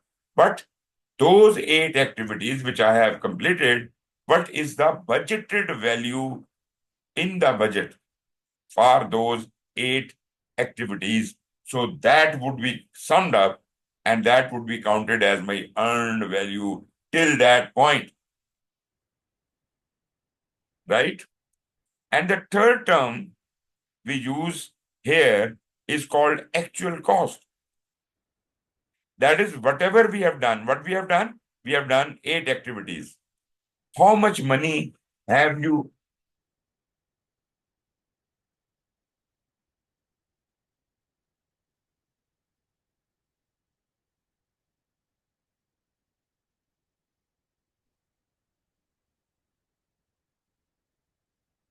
how much money we have actually spent on ground doing those 8 activities? Do you understand that point? By that point, I was supposed to have done 10 jobs worth a specific amount. I mean, when I say worth, I mean the budgeted value allocated to those 10 activities was X amount. But you have done only 8, so your earned value is going to be lesser than the planned value. So you are lacking behind in schedule, right? On the other hand, if you are spending double the amount or you are spending more than your budgeted amount on those 8 activities, then you are overspending, right? So that AC shows if AC is greater than EV, it is higher than AC point is higher than the earned value point. That means you are spending whatever you are doing, you are spending more than that. So if you want to calculate the schedule cost variance, that would be the difference between the earned value and the planned value. No, sorry, this is wrong.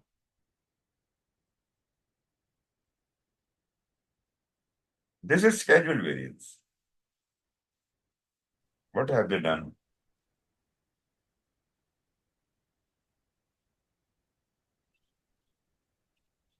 I'm sorry. These slides were prepared by PMI, but they have done it wrong. Cost variance is earned value minus actual cost, right? Minus actual cost, AC, right? So let me see. Cost variance, the amount of budget The definition is correct, but we need to correct this. Let me correct this. There are a lot many mistakes in these presentation slides. I don't know who did it. Give me a moment. Let me fix these 2-3 slides as if we do not have any problem.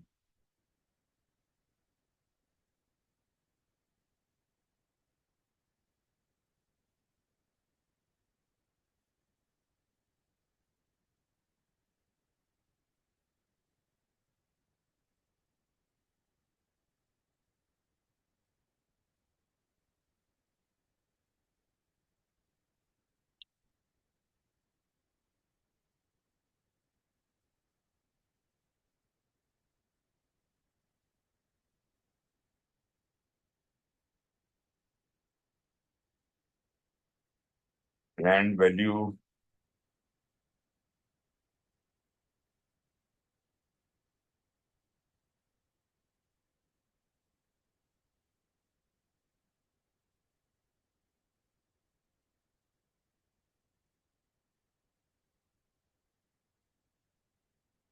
Anyways, let me put on the slides again as if you can see them.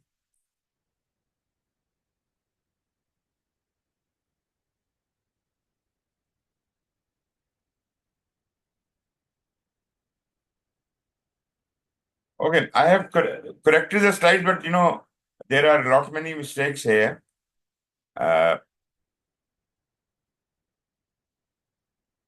This is okay, this is okay. CV is equal to EV minus AC, earned value minus actual cost. That is cost variance. Earned value minus actual cost. I have corrected that, right? You can note it down.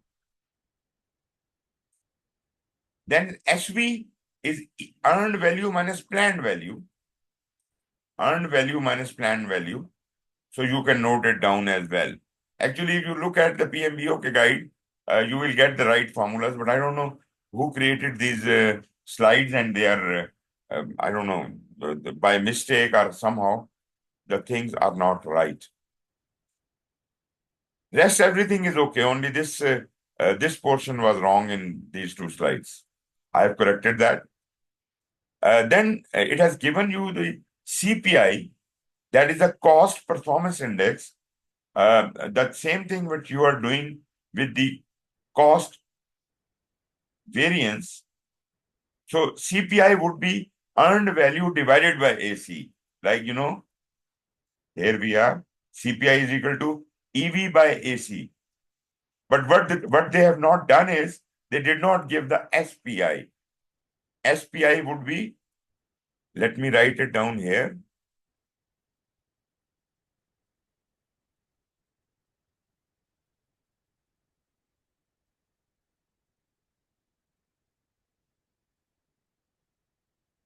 SPI is equal to EV divided by PV.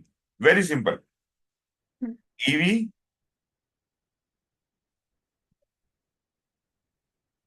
divided by PV, right? So this slide is missing here. They have not given a slide for this.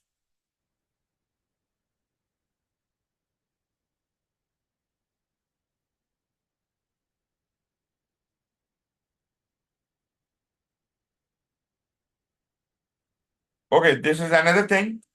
Estimate at completion. That is whatever is naturally BAC is only one value, right? That is the highest point on your S curve. That is called budget at completion. Highest point on the S curve, on the gray line, the highest point is called BAC. Means that the PV of the last day of the project is called budget at completion.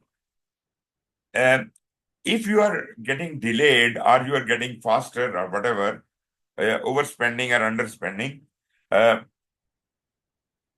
can you forecast how much total budget would be required to complete the project? How much more money would be required?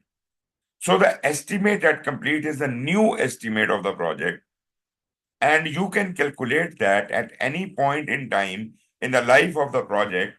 If you have a CPI, divide your budget at completion, the total budget, divided by CPI. If the CPI is good, your price will come down. Your EAC will come down. If it is not good, it will go high. So EAC is budget at completion divided by cost performance index. That is it. EAC is equal to BAC by CPI, and CPI we already know is earned value divided by AC. EV by AC.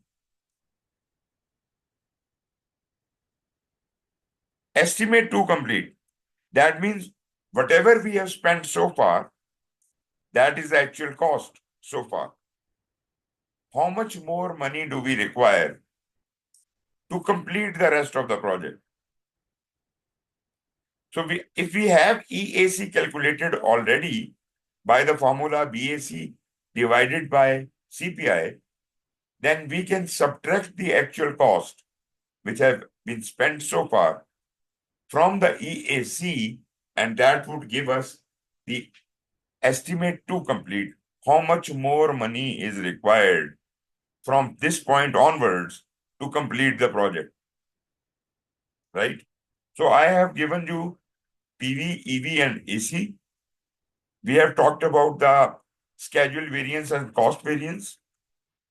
We have talked about the schedule performance index and cost performance index.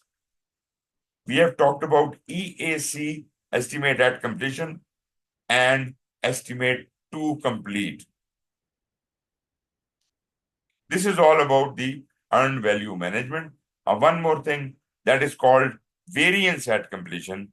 Once we have the BAC value and the EAC value, you can subtract EAC from BAC, and that will give you how much in variance are you from your original plan, right? If your value of BAC is negative, then you are overspending. If your value of BAC is positive, then you are underspending. This is how it will look like. Your blue line is your earned value line, EV line. So although this purple line is my S curve, the blue line is my earned value. We have progressed till this point where you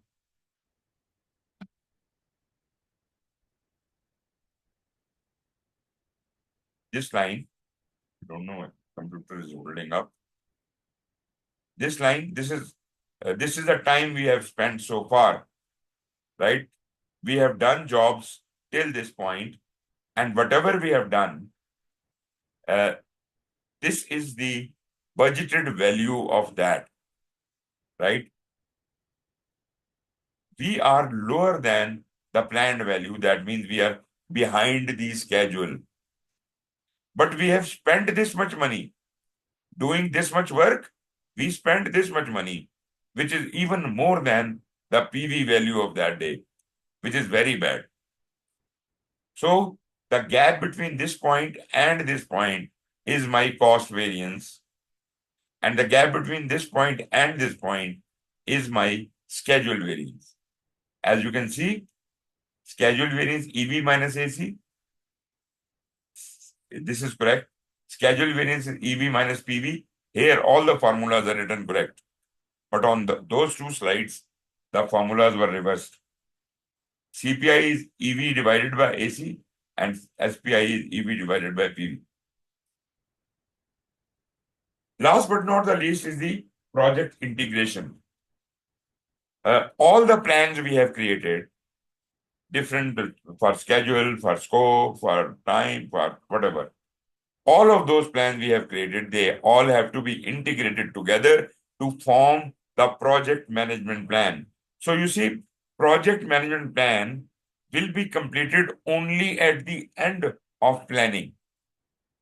It is the first step. We start creating a project management plan, then we get busy into the subsidiary plans and we keep creating them, and all the subsidiary plans and baselines, when they are finalized, they become part of the project management plan, and that is where everything is put together. These processes don't exist independently of one another. Bringing them all together into a cohesive whole is what project management is all about. So, putting it all together, determine an appropriate development methodology, as we said, integrating all project planning activities, executing the project with the required urgency, managing project changes off and on whenever required, managing project artifacts, whatever the lessons learned or whatever is created during the project must be archived in the organization after the project is finished. Planning and managing project closure. So that is all what we need to do.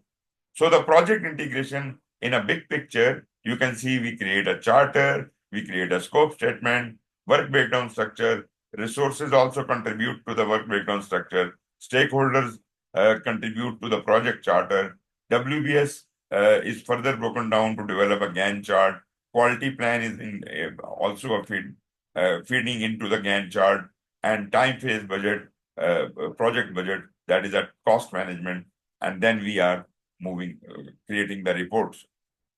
So this is the whole big picture of project integration when everything has been planned.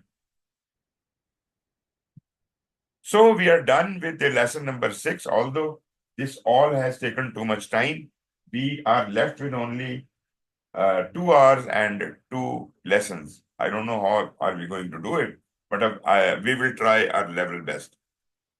Right now we can have a break. You can have some tea. I think it should be 2:30. So let's have about 15 minutes break. And I will get back with you after 15 minutes, and then we will start with the next chapter. Okay. Thank you. Take care. Bye-bye.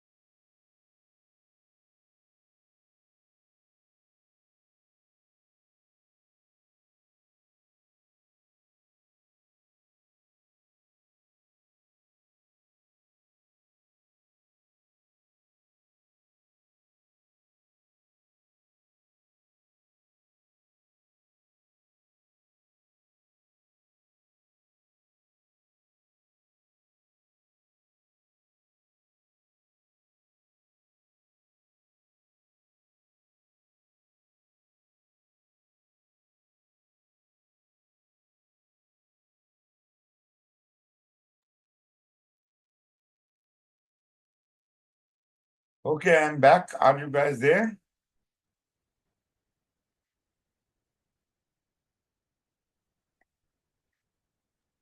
Yes. I'm here. Okay, good. Yeah, I'm here too. Wonderful. I'm here. Okay, we are done with the predictive part of it. In 5 and 6 lesson, we have completed the predictive part. 6 and 7, 5 and 6, 7 and 8, and probably 9 also, we will be discussing the adaptive method, right? So we are starting with the adaptive method right now. And this lesson, which is from my, my slide set, this is lesson number 7, adaptive approaches, flexible approaches, right? What are we going to talk about when to use an adaptive approach? Team structure in adaptive projects, requirements for the adaptive project environment, structure and culture of adaptive teams, steps in an adaptive project, and agile life cycle. So we will try to go through it a little fast. But before we proceed ahead, there is a self-reflection time. I need your input. Please participate and answer this question. Do you prefer structure or flexibility when it comes to project management, and why? Whatever is your current scenario, try to see what is the need of flexibility in your projects. You prefer predictive mechanism or the adaptive mechanism, and what is your reason? So I just need 2 comments. Any 2 people out of you can raise hand and we can listen to your comments. Yes, please.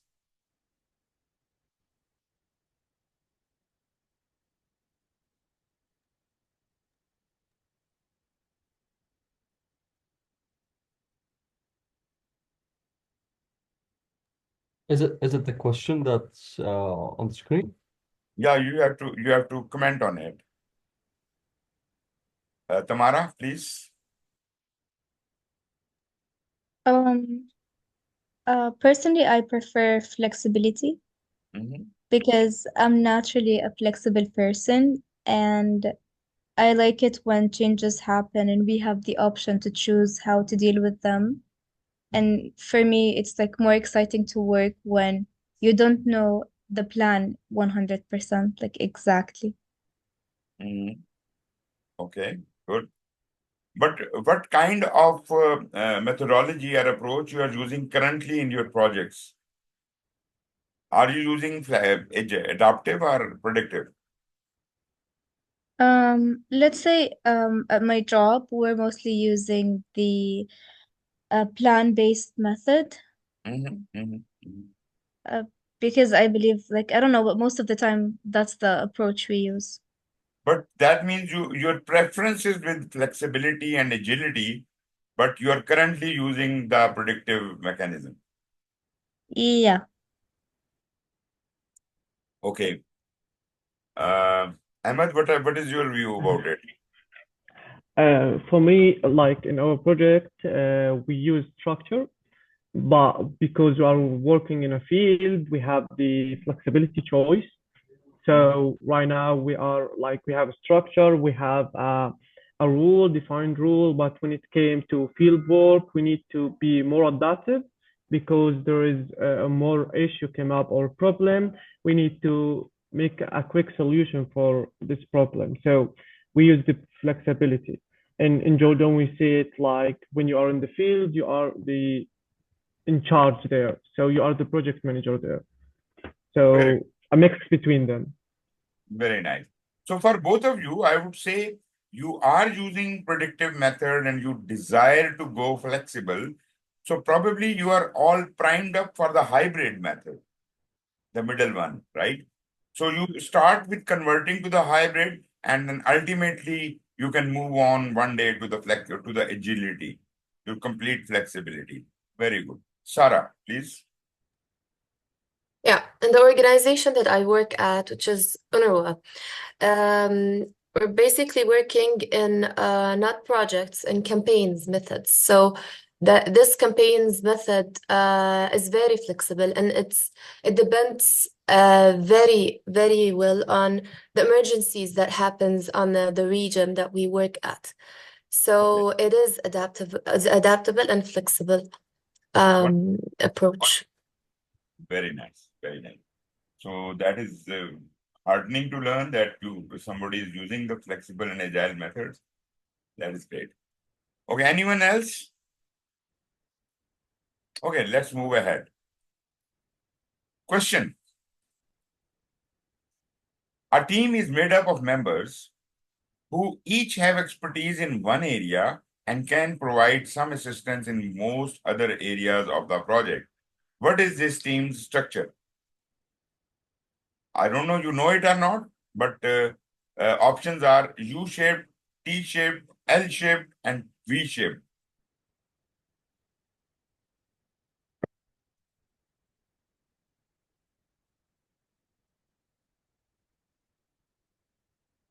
Yes, please. Very interesting question. Yeah, but no idea. Okay. Okay, just focus on the question. It says that you have the expertise, a team member is an expert of one area, but knows a bit about all other areas as well, right? That means everyone in the team is going to be an expert in their own areas.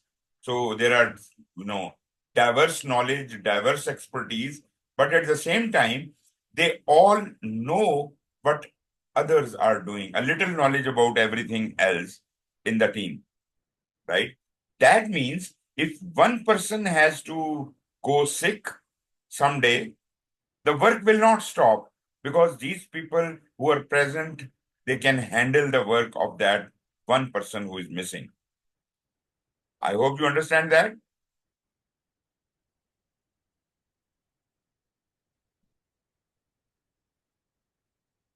Are you with me? I lose you guys very fast. You disappear and appear all the time. T-shaped, T is the answer, right? Now, why T? There is a width of the P and depth, or you can say depth of the T. Let's call it breadth and depth.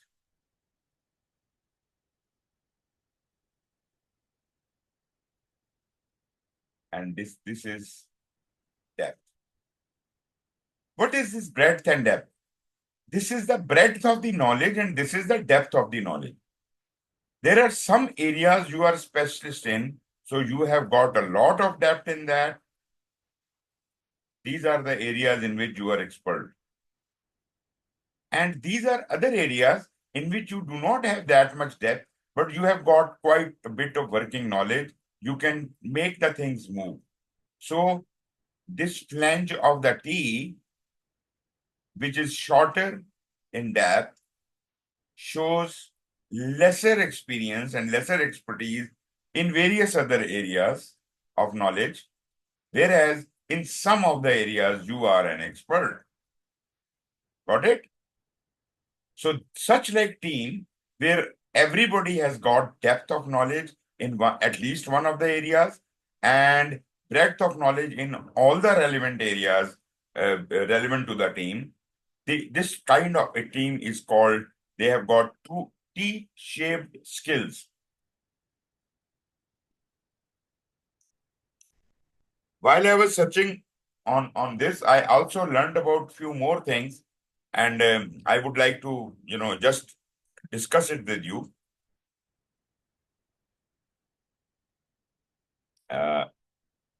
In one of the places I studied a pie-shaped skill. What is the pie-shaped skill? You won't find it everywhere, but pie-shaped skill is you are expert of two areas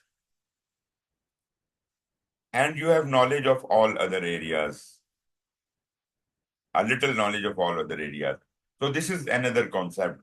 And there was yet another one, I don't remember it, but this was called pie. This was called pie-shaped skills.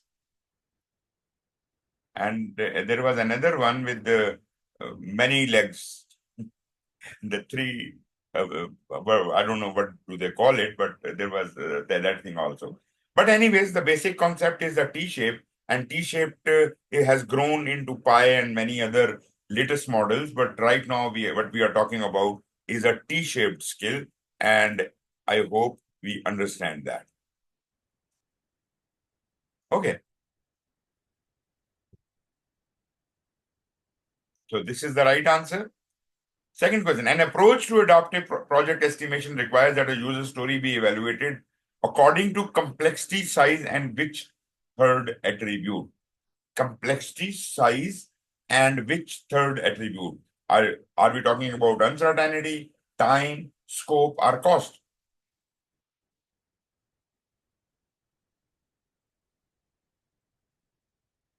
Remember, in adaptive projects, we have a completely different view. You see, scope is not fixed. We are not bound by the time, because we are not working according to the time. We are working in small cadences, which we call small intervals of time, right? And whatever we can complete in that, we keep doing that. So time is not also important. Scope is also not important. Cost is also not important. Uncertainty, I think. We are left with only one option, and that is uncertainty. So agile is a completely different mindset, a different mindset. In predictive, you can't even think of planning anything without time, cost, and scope. But in agile, everything is flexible. Everything is flexible. We are completely adaptive.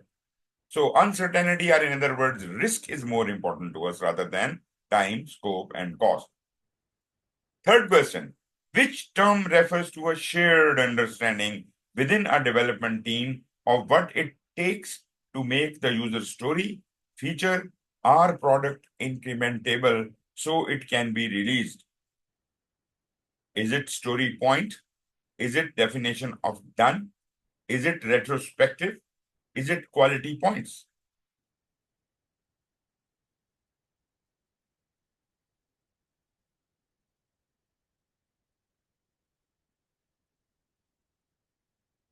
Any ideas?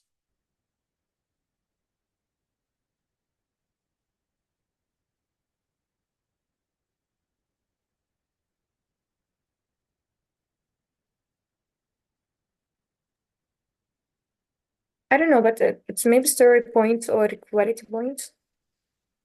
Which one? Story points or quality points. Okay. 1 or 4, huh? Okay. Yeah. Anyone else?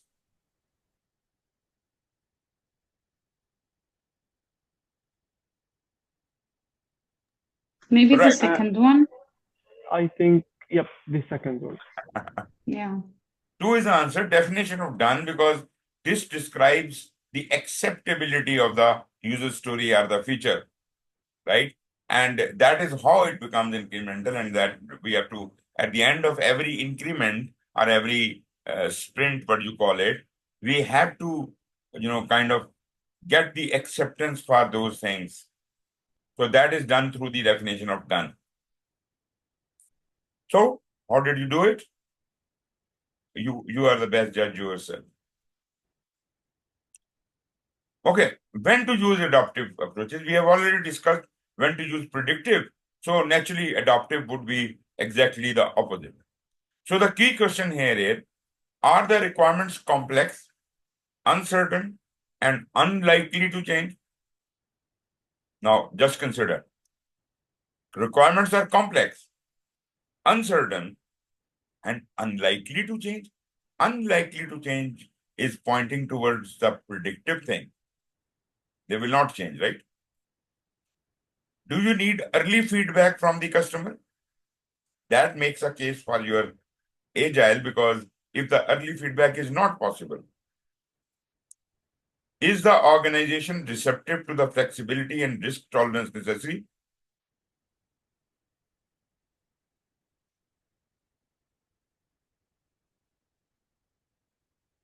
Adaptive or predictive selection criteria could be: what is the product, service or results, what is going to be the output, project, and the organization. You have to look at it from all those angles, because it is not only just your decision that you want to do it in a agile manner, but actually your organization should also be of the mindset. Otherwise, you will be hybrid. You might be doing it in an agile manner at the bottom, and they would be managing things on top in a predictive manner. So it would be a hybrid.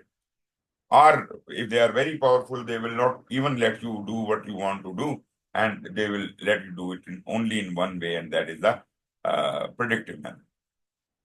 So your organization, your project, all of this matters to decide whether you want to go adaptive or predictive. Product, service, or result based criteria. Adaptive approach versus predictive approach. Degree of innovation. If there is a high degree of innovation, like you're doing some kind of a research projects and things like that, which are highly flexible, you have to go agile. But if the project involves incremental innovation because it has a known project scope, then probably we can go for predictive. Although there is incrementation there, but that could be handled by the phases of the project, right? So there is no need for doing that in an adaptive manner. Requirement certainty, I would say full set of requirements is unknown. We don't know the requirement, so naturally we don't know nothing about it. So adaptive is the best way to attack in that condition. Whereas in predictive, requirements are well known. Scope stable in predictive, not in agile. Ease of change, a lot of ease in the adaptive and none in the predictive. A very bureaucratic process in the predictive. Delivery options, we deliver continuously, multiple deliverables, every increment, whereas there is only one single point of delivery in predictive. Risk, we are dealing with the risk in a modular fashion by iteration. So we are not really dealing with the whole big risk, right? Like in predictive. Safety requirements.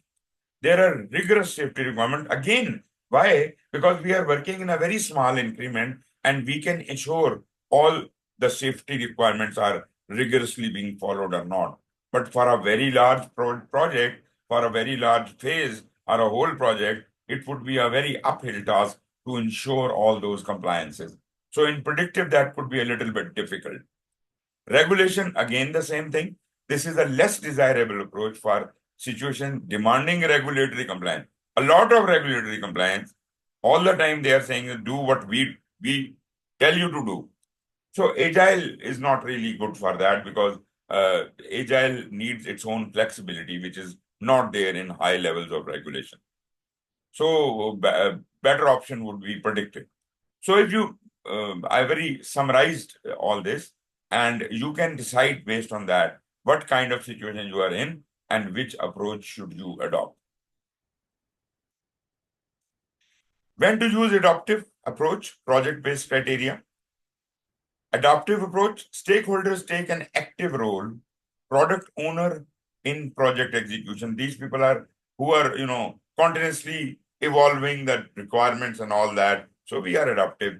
In predictive, the key stakeholders are not directly involved, and we have some very limited communication with the key stakeholder or the customer, and therefore we try to grab all the requirements from them in one go. And also we know that there are not a lot of changes in it. Schedule constraints are there. Naturally, in adaptive, we work in very short-term iterations. Partial iterative deliveries are requested. So we don't have those kind of big schedule constraints as we have in the predictive approaches. Funding availability, again, we have got very little iteration, very little funding required, so no problem at all in Agile. But funding is based on fixed budgeting as per government contract in predictive. So the things are very different. The things are much easier in adaptive, but naturally, why people are not adopting it? Because they are afraid of it. They do not have practice in this. So it is always good to gain knowledge and practice in this area and ultimately start adopting this approach. Okay, this we have organizational culture, structure, culture, organization capacity, project team size and location. I think these are written here and you can always read them. We have already talked about the all of these things. Culture, we have talked about. Structure, we have talked about. And all of these things. Organizational context. In the very first lecture, we talked about those things. Okay, dealing with uncertainty.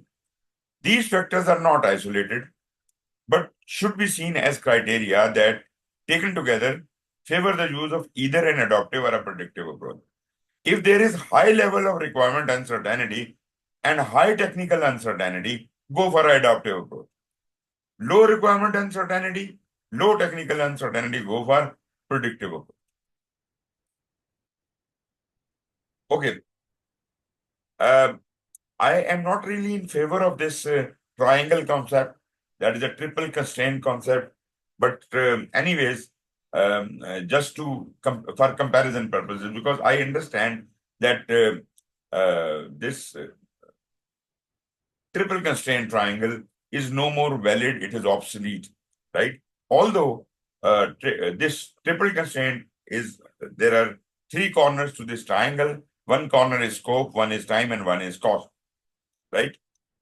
So in a traditional project, in a predictive project, the scope is fixed and time and resources, money, cost, all those things could be varied through change request procedure, right? But scope doesn't change very well. Whereas what we are doing here, we have put the triangle upside down in adaptive approaches. We do not have a fixed scope. We have a variable scope and we have fixed time, fixed resources. Like I have got 2 weeks of iteration and 10 people in my team. No matter how small or big the job is, my team is not going to increase. My time is not going to increase or decrease, right? But my scope is going to increase or decrease. That is how the adaptive works. So it is completely, 180-degree opposite to predictive. And this is exactly, a very different approach. Very different approach. Okay, this is a kind of a tool by which we filter out that how should we go about doing this project. Now just look at it. They have made three major categorizations: project, team, and culture. And under each one of them, they have further three categorizations scaled on level from 1 to 10. You can see that, right? So let's look at the project changes. If the project changes are too high, right, and too high would be considered towards inside, we are agile. And if it is changes are too less, we are predictive. And if this is in between, we are hybrid, right? As far as the changes are concerned. So I will plot my dot somewhere, like I put my dot here. Then from criticality point of view, say you put it here, then you put it here, and you allocate marks accordingly on each one of them. And this creates a spider web. It is called spider diagram. Now you see, if most of the points are in agile, agile is the approach you are going to select, you should select. There is no point in predictive, that doesn't make a good case for agile, right? So 90% of the chances are that we should be doing this project in an agile manner, and 10% chances are we can do it in a hybrid manner, right? So what is your option? naturally we are going for the agile. But let us say, if you are doing this analysis and you take your own project, and let us try to create our own new diagram. Let us say we are on the changes level, we are somewhere here, and the criticality, if the project is very critical, say it is here, and delivery, fast delivery we want here, and decision making somewhere here, trust maybe here, and buy-in here, and access here, and experience here, and team size here. Now let me join all these points as if we can find what is going to become of this, this.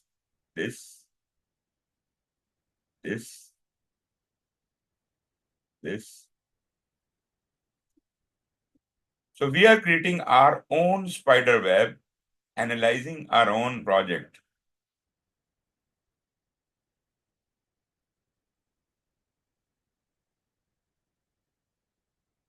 Okay, we have the full spider diagram. These were our readings, and we created this spider web. And what is your decision? How do we do this project? 2 points are in predictive, 2 points are in agile, and 1, 2, 3, 4 points are in hybrid. What do you say?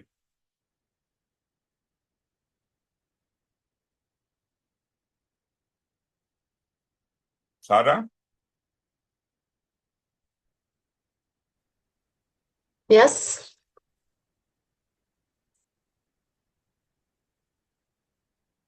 What is your opinion on this? I'm sorry, I wasn't connected. Oh, I'm sorry. Yeah. Okay, who else? Christine, tell me, how do you evaluate this red spider web, and what is your decision how this project should be done?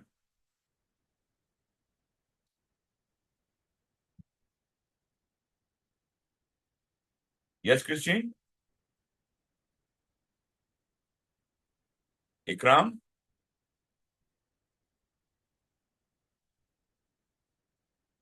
Ani? I suppose today nobody is there. I'm sitting alone. No. We are here, but we are trying to figure out that this project Okay. is like the trust increased in this project, so it's reached predictive, and then like I think it's good. Mm-hmm. What is your decision?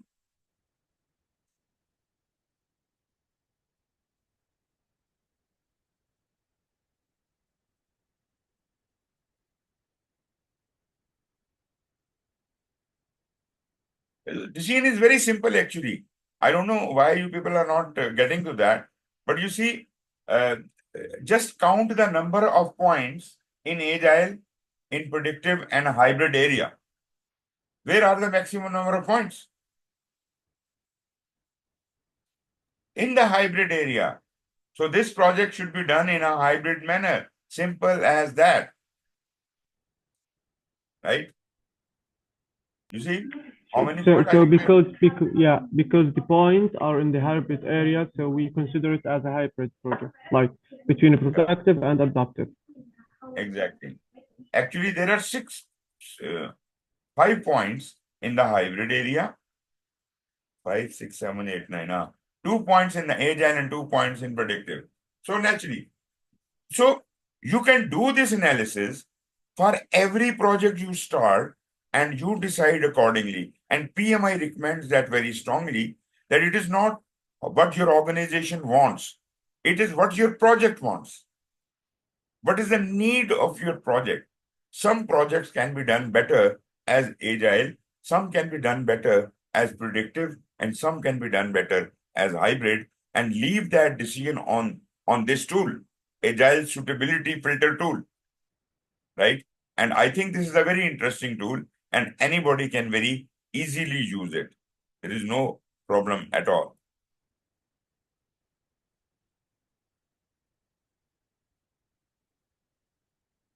Okay, a 10-year-old construction company is building 25 new single-family homes in a subdivision, right? What kind of a project is this? How should you think it should be done? Productive? Yeah, predictive. Yeah, Predictive. you're right. This kind of a project should be done in a predictive manner, but that raises another question. Is it not possible for a construction project to be done in an agile manner? Is it impossible?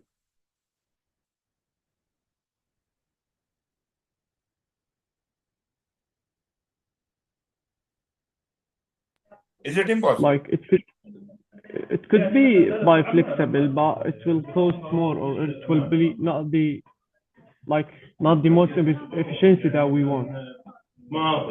Well, actually, as I said before, it is just a matter of a different mindset, right?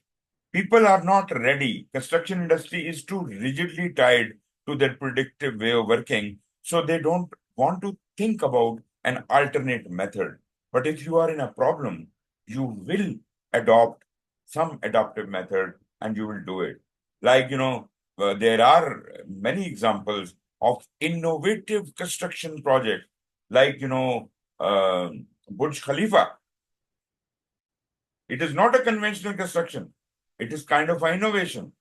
And for that matter, there is yet another construction going on in Middle East that is the revolving building, not the revolving restaurant or something like that, but the whole building is revolving.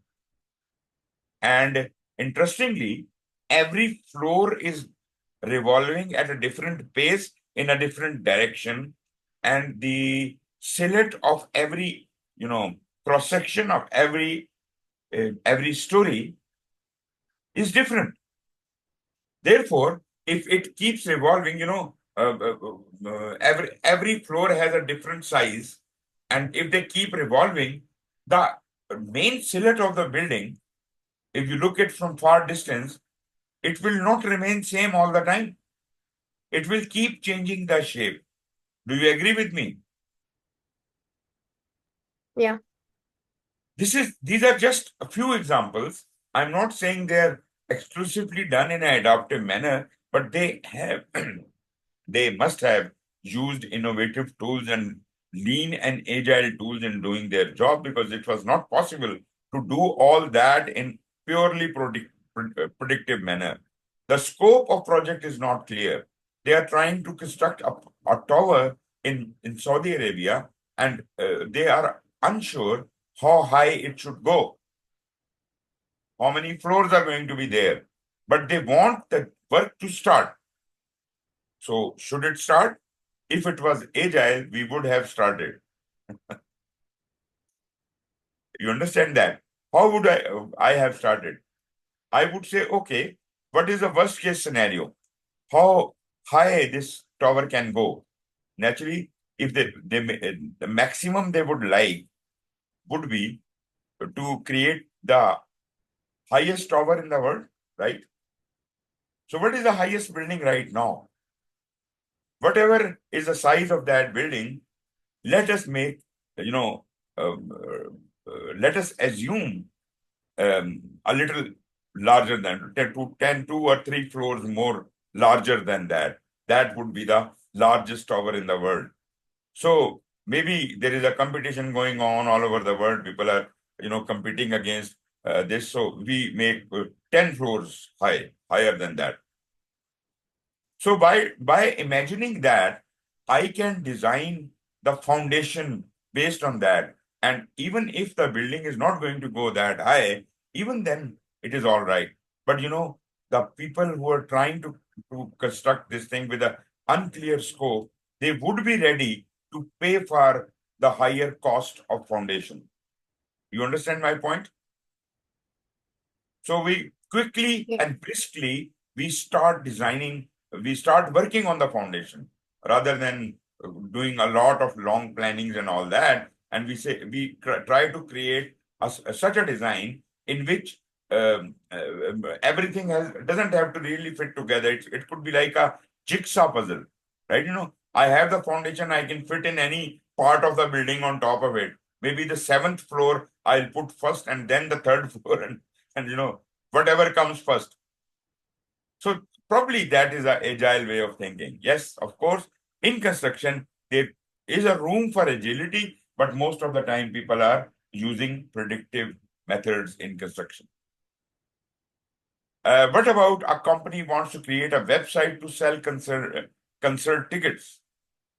So whenever it comes to the software or website or things like that, the first thing strikes your mind is agility.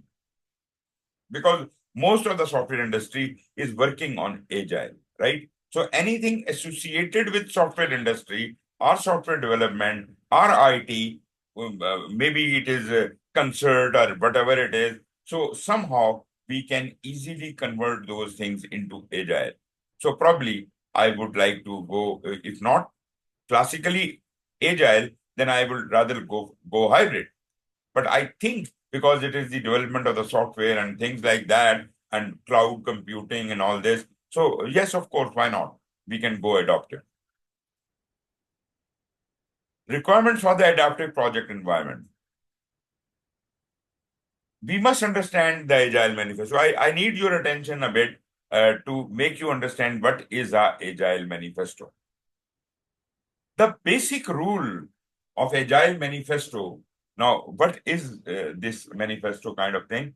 Actually, what happened was, I think it is as early as 90s when the agile methods started coming out in the market, but they were not called agile. I do remember I had been associated with a software industry, and back in 90s there was a system called rapid application development. Naturally, there was a need for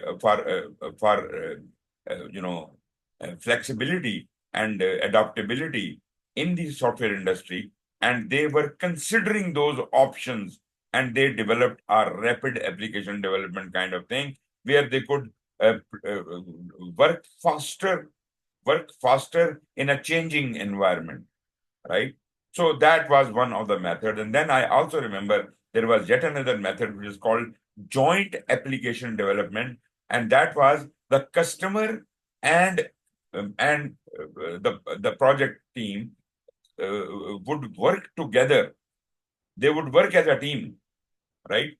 Because the specialization is with the customer, and they have got their own developers and we have got our own developers. They will sit together and work together, and they will produce things like that. So yes, those were the days. And then there were many agile methods, but generally speaking, the basic principle was the same, but not exactly the same. So what they did was, back in 70s, they sat together and they all the agile leaders who created various systems of agile, they sat together and they conducted a meeting, and there they established an agile manifesto, which was commonly agreed by all agilists in the world, right? That is the manifesto. So when you read that, you will be amazed. That is very interesting. The first condition in that, first point in the manifesto is value individuals and interactions over processes and tools. So what does that mean? That people and their relationship and interaction is more important to us than following the processes and tools. Whereas what predictive project management says, follow the processes, use the tools, use the techniques. This is the mechanism, this is the pattern. So this is very rigid, right? But there they say that it all depends upon the people who are doing the work, because you have to value them, because they can use their creativity and find new ways of doing the thing, invent new processes and tools. So rather give more attention, value more your individuals and their interactions rather than processes and tools. But that does not mean processes and tools are rejected. Not at all. Agile does not say that. Agile says processes and tools may be very important still. We will follow them, all right.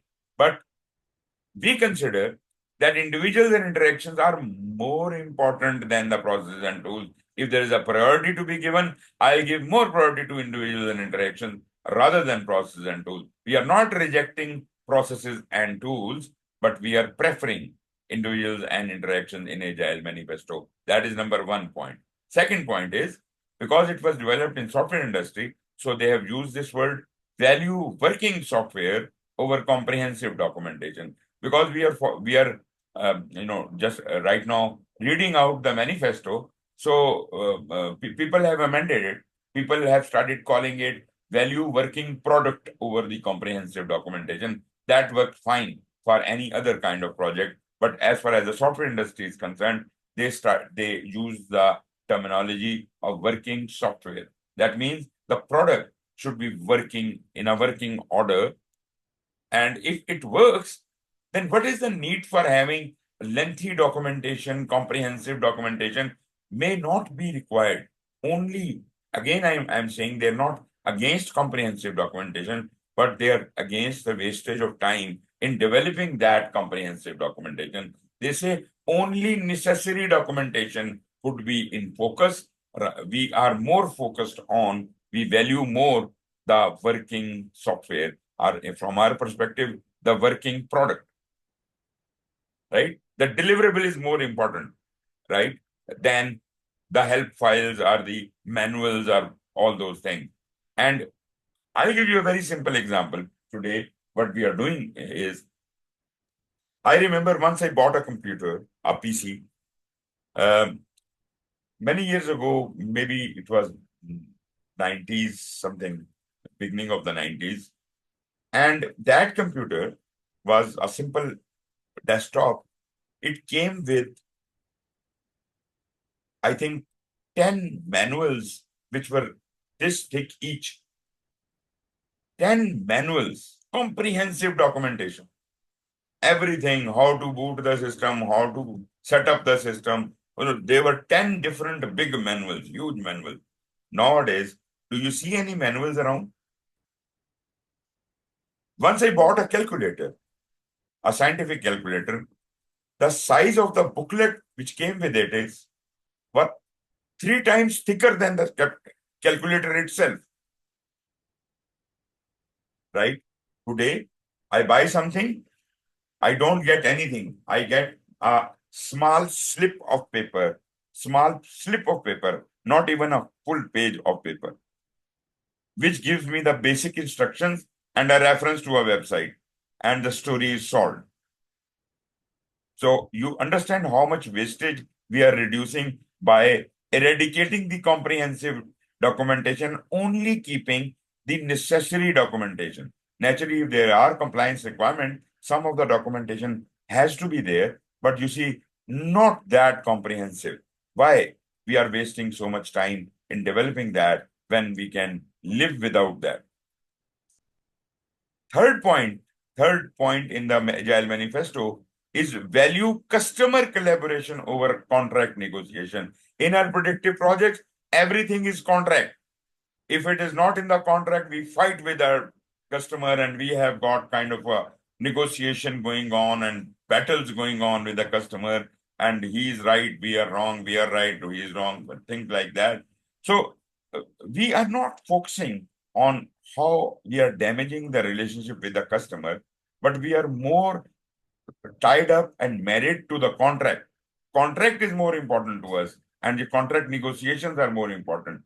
What if we change our perspective, our paradigm, and let us start giving more value to the collaboration with the customer? Contracts can come and go, contracts mean nothing to us.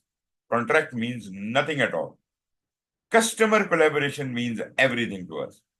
So if I say customer can change anything anytime, customer would be more than happy. And contract could be just a sketchy contract. Okay, we are going to do this kind of project. These are the broad outlines of the contract, but we will decide things later, right? And that would be through the customer collaboration. That is how the agile works. So agile can work in construction. It can work in any environment because agile contracts are also possible. Fourth and last point here is value responding to change over plan, following a plan. In predictive, we have a comprehensive and detailed plan which we create first, and then we start executing it, and then the change request is very difficult. Here, we are saying change is open, change is free. Anytime you want to change anything, we are ready to respond to that. No change request procedure is required. We are not following any kinds of plan. Just an outline plan, just a broad outline plan we are following. We don't have any detailed plan. So we will plan on the go, on the run. So these are the 4 points in the Agile Manifesto. And based on these 4 points, Agile people, these people who created this Agile Manifesto, they came up with 12 Agile principles. 12 Agile principles, and they all coincide and align with these 4 values. Just remember one thing I must say, that the items on the right-hand side, like the processes and tools, like the comprehensive documentation, like the contract negotiation, like the following a plan, we don't say they are unnecessary. We don't say that, right? But we are just going to give more value and more preference to the items on the left, which are shown in bold purple. They are more important to us, right? We can sacrifice the items on the right in favor of the bold italics, bold purple items. So this is the Agile Manifesto. Then I hope you understand the concept of servant leadership. This is also a great shift in your mindset, that rather than having a person holding command and control position and someone who is, who is a leader, but he comes to serve. He doesn't serve the team. He's not going to command the team. He's not going to control the team. He's not going to order the team. This is the concept of servant leader, who is facilitating the team all the time, removing their hurdles and making things possible for them, and leaving all decisions about the work to the team. And as I said, team is self-organizing, T-shaped skills. All of the team members are having T-shaped skills, and the team is self-organizing. They make their own decisions. They pick their own work to do. They deliver what they want to do. They don't ask from a project manager. Project manager doesn't order them around at all. This is completely a different mindset. Servant leadership is again a big shift. T-shaped skills is also a big shift. Servant leadership. But you see, these things are not invented by Agile. Servant leadership existed long before Agile ever was considered or invented. T-shaped skills concept is developed out of the human resource, the resource management area, and they have this concept already. So Agile, what happened is that these 2 concepts, these many concepts, the servant leadership, the self-organizing teams, T-shaped skills, and all that fits squarely into the Agile. There is no other way of doing an Agile project but to use these different methods. In Agile, these things are mandatory. You have to apply servant leadership. You have to have self-organizing teams. You have to have T-shaped skills. So all of these things become mandatory when you're doing Agile project. But in predictive project, because these things are not owned by Agile, so if at all you require and you need if you like, you can apply these skills even in your predictive project. You can, apply servant leadership, self-organizing teams, things like that. You will definitely reap benefits out of them. I can assure you that. But if you are going for an agile project, then you should be the master of these skills. You should not be an amateur.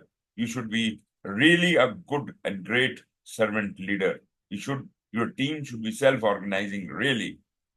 Only then you can reap the full benefit of agile. Team relies on the project manager for resources, support, and political assistance across the organization. And that's what the project manager or the team lead in agile does, right? He doesn't involve himself or herself into the team affairs. How team is planning to do it, what are they doing it, how they are doing it. They are educated enough, they are expert enough to do their own job. So better not interfere with them, right? So this is the model of servant leadership. Then helping team members achieve their highest potential. Now, this guy is sitting out and he's watching the team work and he's observing and he's continuously seeing that where this team can further grow, where individuals can grow, where they can grow as a team, what trainings are to be provided to them. Even he provides them the skills of servant leadership as if they can apply those within the team. They can serve each other, right? So, of course, this is the duty of a servant leader, to serve his team, to help his team, to grow, to prosper, to work as a team, and to apply the right practices. Servant leader behavior is he's only there to remove the obstacles. If there is any hurdle in the way of the team, they will inform him that this is the problem we are facing. If you can remove this problem by tomorrow morning, our work will go smooth. Otherwise, we will be held up, right? So he is only there. The only main job of the servant leader is to remove those obstacles, those impediments, those hurdles out of the way of the team. That way, team can work more effectively and efficiently. Next, he is a shield between the team and the management. He will take the blunt. Even if it is a hybrid project, the team lead will take the blunt of it, right? And secure the team, shield the team from the outside effects of the enterprise environmental factors, the people who are trying to influence the team to do things not in an agile manner. So he will shield them. He will tell them that this cannot be done. And he will resolve their problem as well, because he is a problem solver. And he provides encouragement and development to the team. Team will prosper under his command. Which should be more important? The structure and culture of adaptive teams. Okay. In a predictive, we have a hierarchical structure, right? In adaptive, we have a distributed management approach. It is not centralized, it is decentralized. We are working in small cycles and it is distributed management. Everything has been, what do you call it?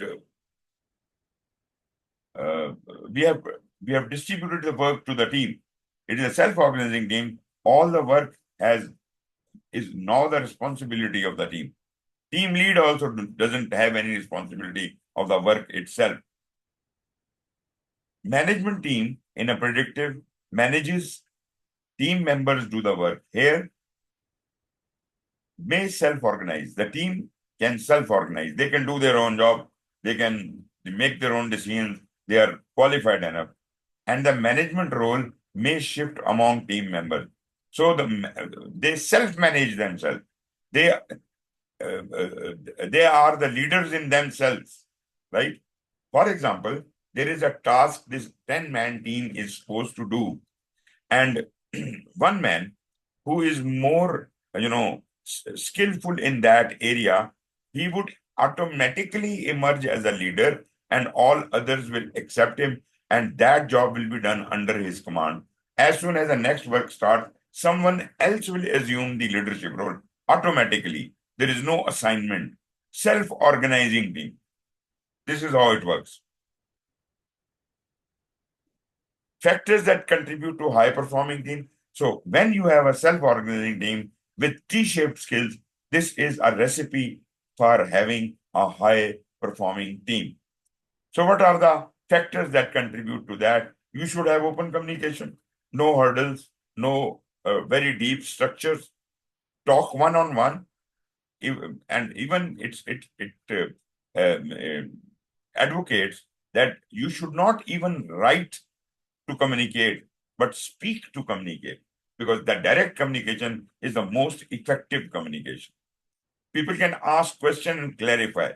If you write an email or a letter to someone and that person interprets in a different way, understands in a different way, and then maybe if he has got a query, he writes it back, it will take years for that correspondence to go on and the matters to clarify. But if you are standing face to face, you can resolve the matter like this. Shared understanding. Everybody should be on the same page. Whole team, all the team, they all should understand what we are here for. And they all should do not have different agendas. They all have the same agenda and they all are working towards one target. Shared ownership, because it's a self-organizing team. So whatever they are doing, maybe I am specialist of one thing and we are doing something right now under my temporary leadership, and another person is going to come. Everybody owns it. If something goes wrong, they are not going to blame me, but the whole team will take on the blame. You understand? That is very important. Shared ownership. No, you don't criticize a single person in an agile team. If you did well, everyone will be rewarded. And if you don't do well, everyone is to be blamed. The whole team is to be blamed, right? So therefore, teamwork is better cohesion, and then they collaborate all the time, continuously. It is a lot of collaboration going on. Adaptability is extremely very high. They are open to ideas, innovation, and creativity, and flexibility, and agility, all of that. Resilience. They can absorb more because with higher knowledge, they have got more capacity to absorb, right? So they absorb and adopt, absorb and adopt. Empowerment. Self-organizing team is fully empowered to take their own decisions. Recognition. When you perform, you deliver. And when you deliver, there is a recognition standing right at the end of the iteration, and you are recognized that you have been honored, that you have done this job, and you can be rewarded immediately, right? Co-location. People all have to be in the same place. That is the most preferred model. All agile team members should be co-located and preferably in the same room, face to face. They should be able to talk to each other. But naturally, in modern trend, the whole teams are not really present in one room. They are globally available. They are virtually available, and therefore we may have to resort to the other tools like video conferencing and other mechanisms. And there are many tools and software like Jira and many others. So yes, of course, they compensate, but whatever they say, co-location, there is no replacement for that. Face-to-face interaction is always and will always be considered as the most appropriate mechanism of communication, co-location. Sitting together without any walls, together and working in front of each other. Then limited team size. Do not create a large team size. Generally, an agile team is not more than 8 to 12 people. Generally, just 10 people are enough. If you have more work, make many 10-man teams. You can have hundreds of teams. In one of the agile projects going on with Google, they have got 15,000 people on one project. And that project has got, you can imagine how many teams, right? So they are simultaneously working on different sections of the work and working on a huge project. And probably I did tell you, there is a concept of scaled agile. If there are more than one teams, then we may have many scrum masters and many product owners looking after a specific portion of the product. Each product owner is looking after that section of the product. And all of these product owners and all of these scrum masters may be reporting to a senior scrum master and a senior product owner, and they would be looking after the larger aspect of a product. And that means this is a kind of a scaling factor, a level up, right? That is usually called the single level, a single team is called Scrum. And when we have double layer team, it is called Scrum of Scrum. When it is having the third level, it is Scrum of Scrum of Scrum, and so on and so forth. It could have any number of levels, but generally, I think comfortable is 3 levels. Then we have got experienced members. Everybody is expert in their own area. They have T-shaped skills. So yes, these are the various factors for a high-performing team. And trust me, I am not talking it from the perspective of only adaptive project. Even in predictive projects, you can use all of these points and try to use them in your predictive project. Your performance of team will go up like anything. These are universal principles. You see, you do that, you get high-performing teams automatically. But in Agile, this is not an option. This is a definite way of doing Agile work. Advantages of experienced team members: they are more, experienced. They're specialists in their area, so they collaborate. They define more stable project goals, make more reliable predictions, and then honor due dates. They finish valuable work more efficiently, apply previous lessons learned to avoid common pitfalls. They communicate more efficiently and effectively within the team and with other stakeholders, and they identify and evaluate central project risk. Typical steps of an adaptive project. What do we do in an adaptive project? We first develop a concept, like, we have a business case, whether it should be done or it should not be done. So we first develop a concept, then we construct and deliver, and then straight away we move into the agile cycle and we start constructing and delivering iteration by iteration and working in increments delivered to the customer periodically. So customer, we are continuously in touch. Not only from the customer is adding new requirements all the time, but he is being delivered the value all the time, continuously. And then ultimately, when the customer is satisfied, and it all depends upon the satisfaction of the customer. When customer says, this is too much, this is okay, I am done, that is where you close, right? So there is no problem with a contract. There's only this much job can be done, nothing more can be done. Customer is ready to pay for it. For every iteration, he is ready to pay. So why not? Let him come up with new requirements. We are game. There is no problem at all. Concept step, activities and artifacts could be, sponsors charter the project after reviewing the business case. Well, naturally, the term of charter came from the project management, the predictive project management. Here also in Agile, you can call it charter, but generally speaking, the Agile people usually use a different terminology. They use the word vision statement.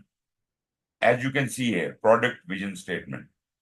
So they can alternately use charter also and this document also. Both documents can work and any one of them can work. You can tailor these documents according to your need. Product owner identifies the project vision. Product owner is only responsible for project vision and about the requirements and specifications of the product.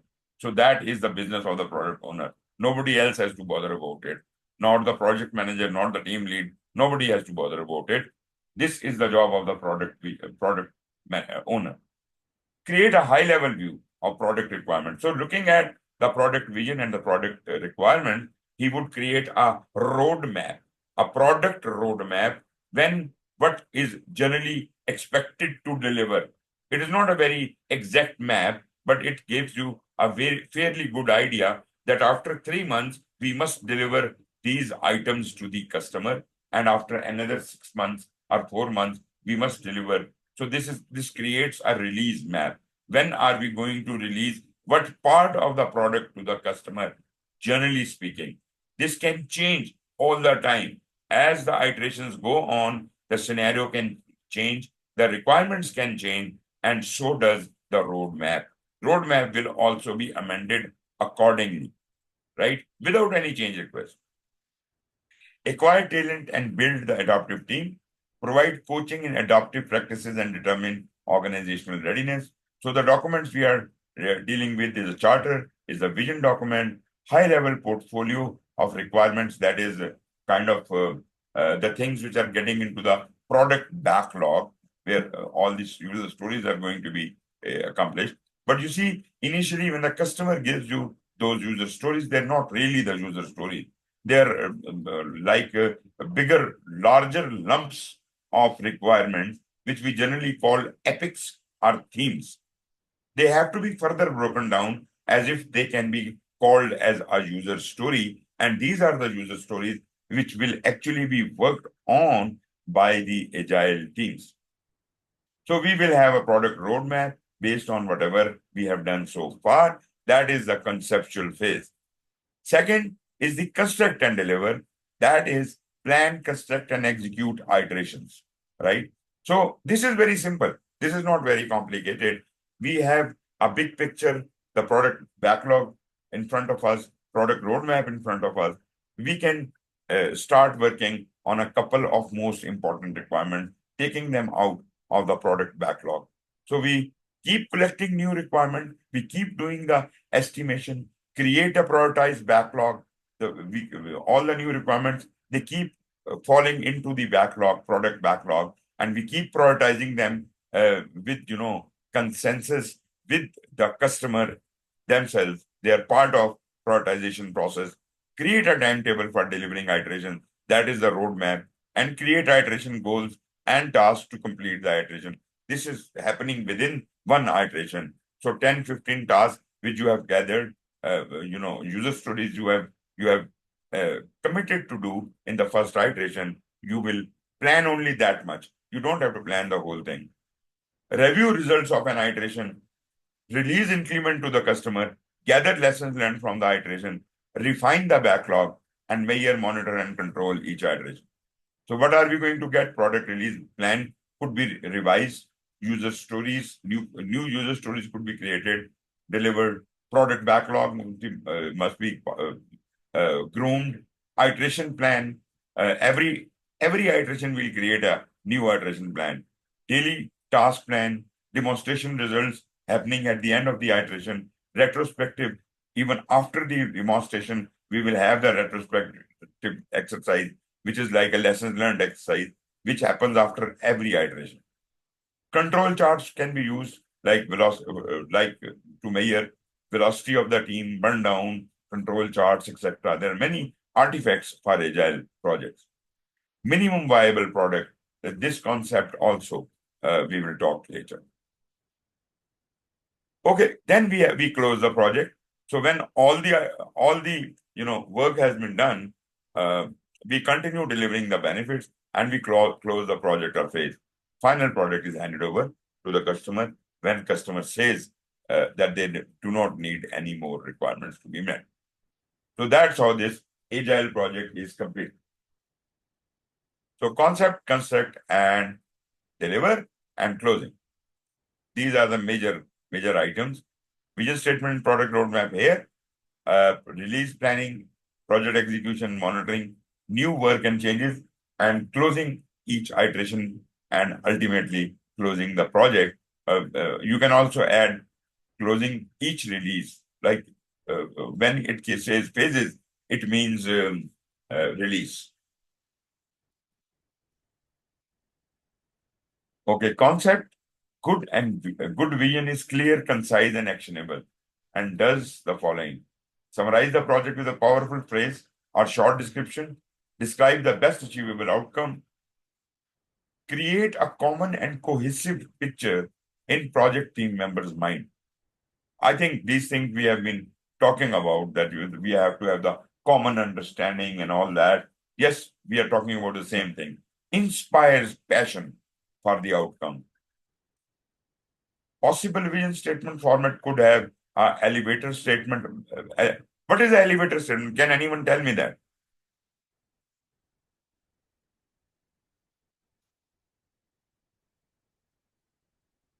Christine? What do you think is an elevator statement?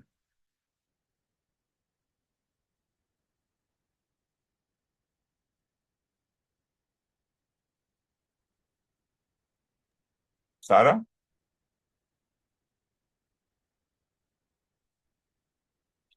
No problem if you have no idea, but this is a very interesting thing. I'll explain it to you. I Dana? will try. Yep. I know the elevator strategy is something for like self-branding, which is it says that you can tell the exact thing. Sorry for being late in speaking, but I'm trying to remember.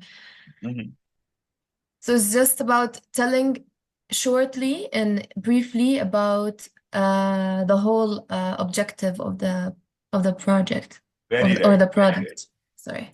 The basic theory is that you are doing a project and you are moving up to your office in an elevator and you meet a stranger. That stranger asks you, what do you do? And in this 1 or 2 minutes ride, you have to explain, summarize the whole project in front of that person. That is called an elevator statement. 1 or 2 minute statement describing the whole project. That is the elevator statement. So vision statement is the elevator statement. No, first of all, it has the elevator statement, then press release vision statement. Again, very brief. It is not a very bulky document, a very brief document. And this is how it works. Project vision board and project data sheet. These are some of the documents you could have created during the conceptual phase. The vision statement is the basis for creating the roadmap. So roadmap, which we talk a lot about, product roadmap, or prioritizing that, and basically, if there was no vision statement, there was no roadmap. The roadmap is basically created on the basis of the vision statement. Then we have the concept. Naturally, we have vision statement. We have the roadmap created here. Roadmap is a live and evolving tool. Now, very interesting. It is where the requirements are held and the requirements, it is live. All the time, the requirements are changing and we don't mind. We don't mind. Anything can be changed. It is all up to the customer. He can change anything. We will just keep clarifying the thing, prioritizing them, and putting them in the right places, as if the next iteration can pick the top most highest priority items to do the work on. Team will use the roadmap as a guide for its daily work. So the basic roadmap, the release roadmap, the product roadmap is basically provided to the team for just the guideline purposes. But after every iteration, maybe the product shape of product backlog has changed. Maybe the iteration which has completed, it could not complete certain jobs. Ultimately, based on all this information, you are at liberty to go back to the product roadmap, product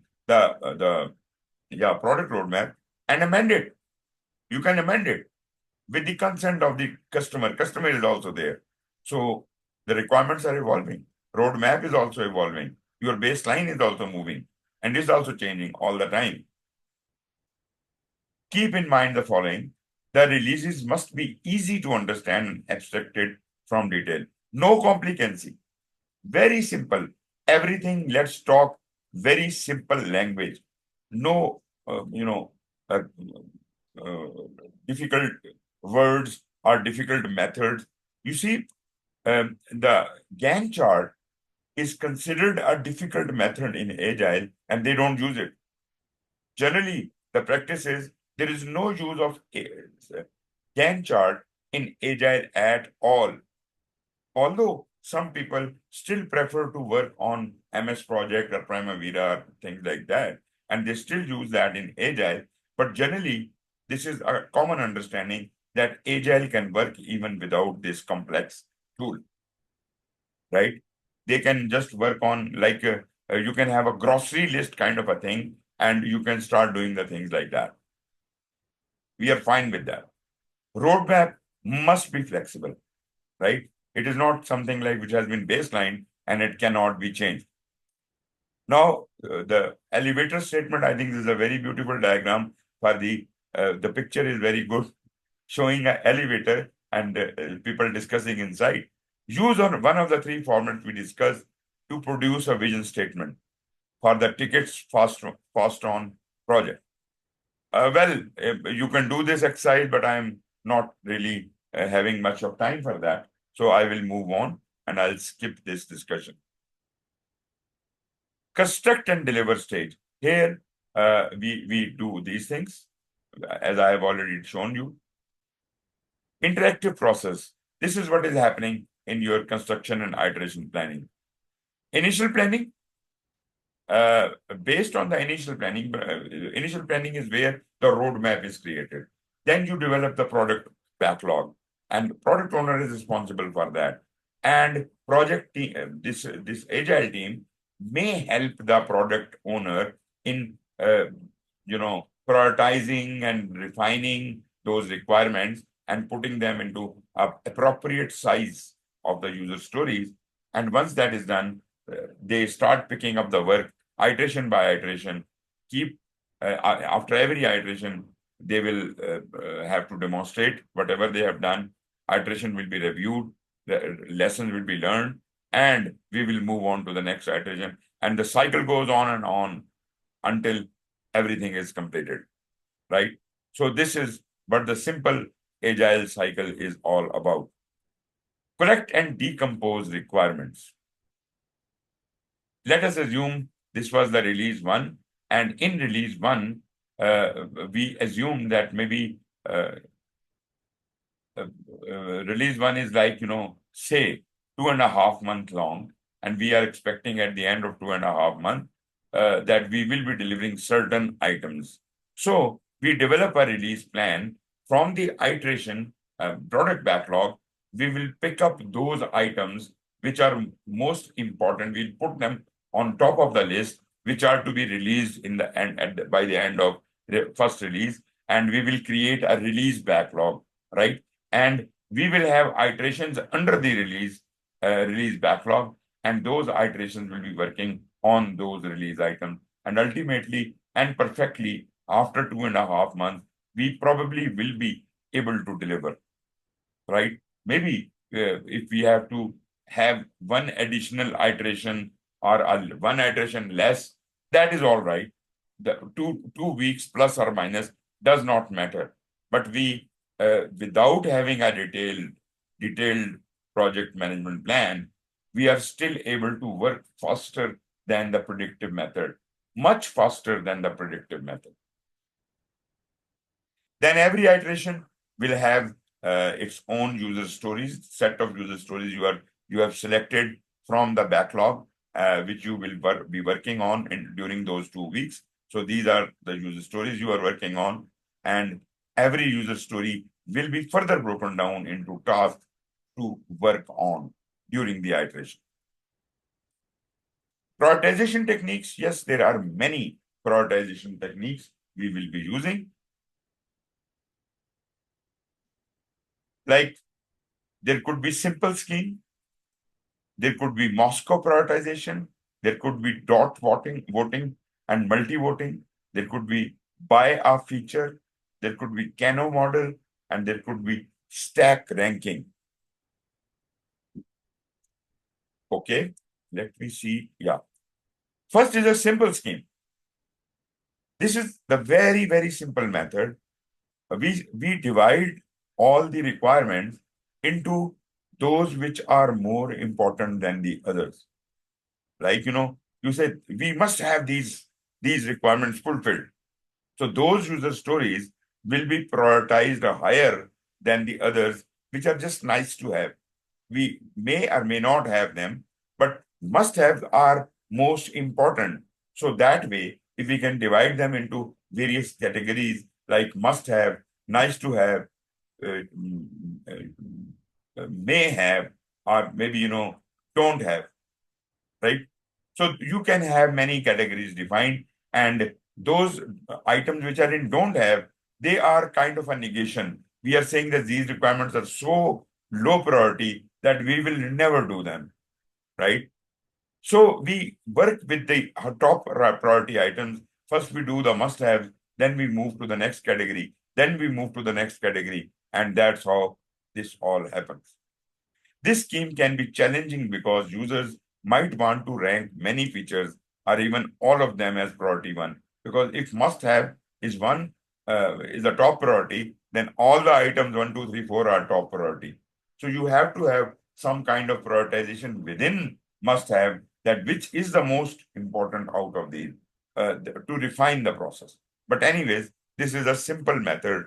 No complicacy, any child can do it. So simple a method to adopt.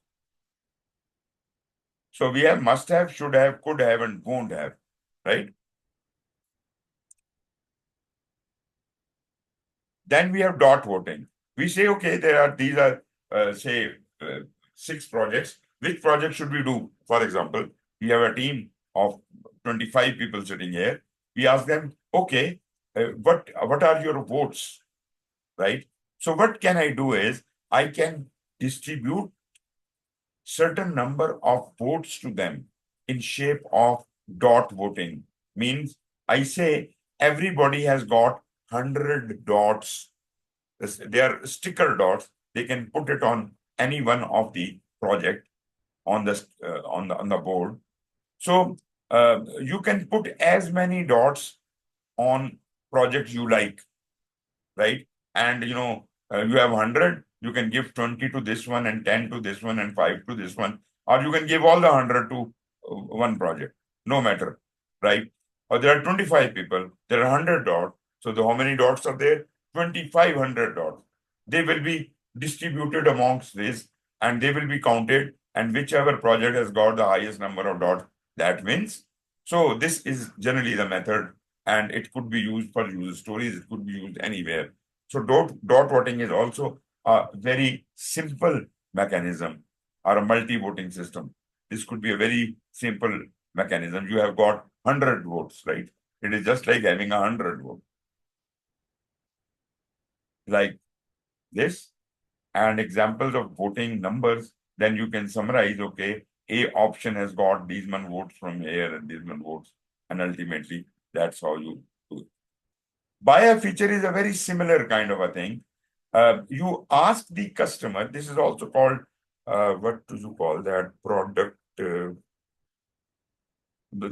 not remembering that specific word, product something. You distribute monopoly money to all the team members and ask them to buy whichever feature is most attractive to you. So they have got, say, $100 each, and how much do you want to spend on which feature? So which feature people have invested more, that would be the highest feature. Like feature F is on top priority. This is also a prioritization method, but they're kind of fun game type methods, and they're very easy to apply, and they're not really very difficult at all. And they're workable. They're exactly workable. Trust me, we have to get into a new mindset, from the mindset of a precision calculation. We should come to the mindset of approximation. Approximation allows for all these methods to be used effectively in Agile. Then we have a Kano chart. We could have a kind of a quadrant system. How satisfied are you? How unsatisfied are you? Was the work executed well or poorly? So people will like to, vote for that, and we would see what is the overall level of satisfaction and how well have we executed. So this is the kind of analysis tool which can be used. Okay. This is the basic performance. If you know you are from unsatisfied, but you are moving from unsatisfied to executing well. If you're moving from unsatisfied and poorly executed to the upper quadrant, you are improving the performance. And if you are moving from here to here, that means you are a delighter. You are, kind of stakeholder is going to be really very happy with it. But anyways, this is just a tool and you can analyze things accordingly. Stack ranking. Now, this is again another interesting tool. You write each user story on one piece of card and you start stacking the cards in the order of priority. It is also, there is another very closely knit method with it, and that is called pair comparison. Two of the cards are compared, whichever is more important to you, we put it on top, second one on bottom. You then pick a third card and you see if it goes on top or on the bottom, and that way you keep doing that until all the cards are in a stack, in a prioritized stack, and perfect order is generated. What gets prioritized? Naturally, the job which is most important to the customer. Customer wants the value delivered first. That is on top. Project artifacts that need to be prioritized could be the product backlog. Naturally, this is the most important thing. All the time we are prioritizing and reprioritizing and grooming and regrooming product backlog until the end of the project.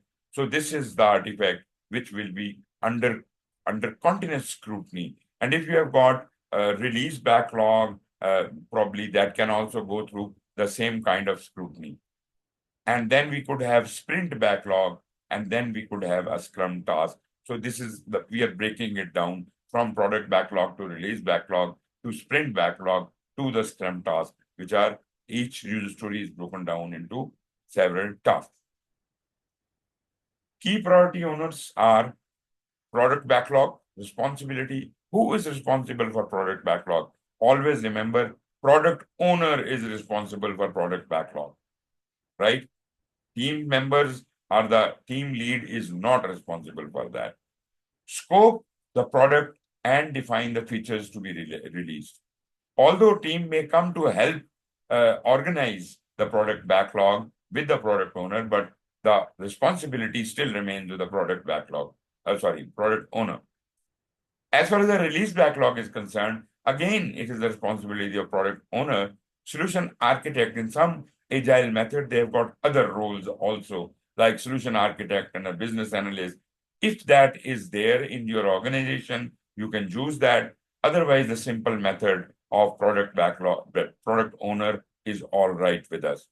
So they identify the features that will be released within a specific release, select user stories for the specific release. So this is specific to the release, whereas the product backlog is the whole product.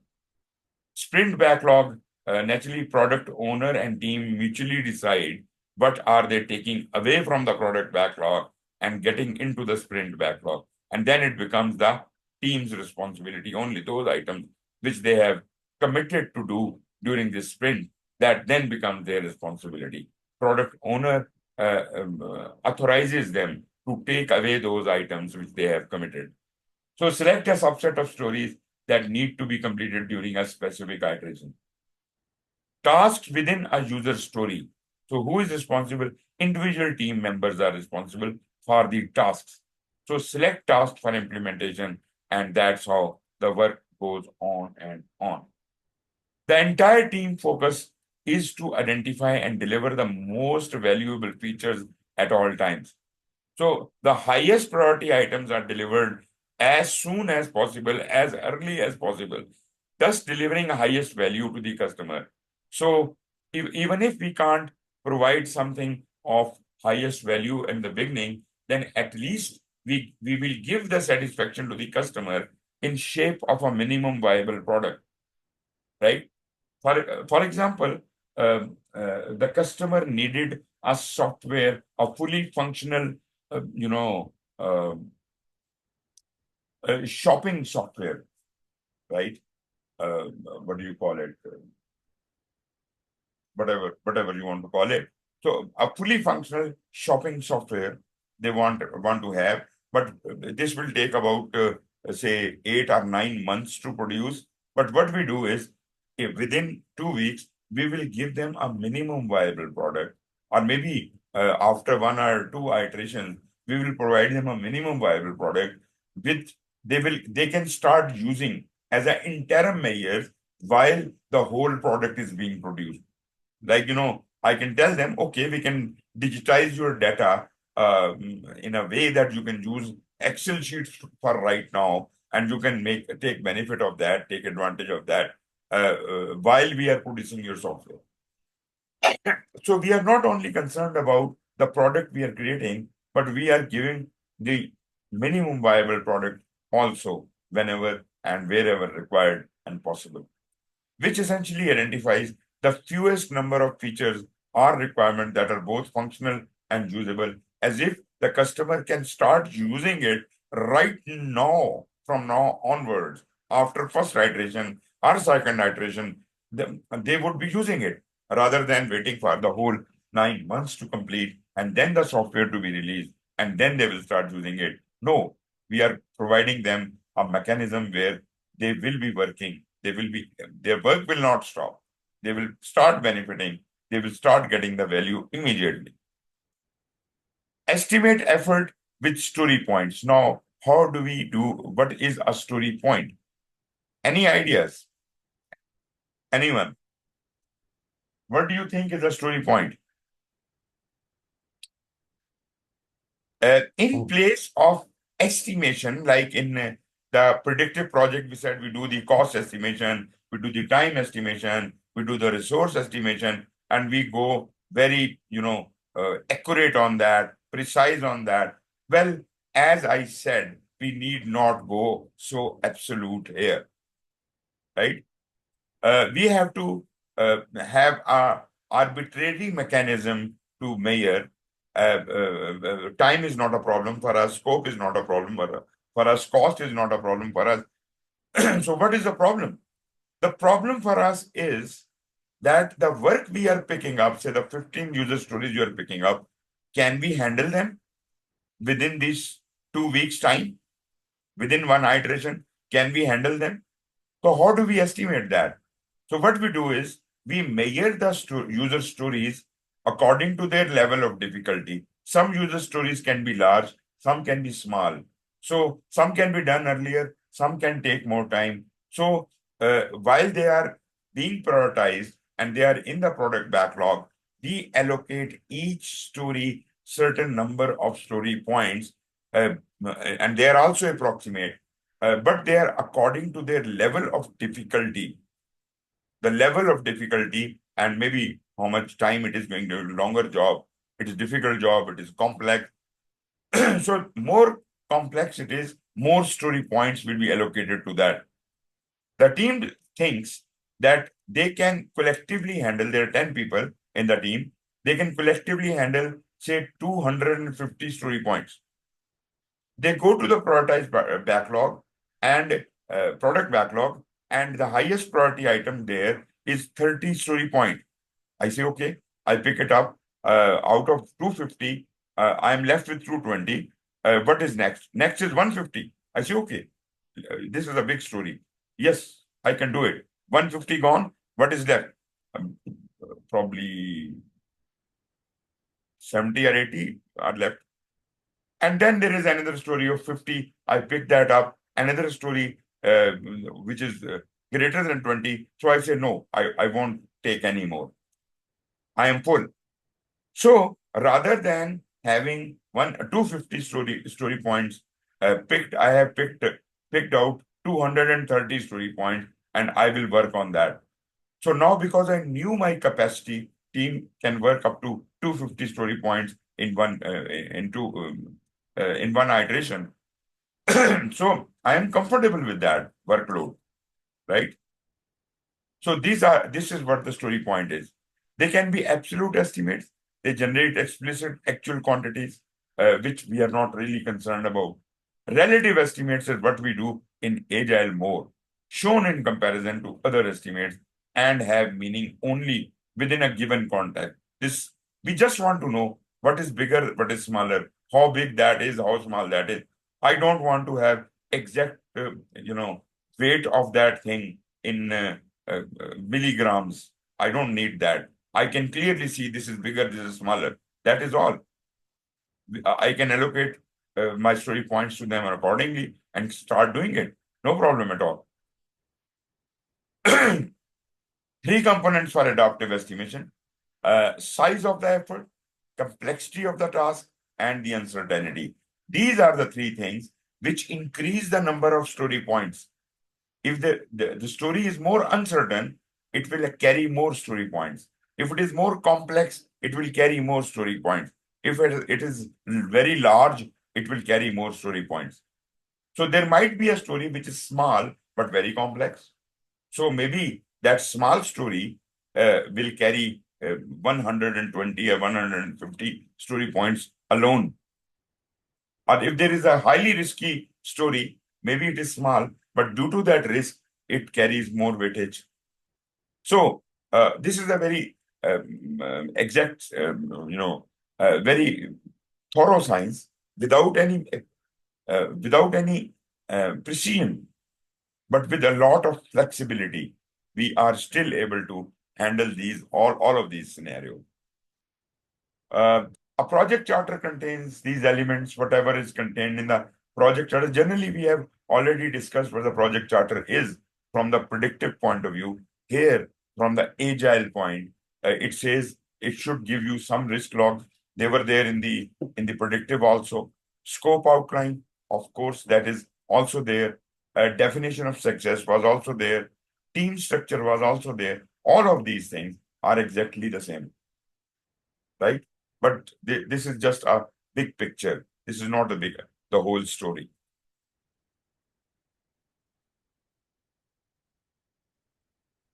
Okay, closing stage. We do the closing iteration and close the project. Okay, now closing, when the iteration is being closed, we do 2 things. One, we do the iteration review, and second, we do the iteration retrospective. Iteration review is where we present our whatever we have created, whatever we have produced, we present that, we demonstrate that in front of the product owner and the customer, and we already have acceptance criteria for each user story, so they will accept or reject it, right? But they only have to accept or reject it according to the agreed upon acceptance criteria. They can't do it.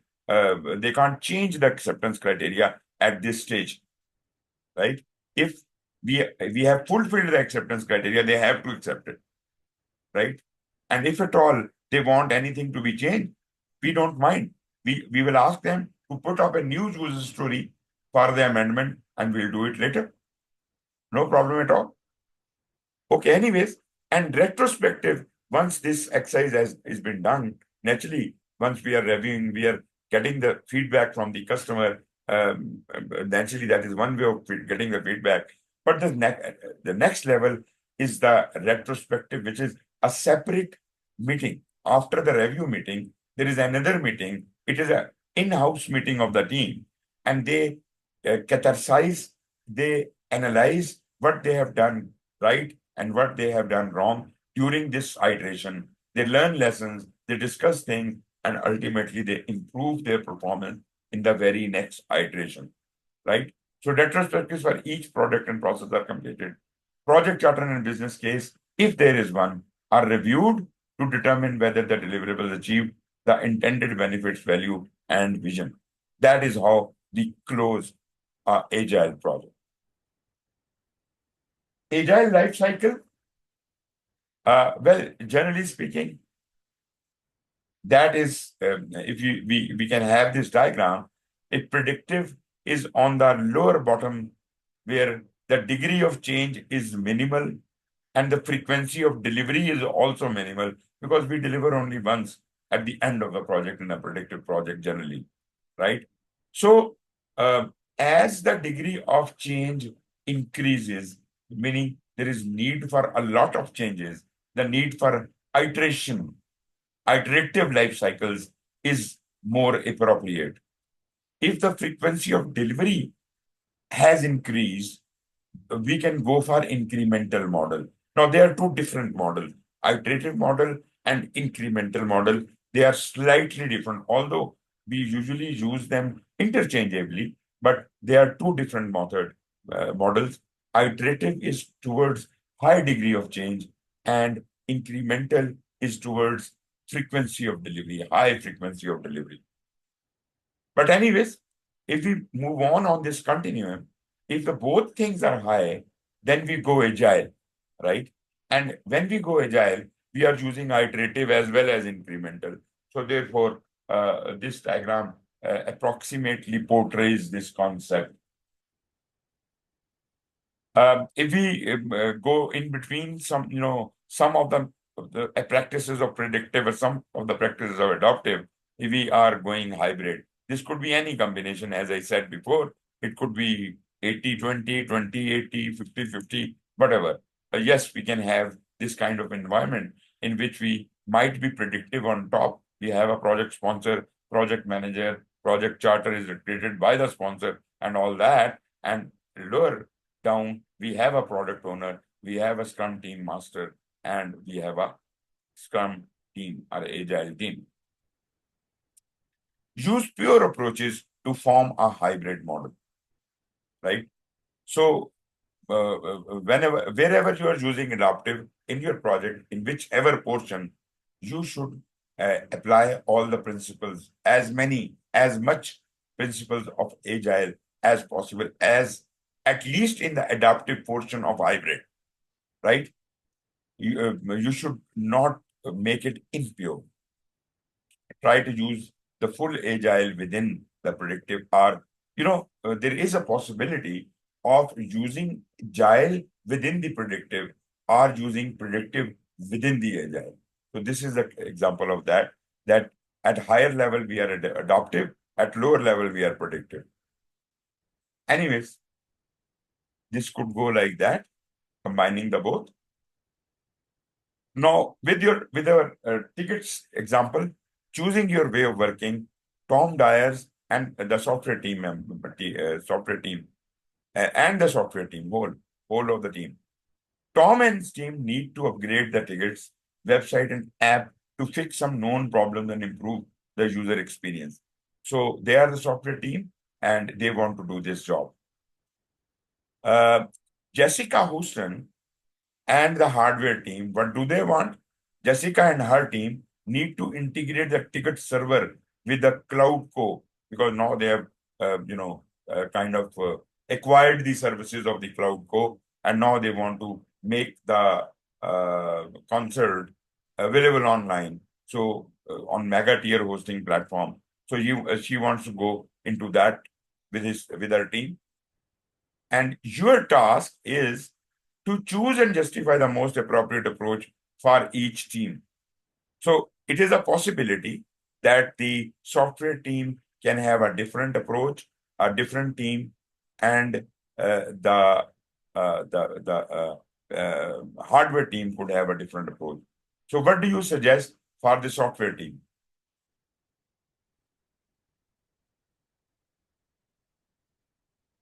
Let's quickly, adaptive, hybrid, or agile, or predictive. It's predictive or agile. Agile, adaptive, right? Good. That is suitable because in software projects, it would be most suited. What about the hardware team?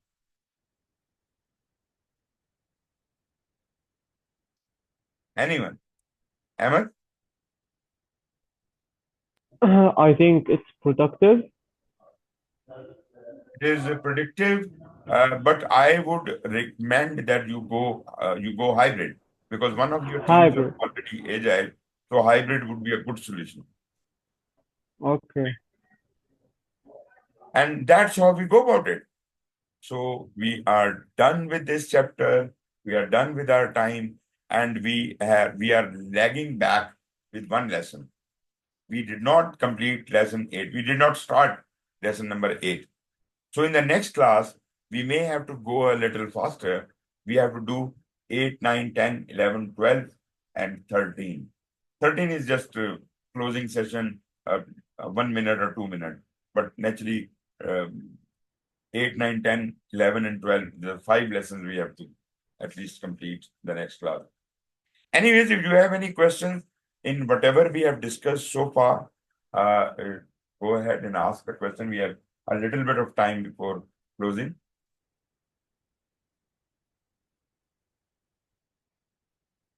Yes, please.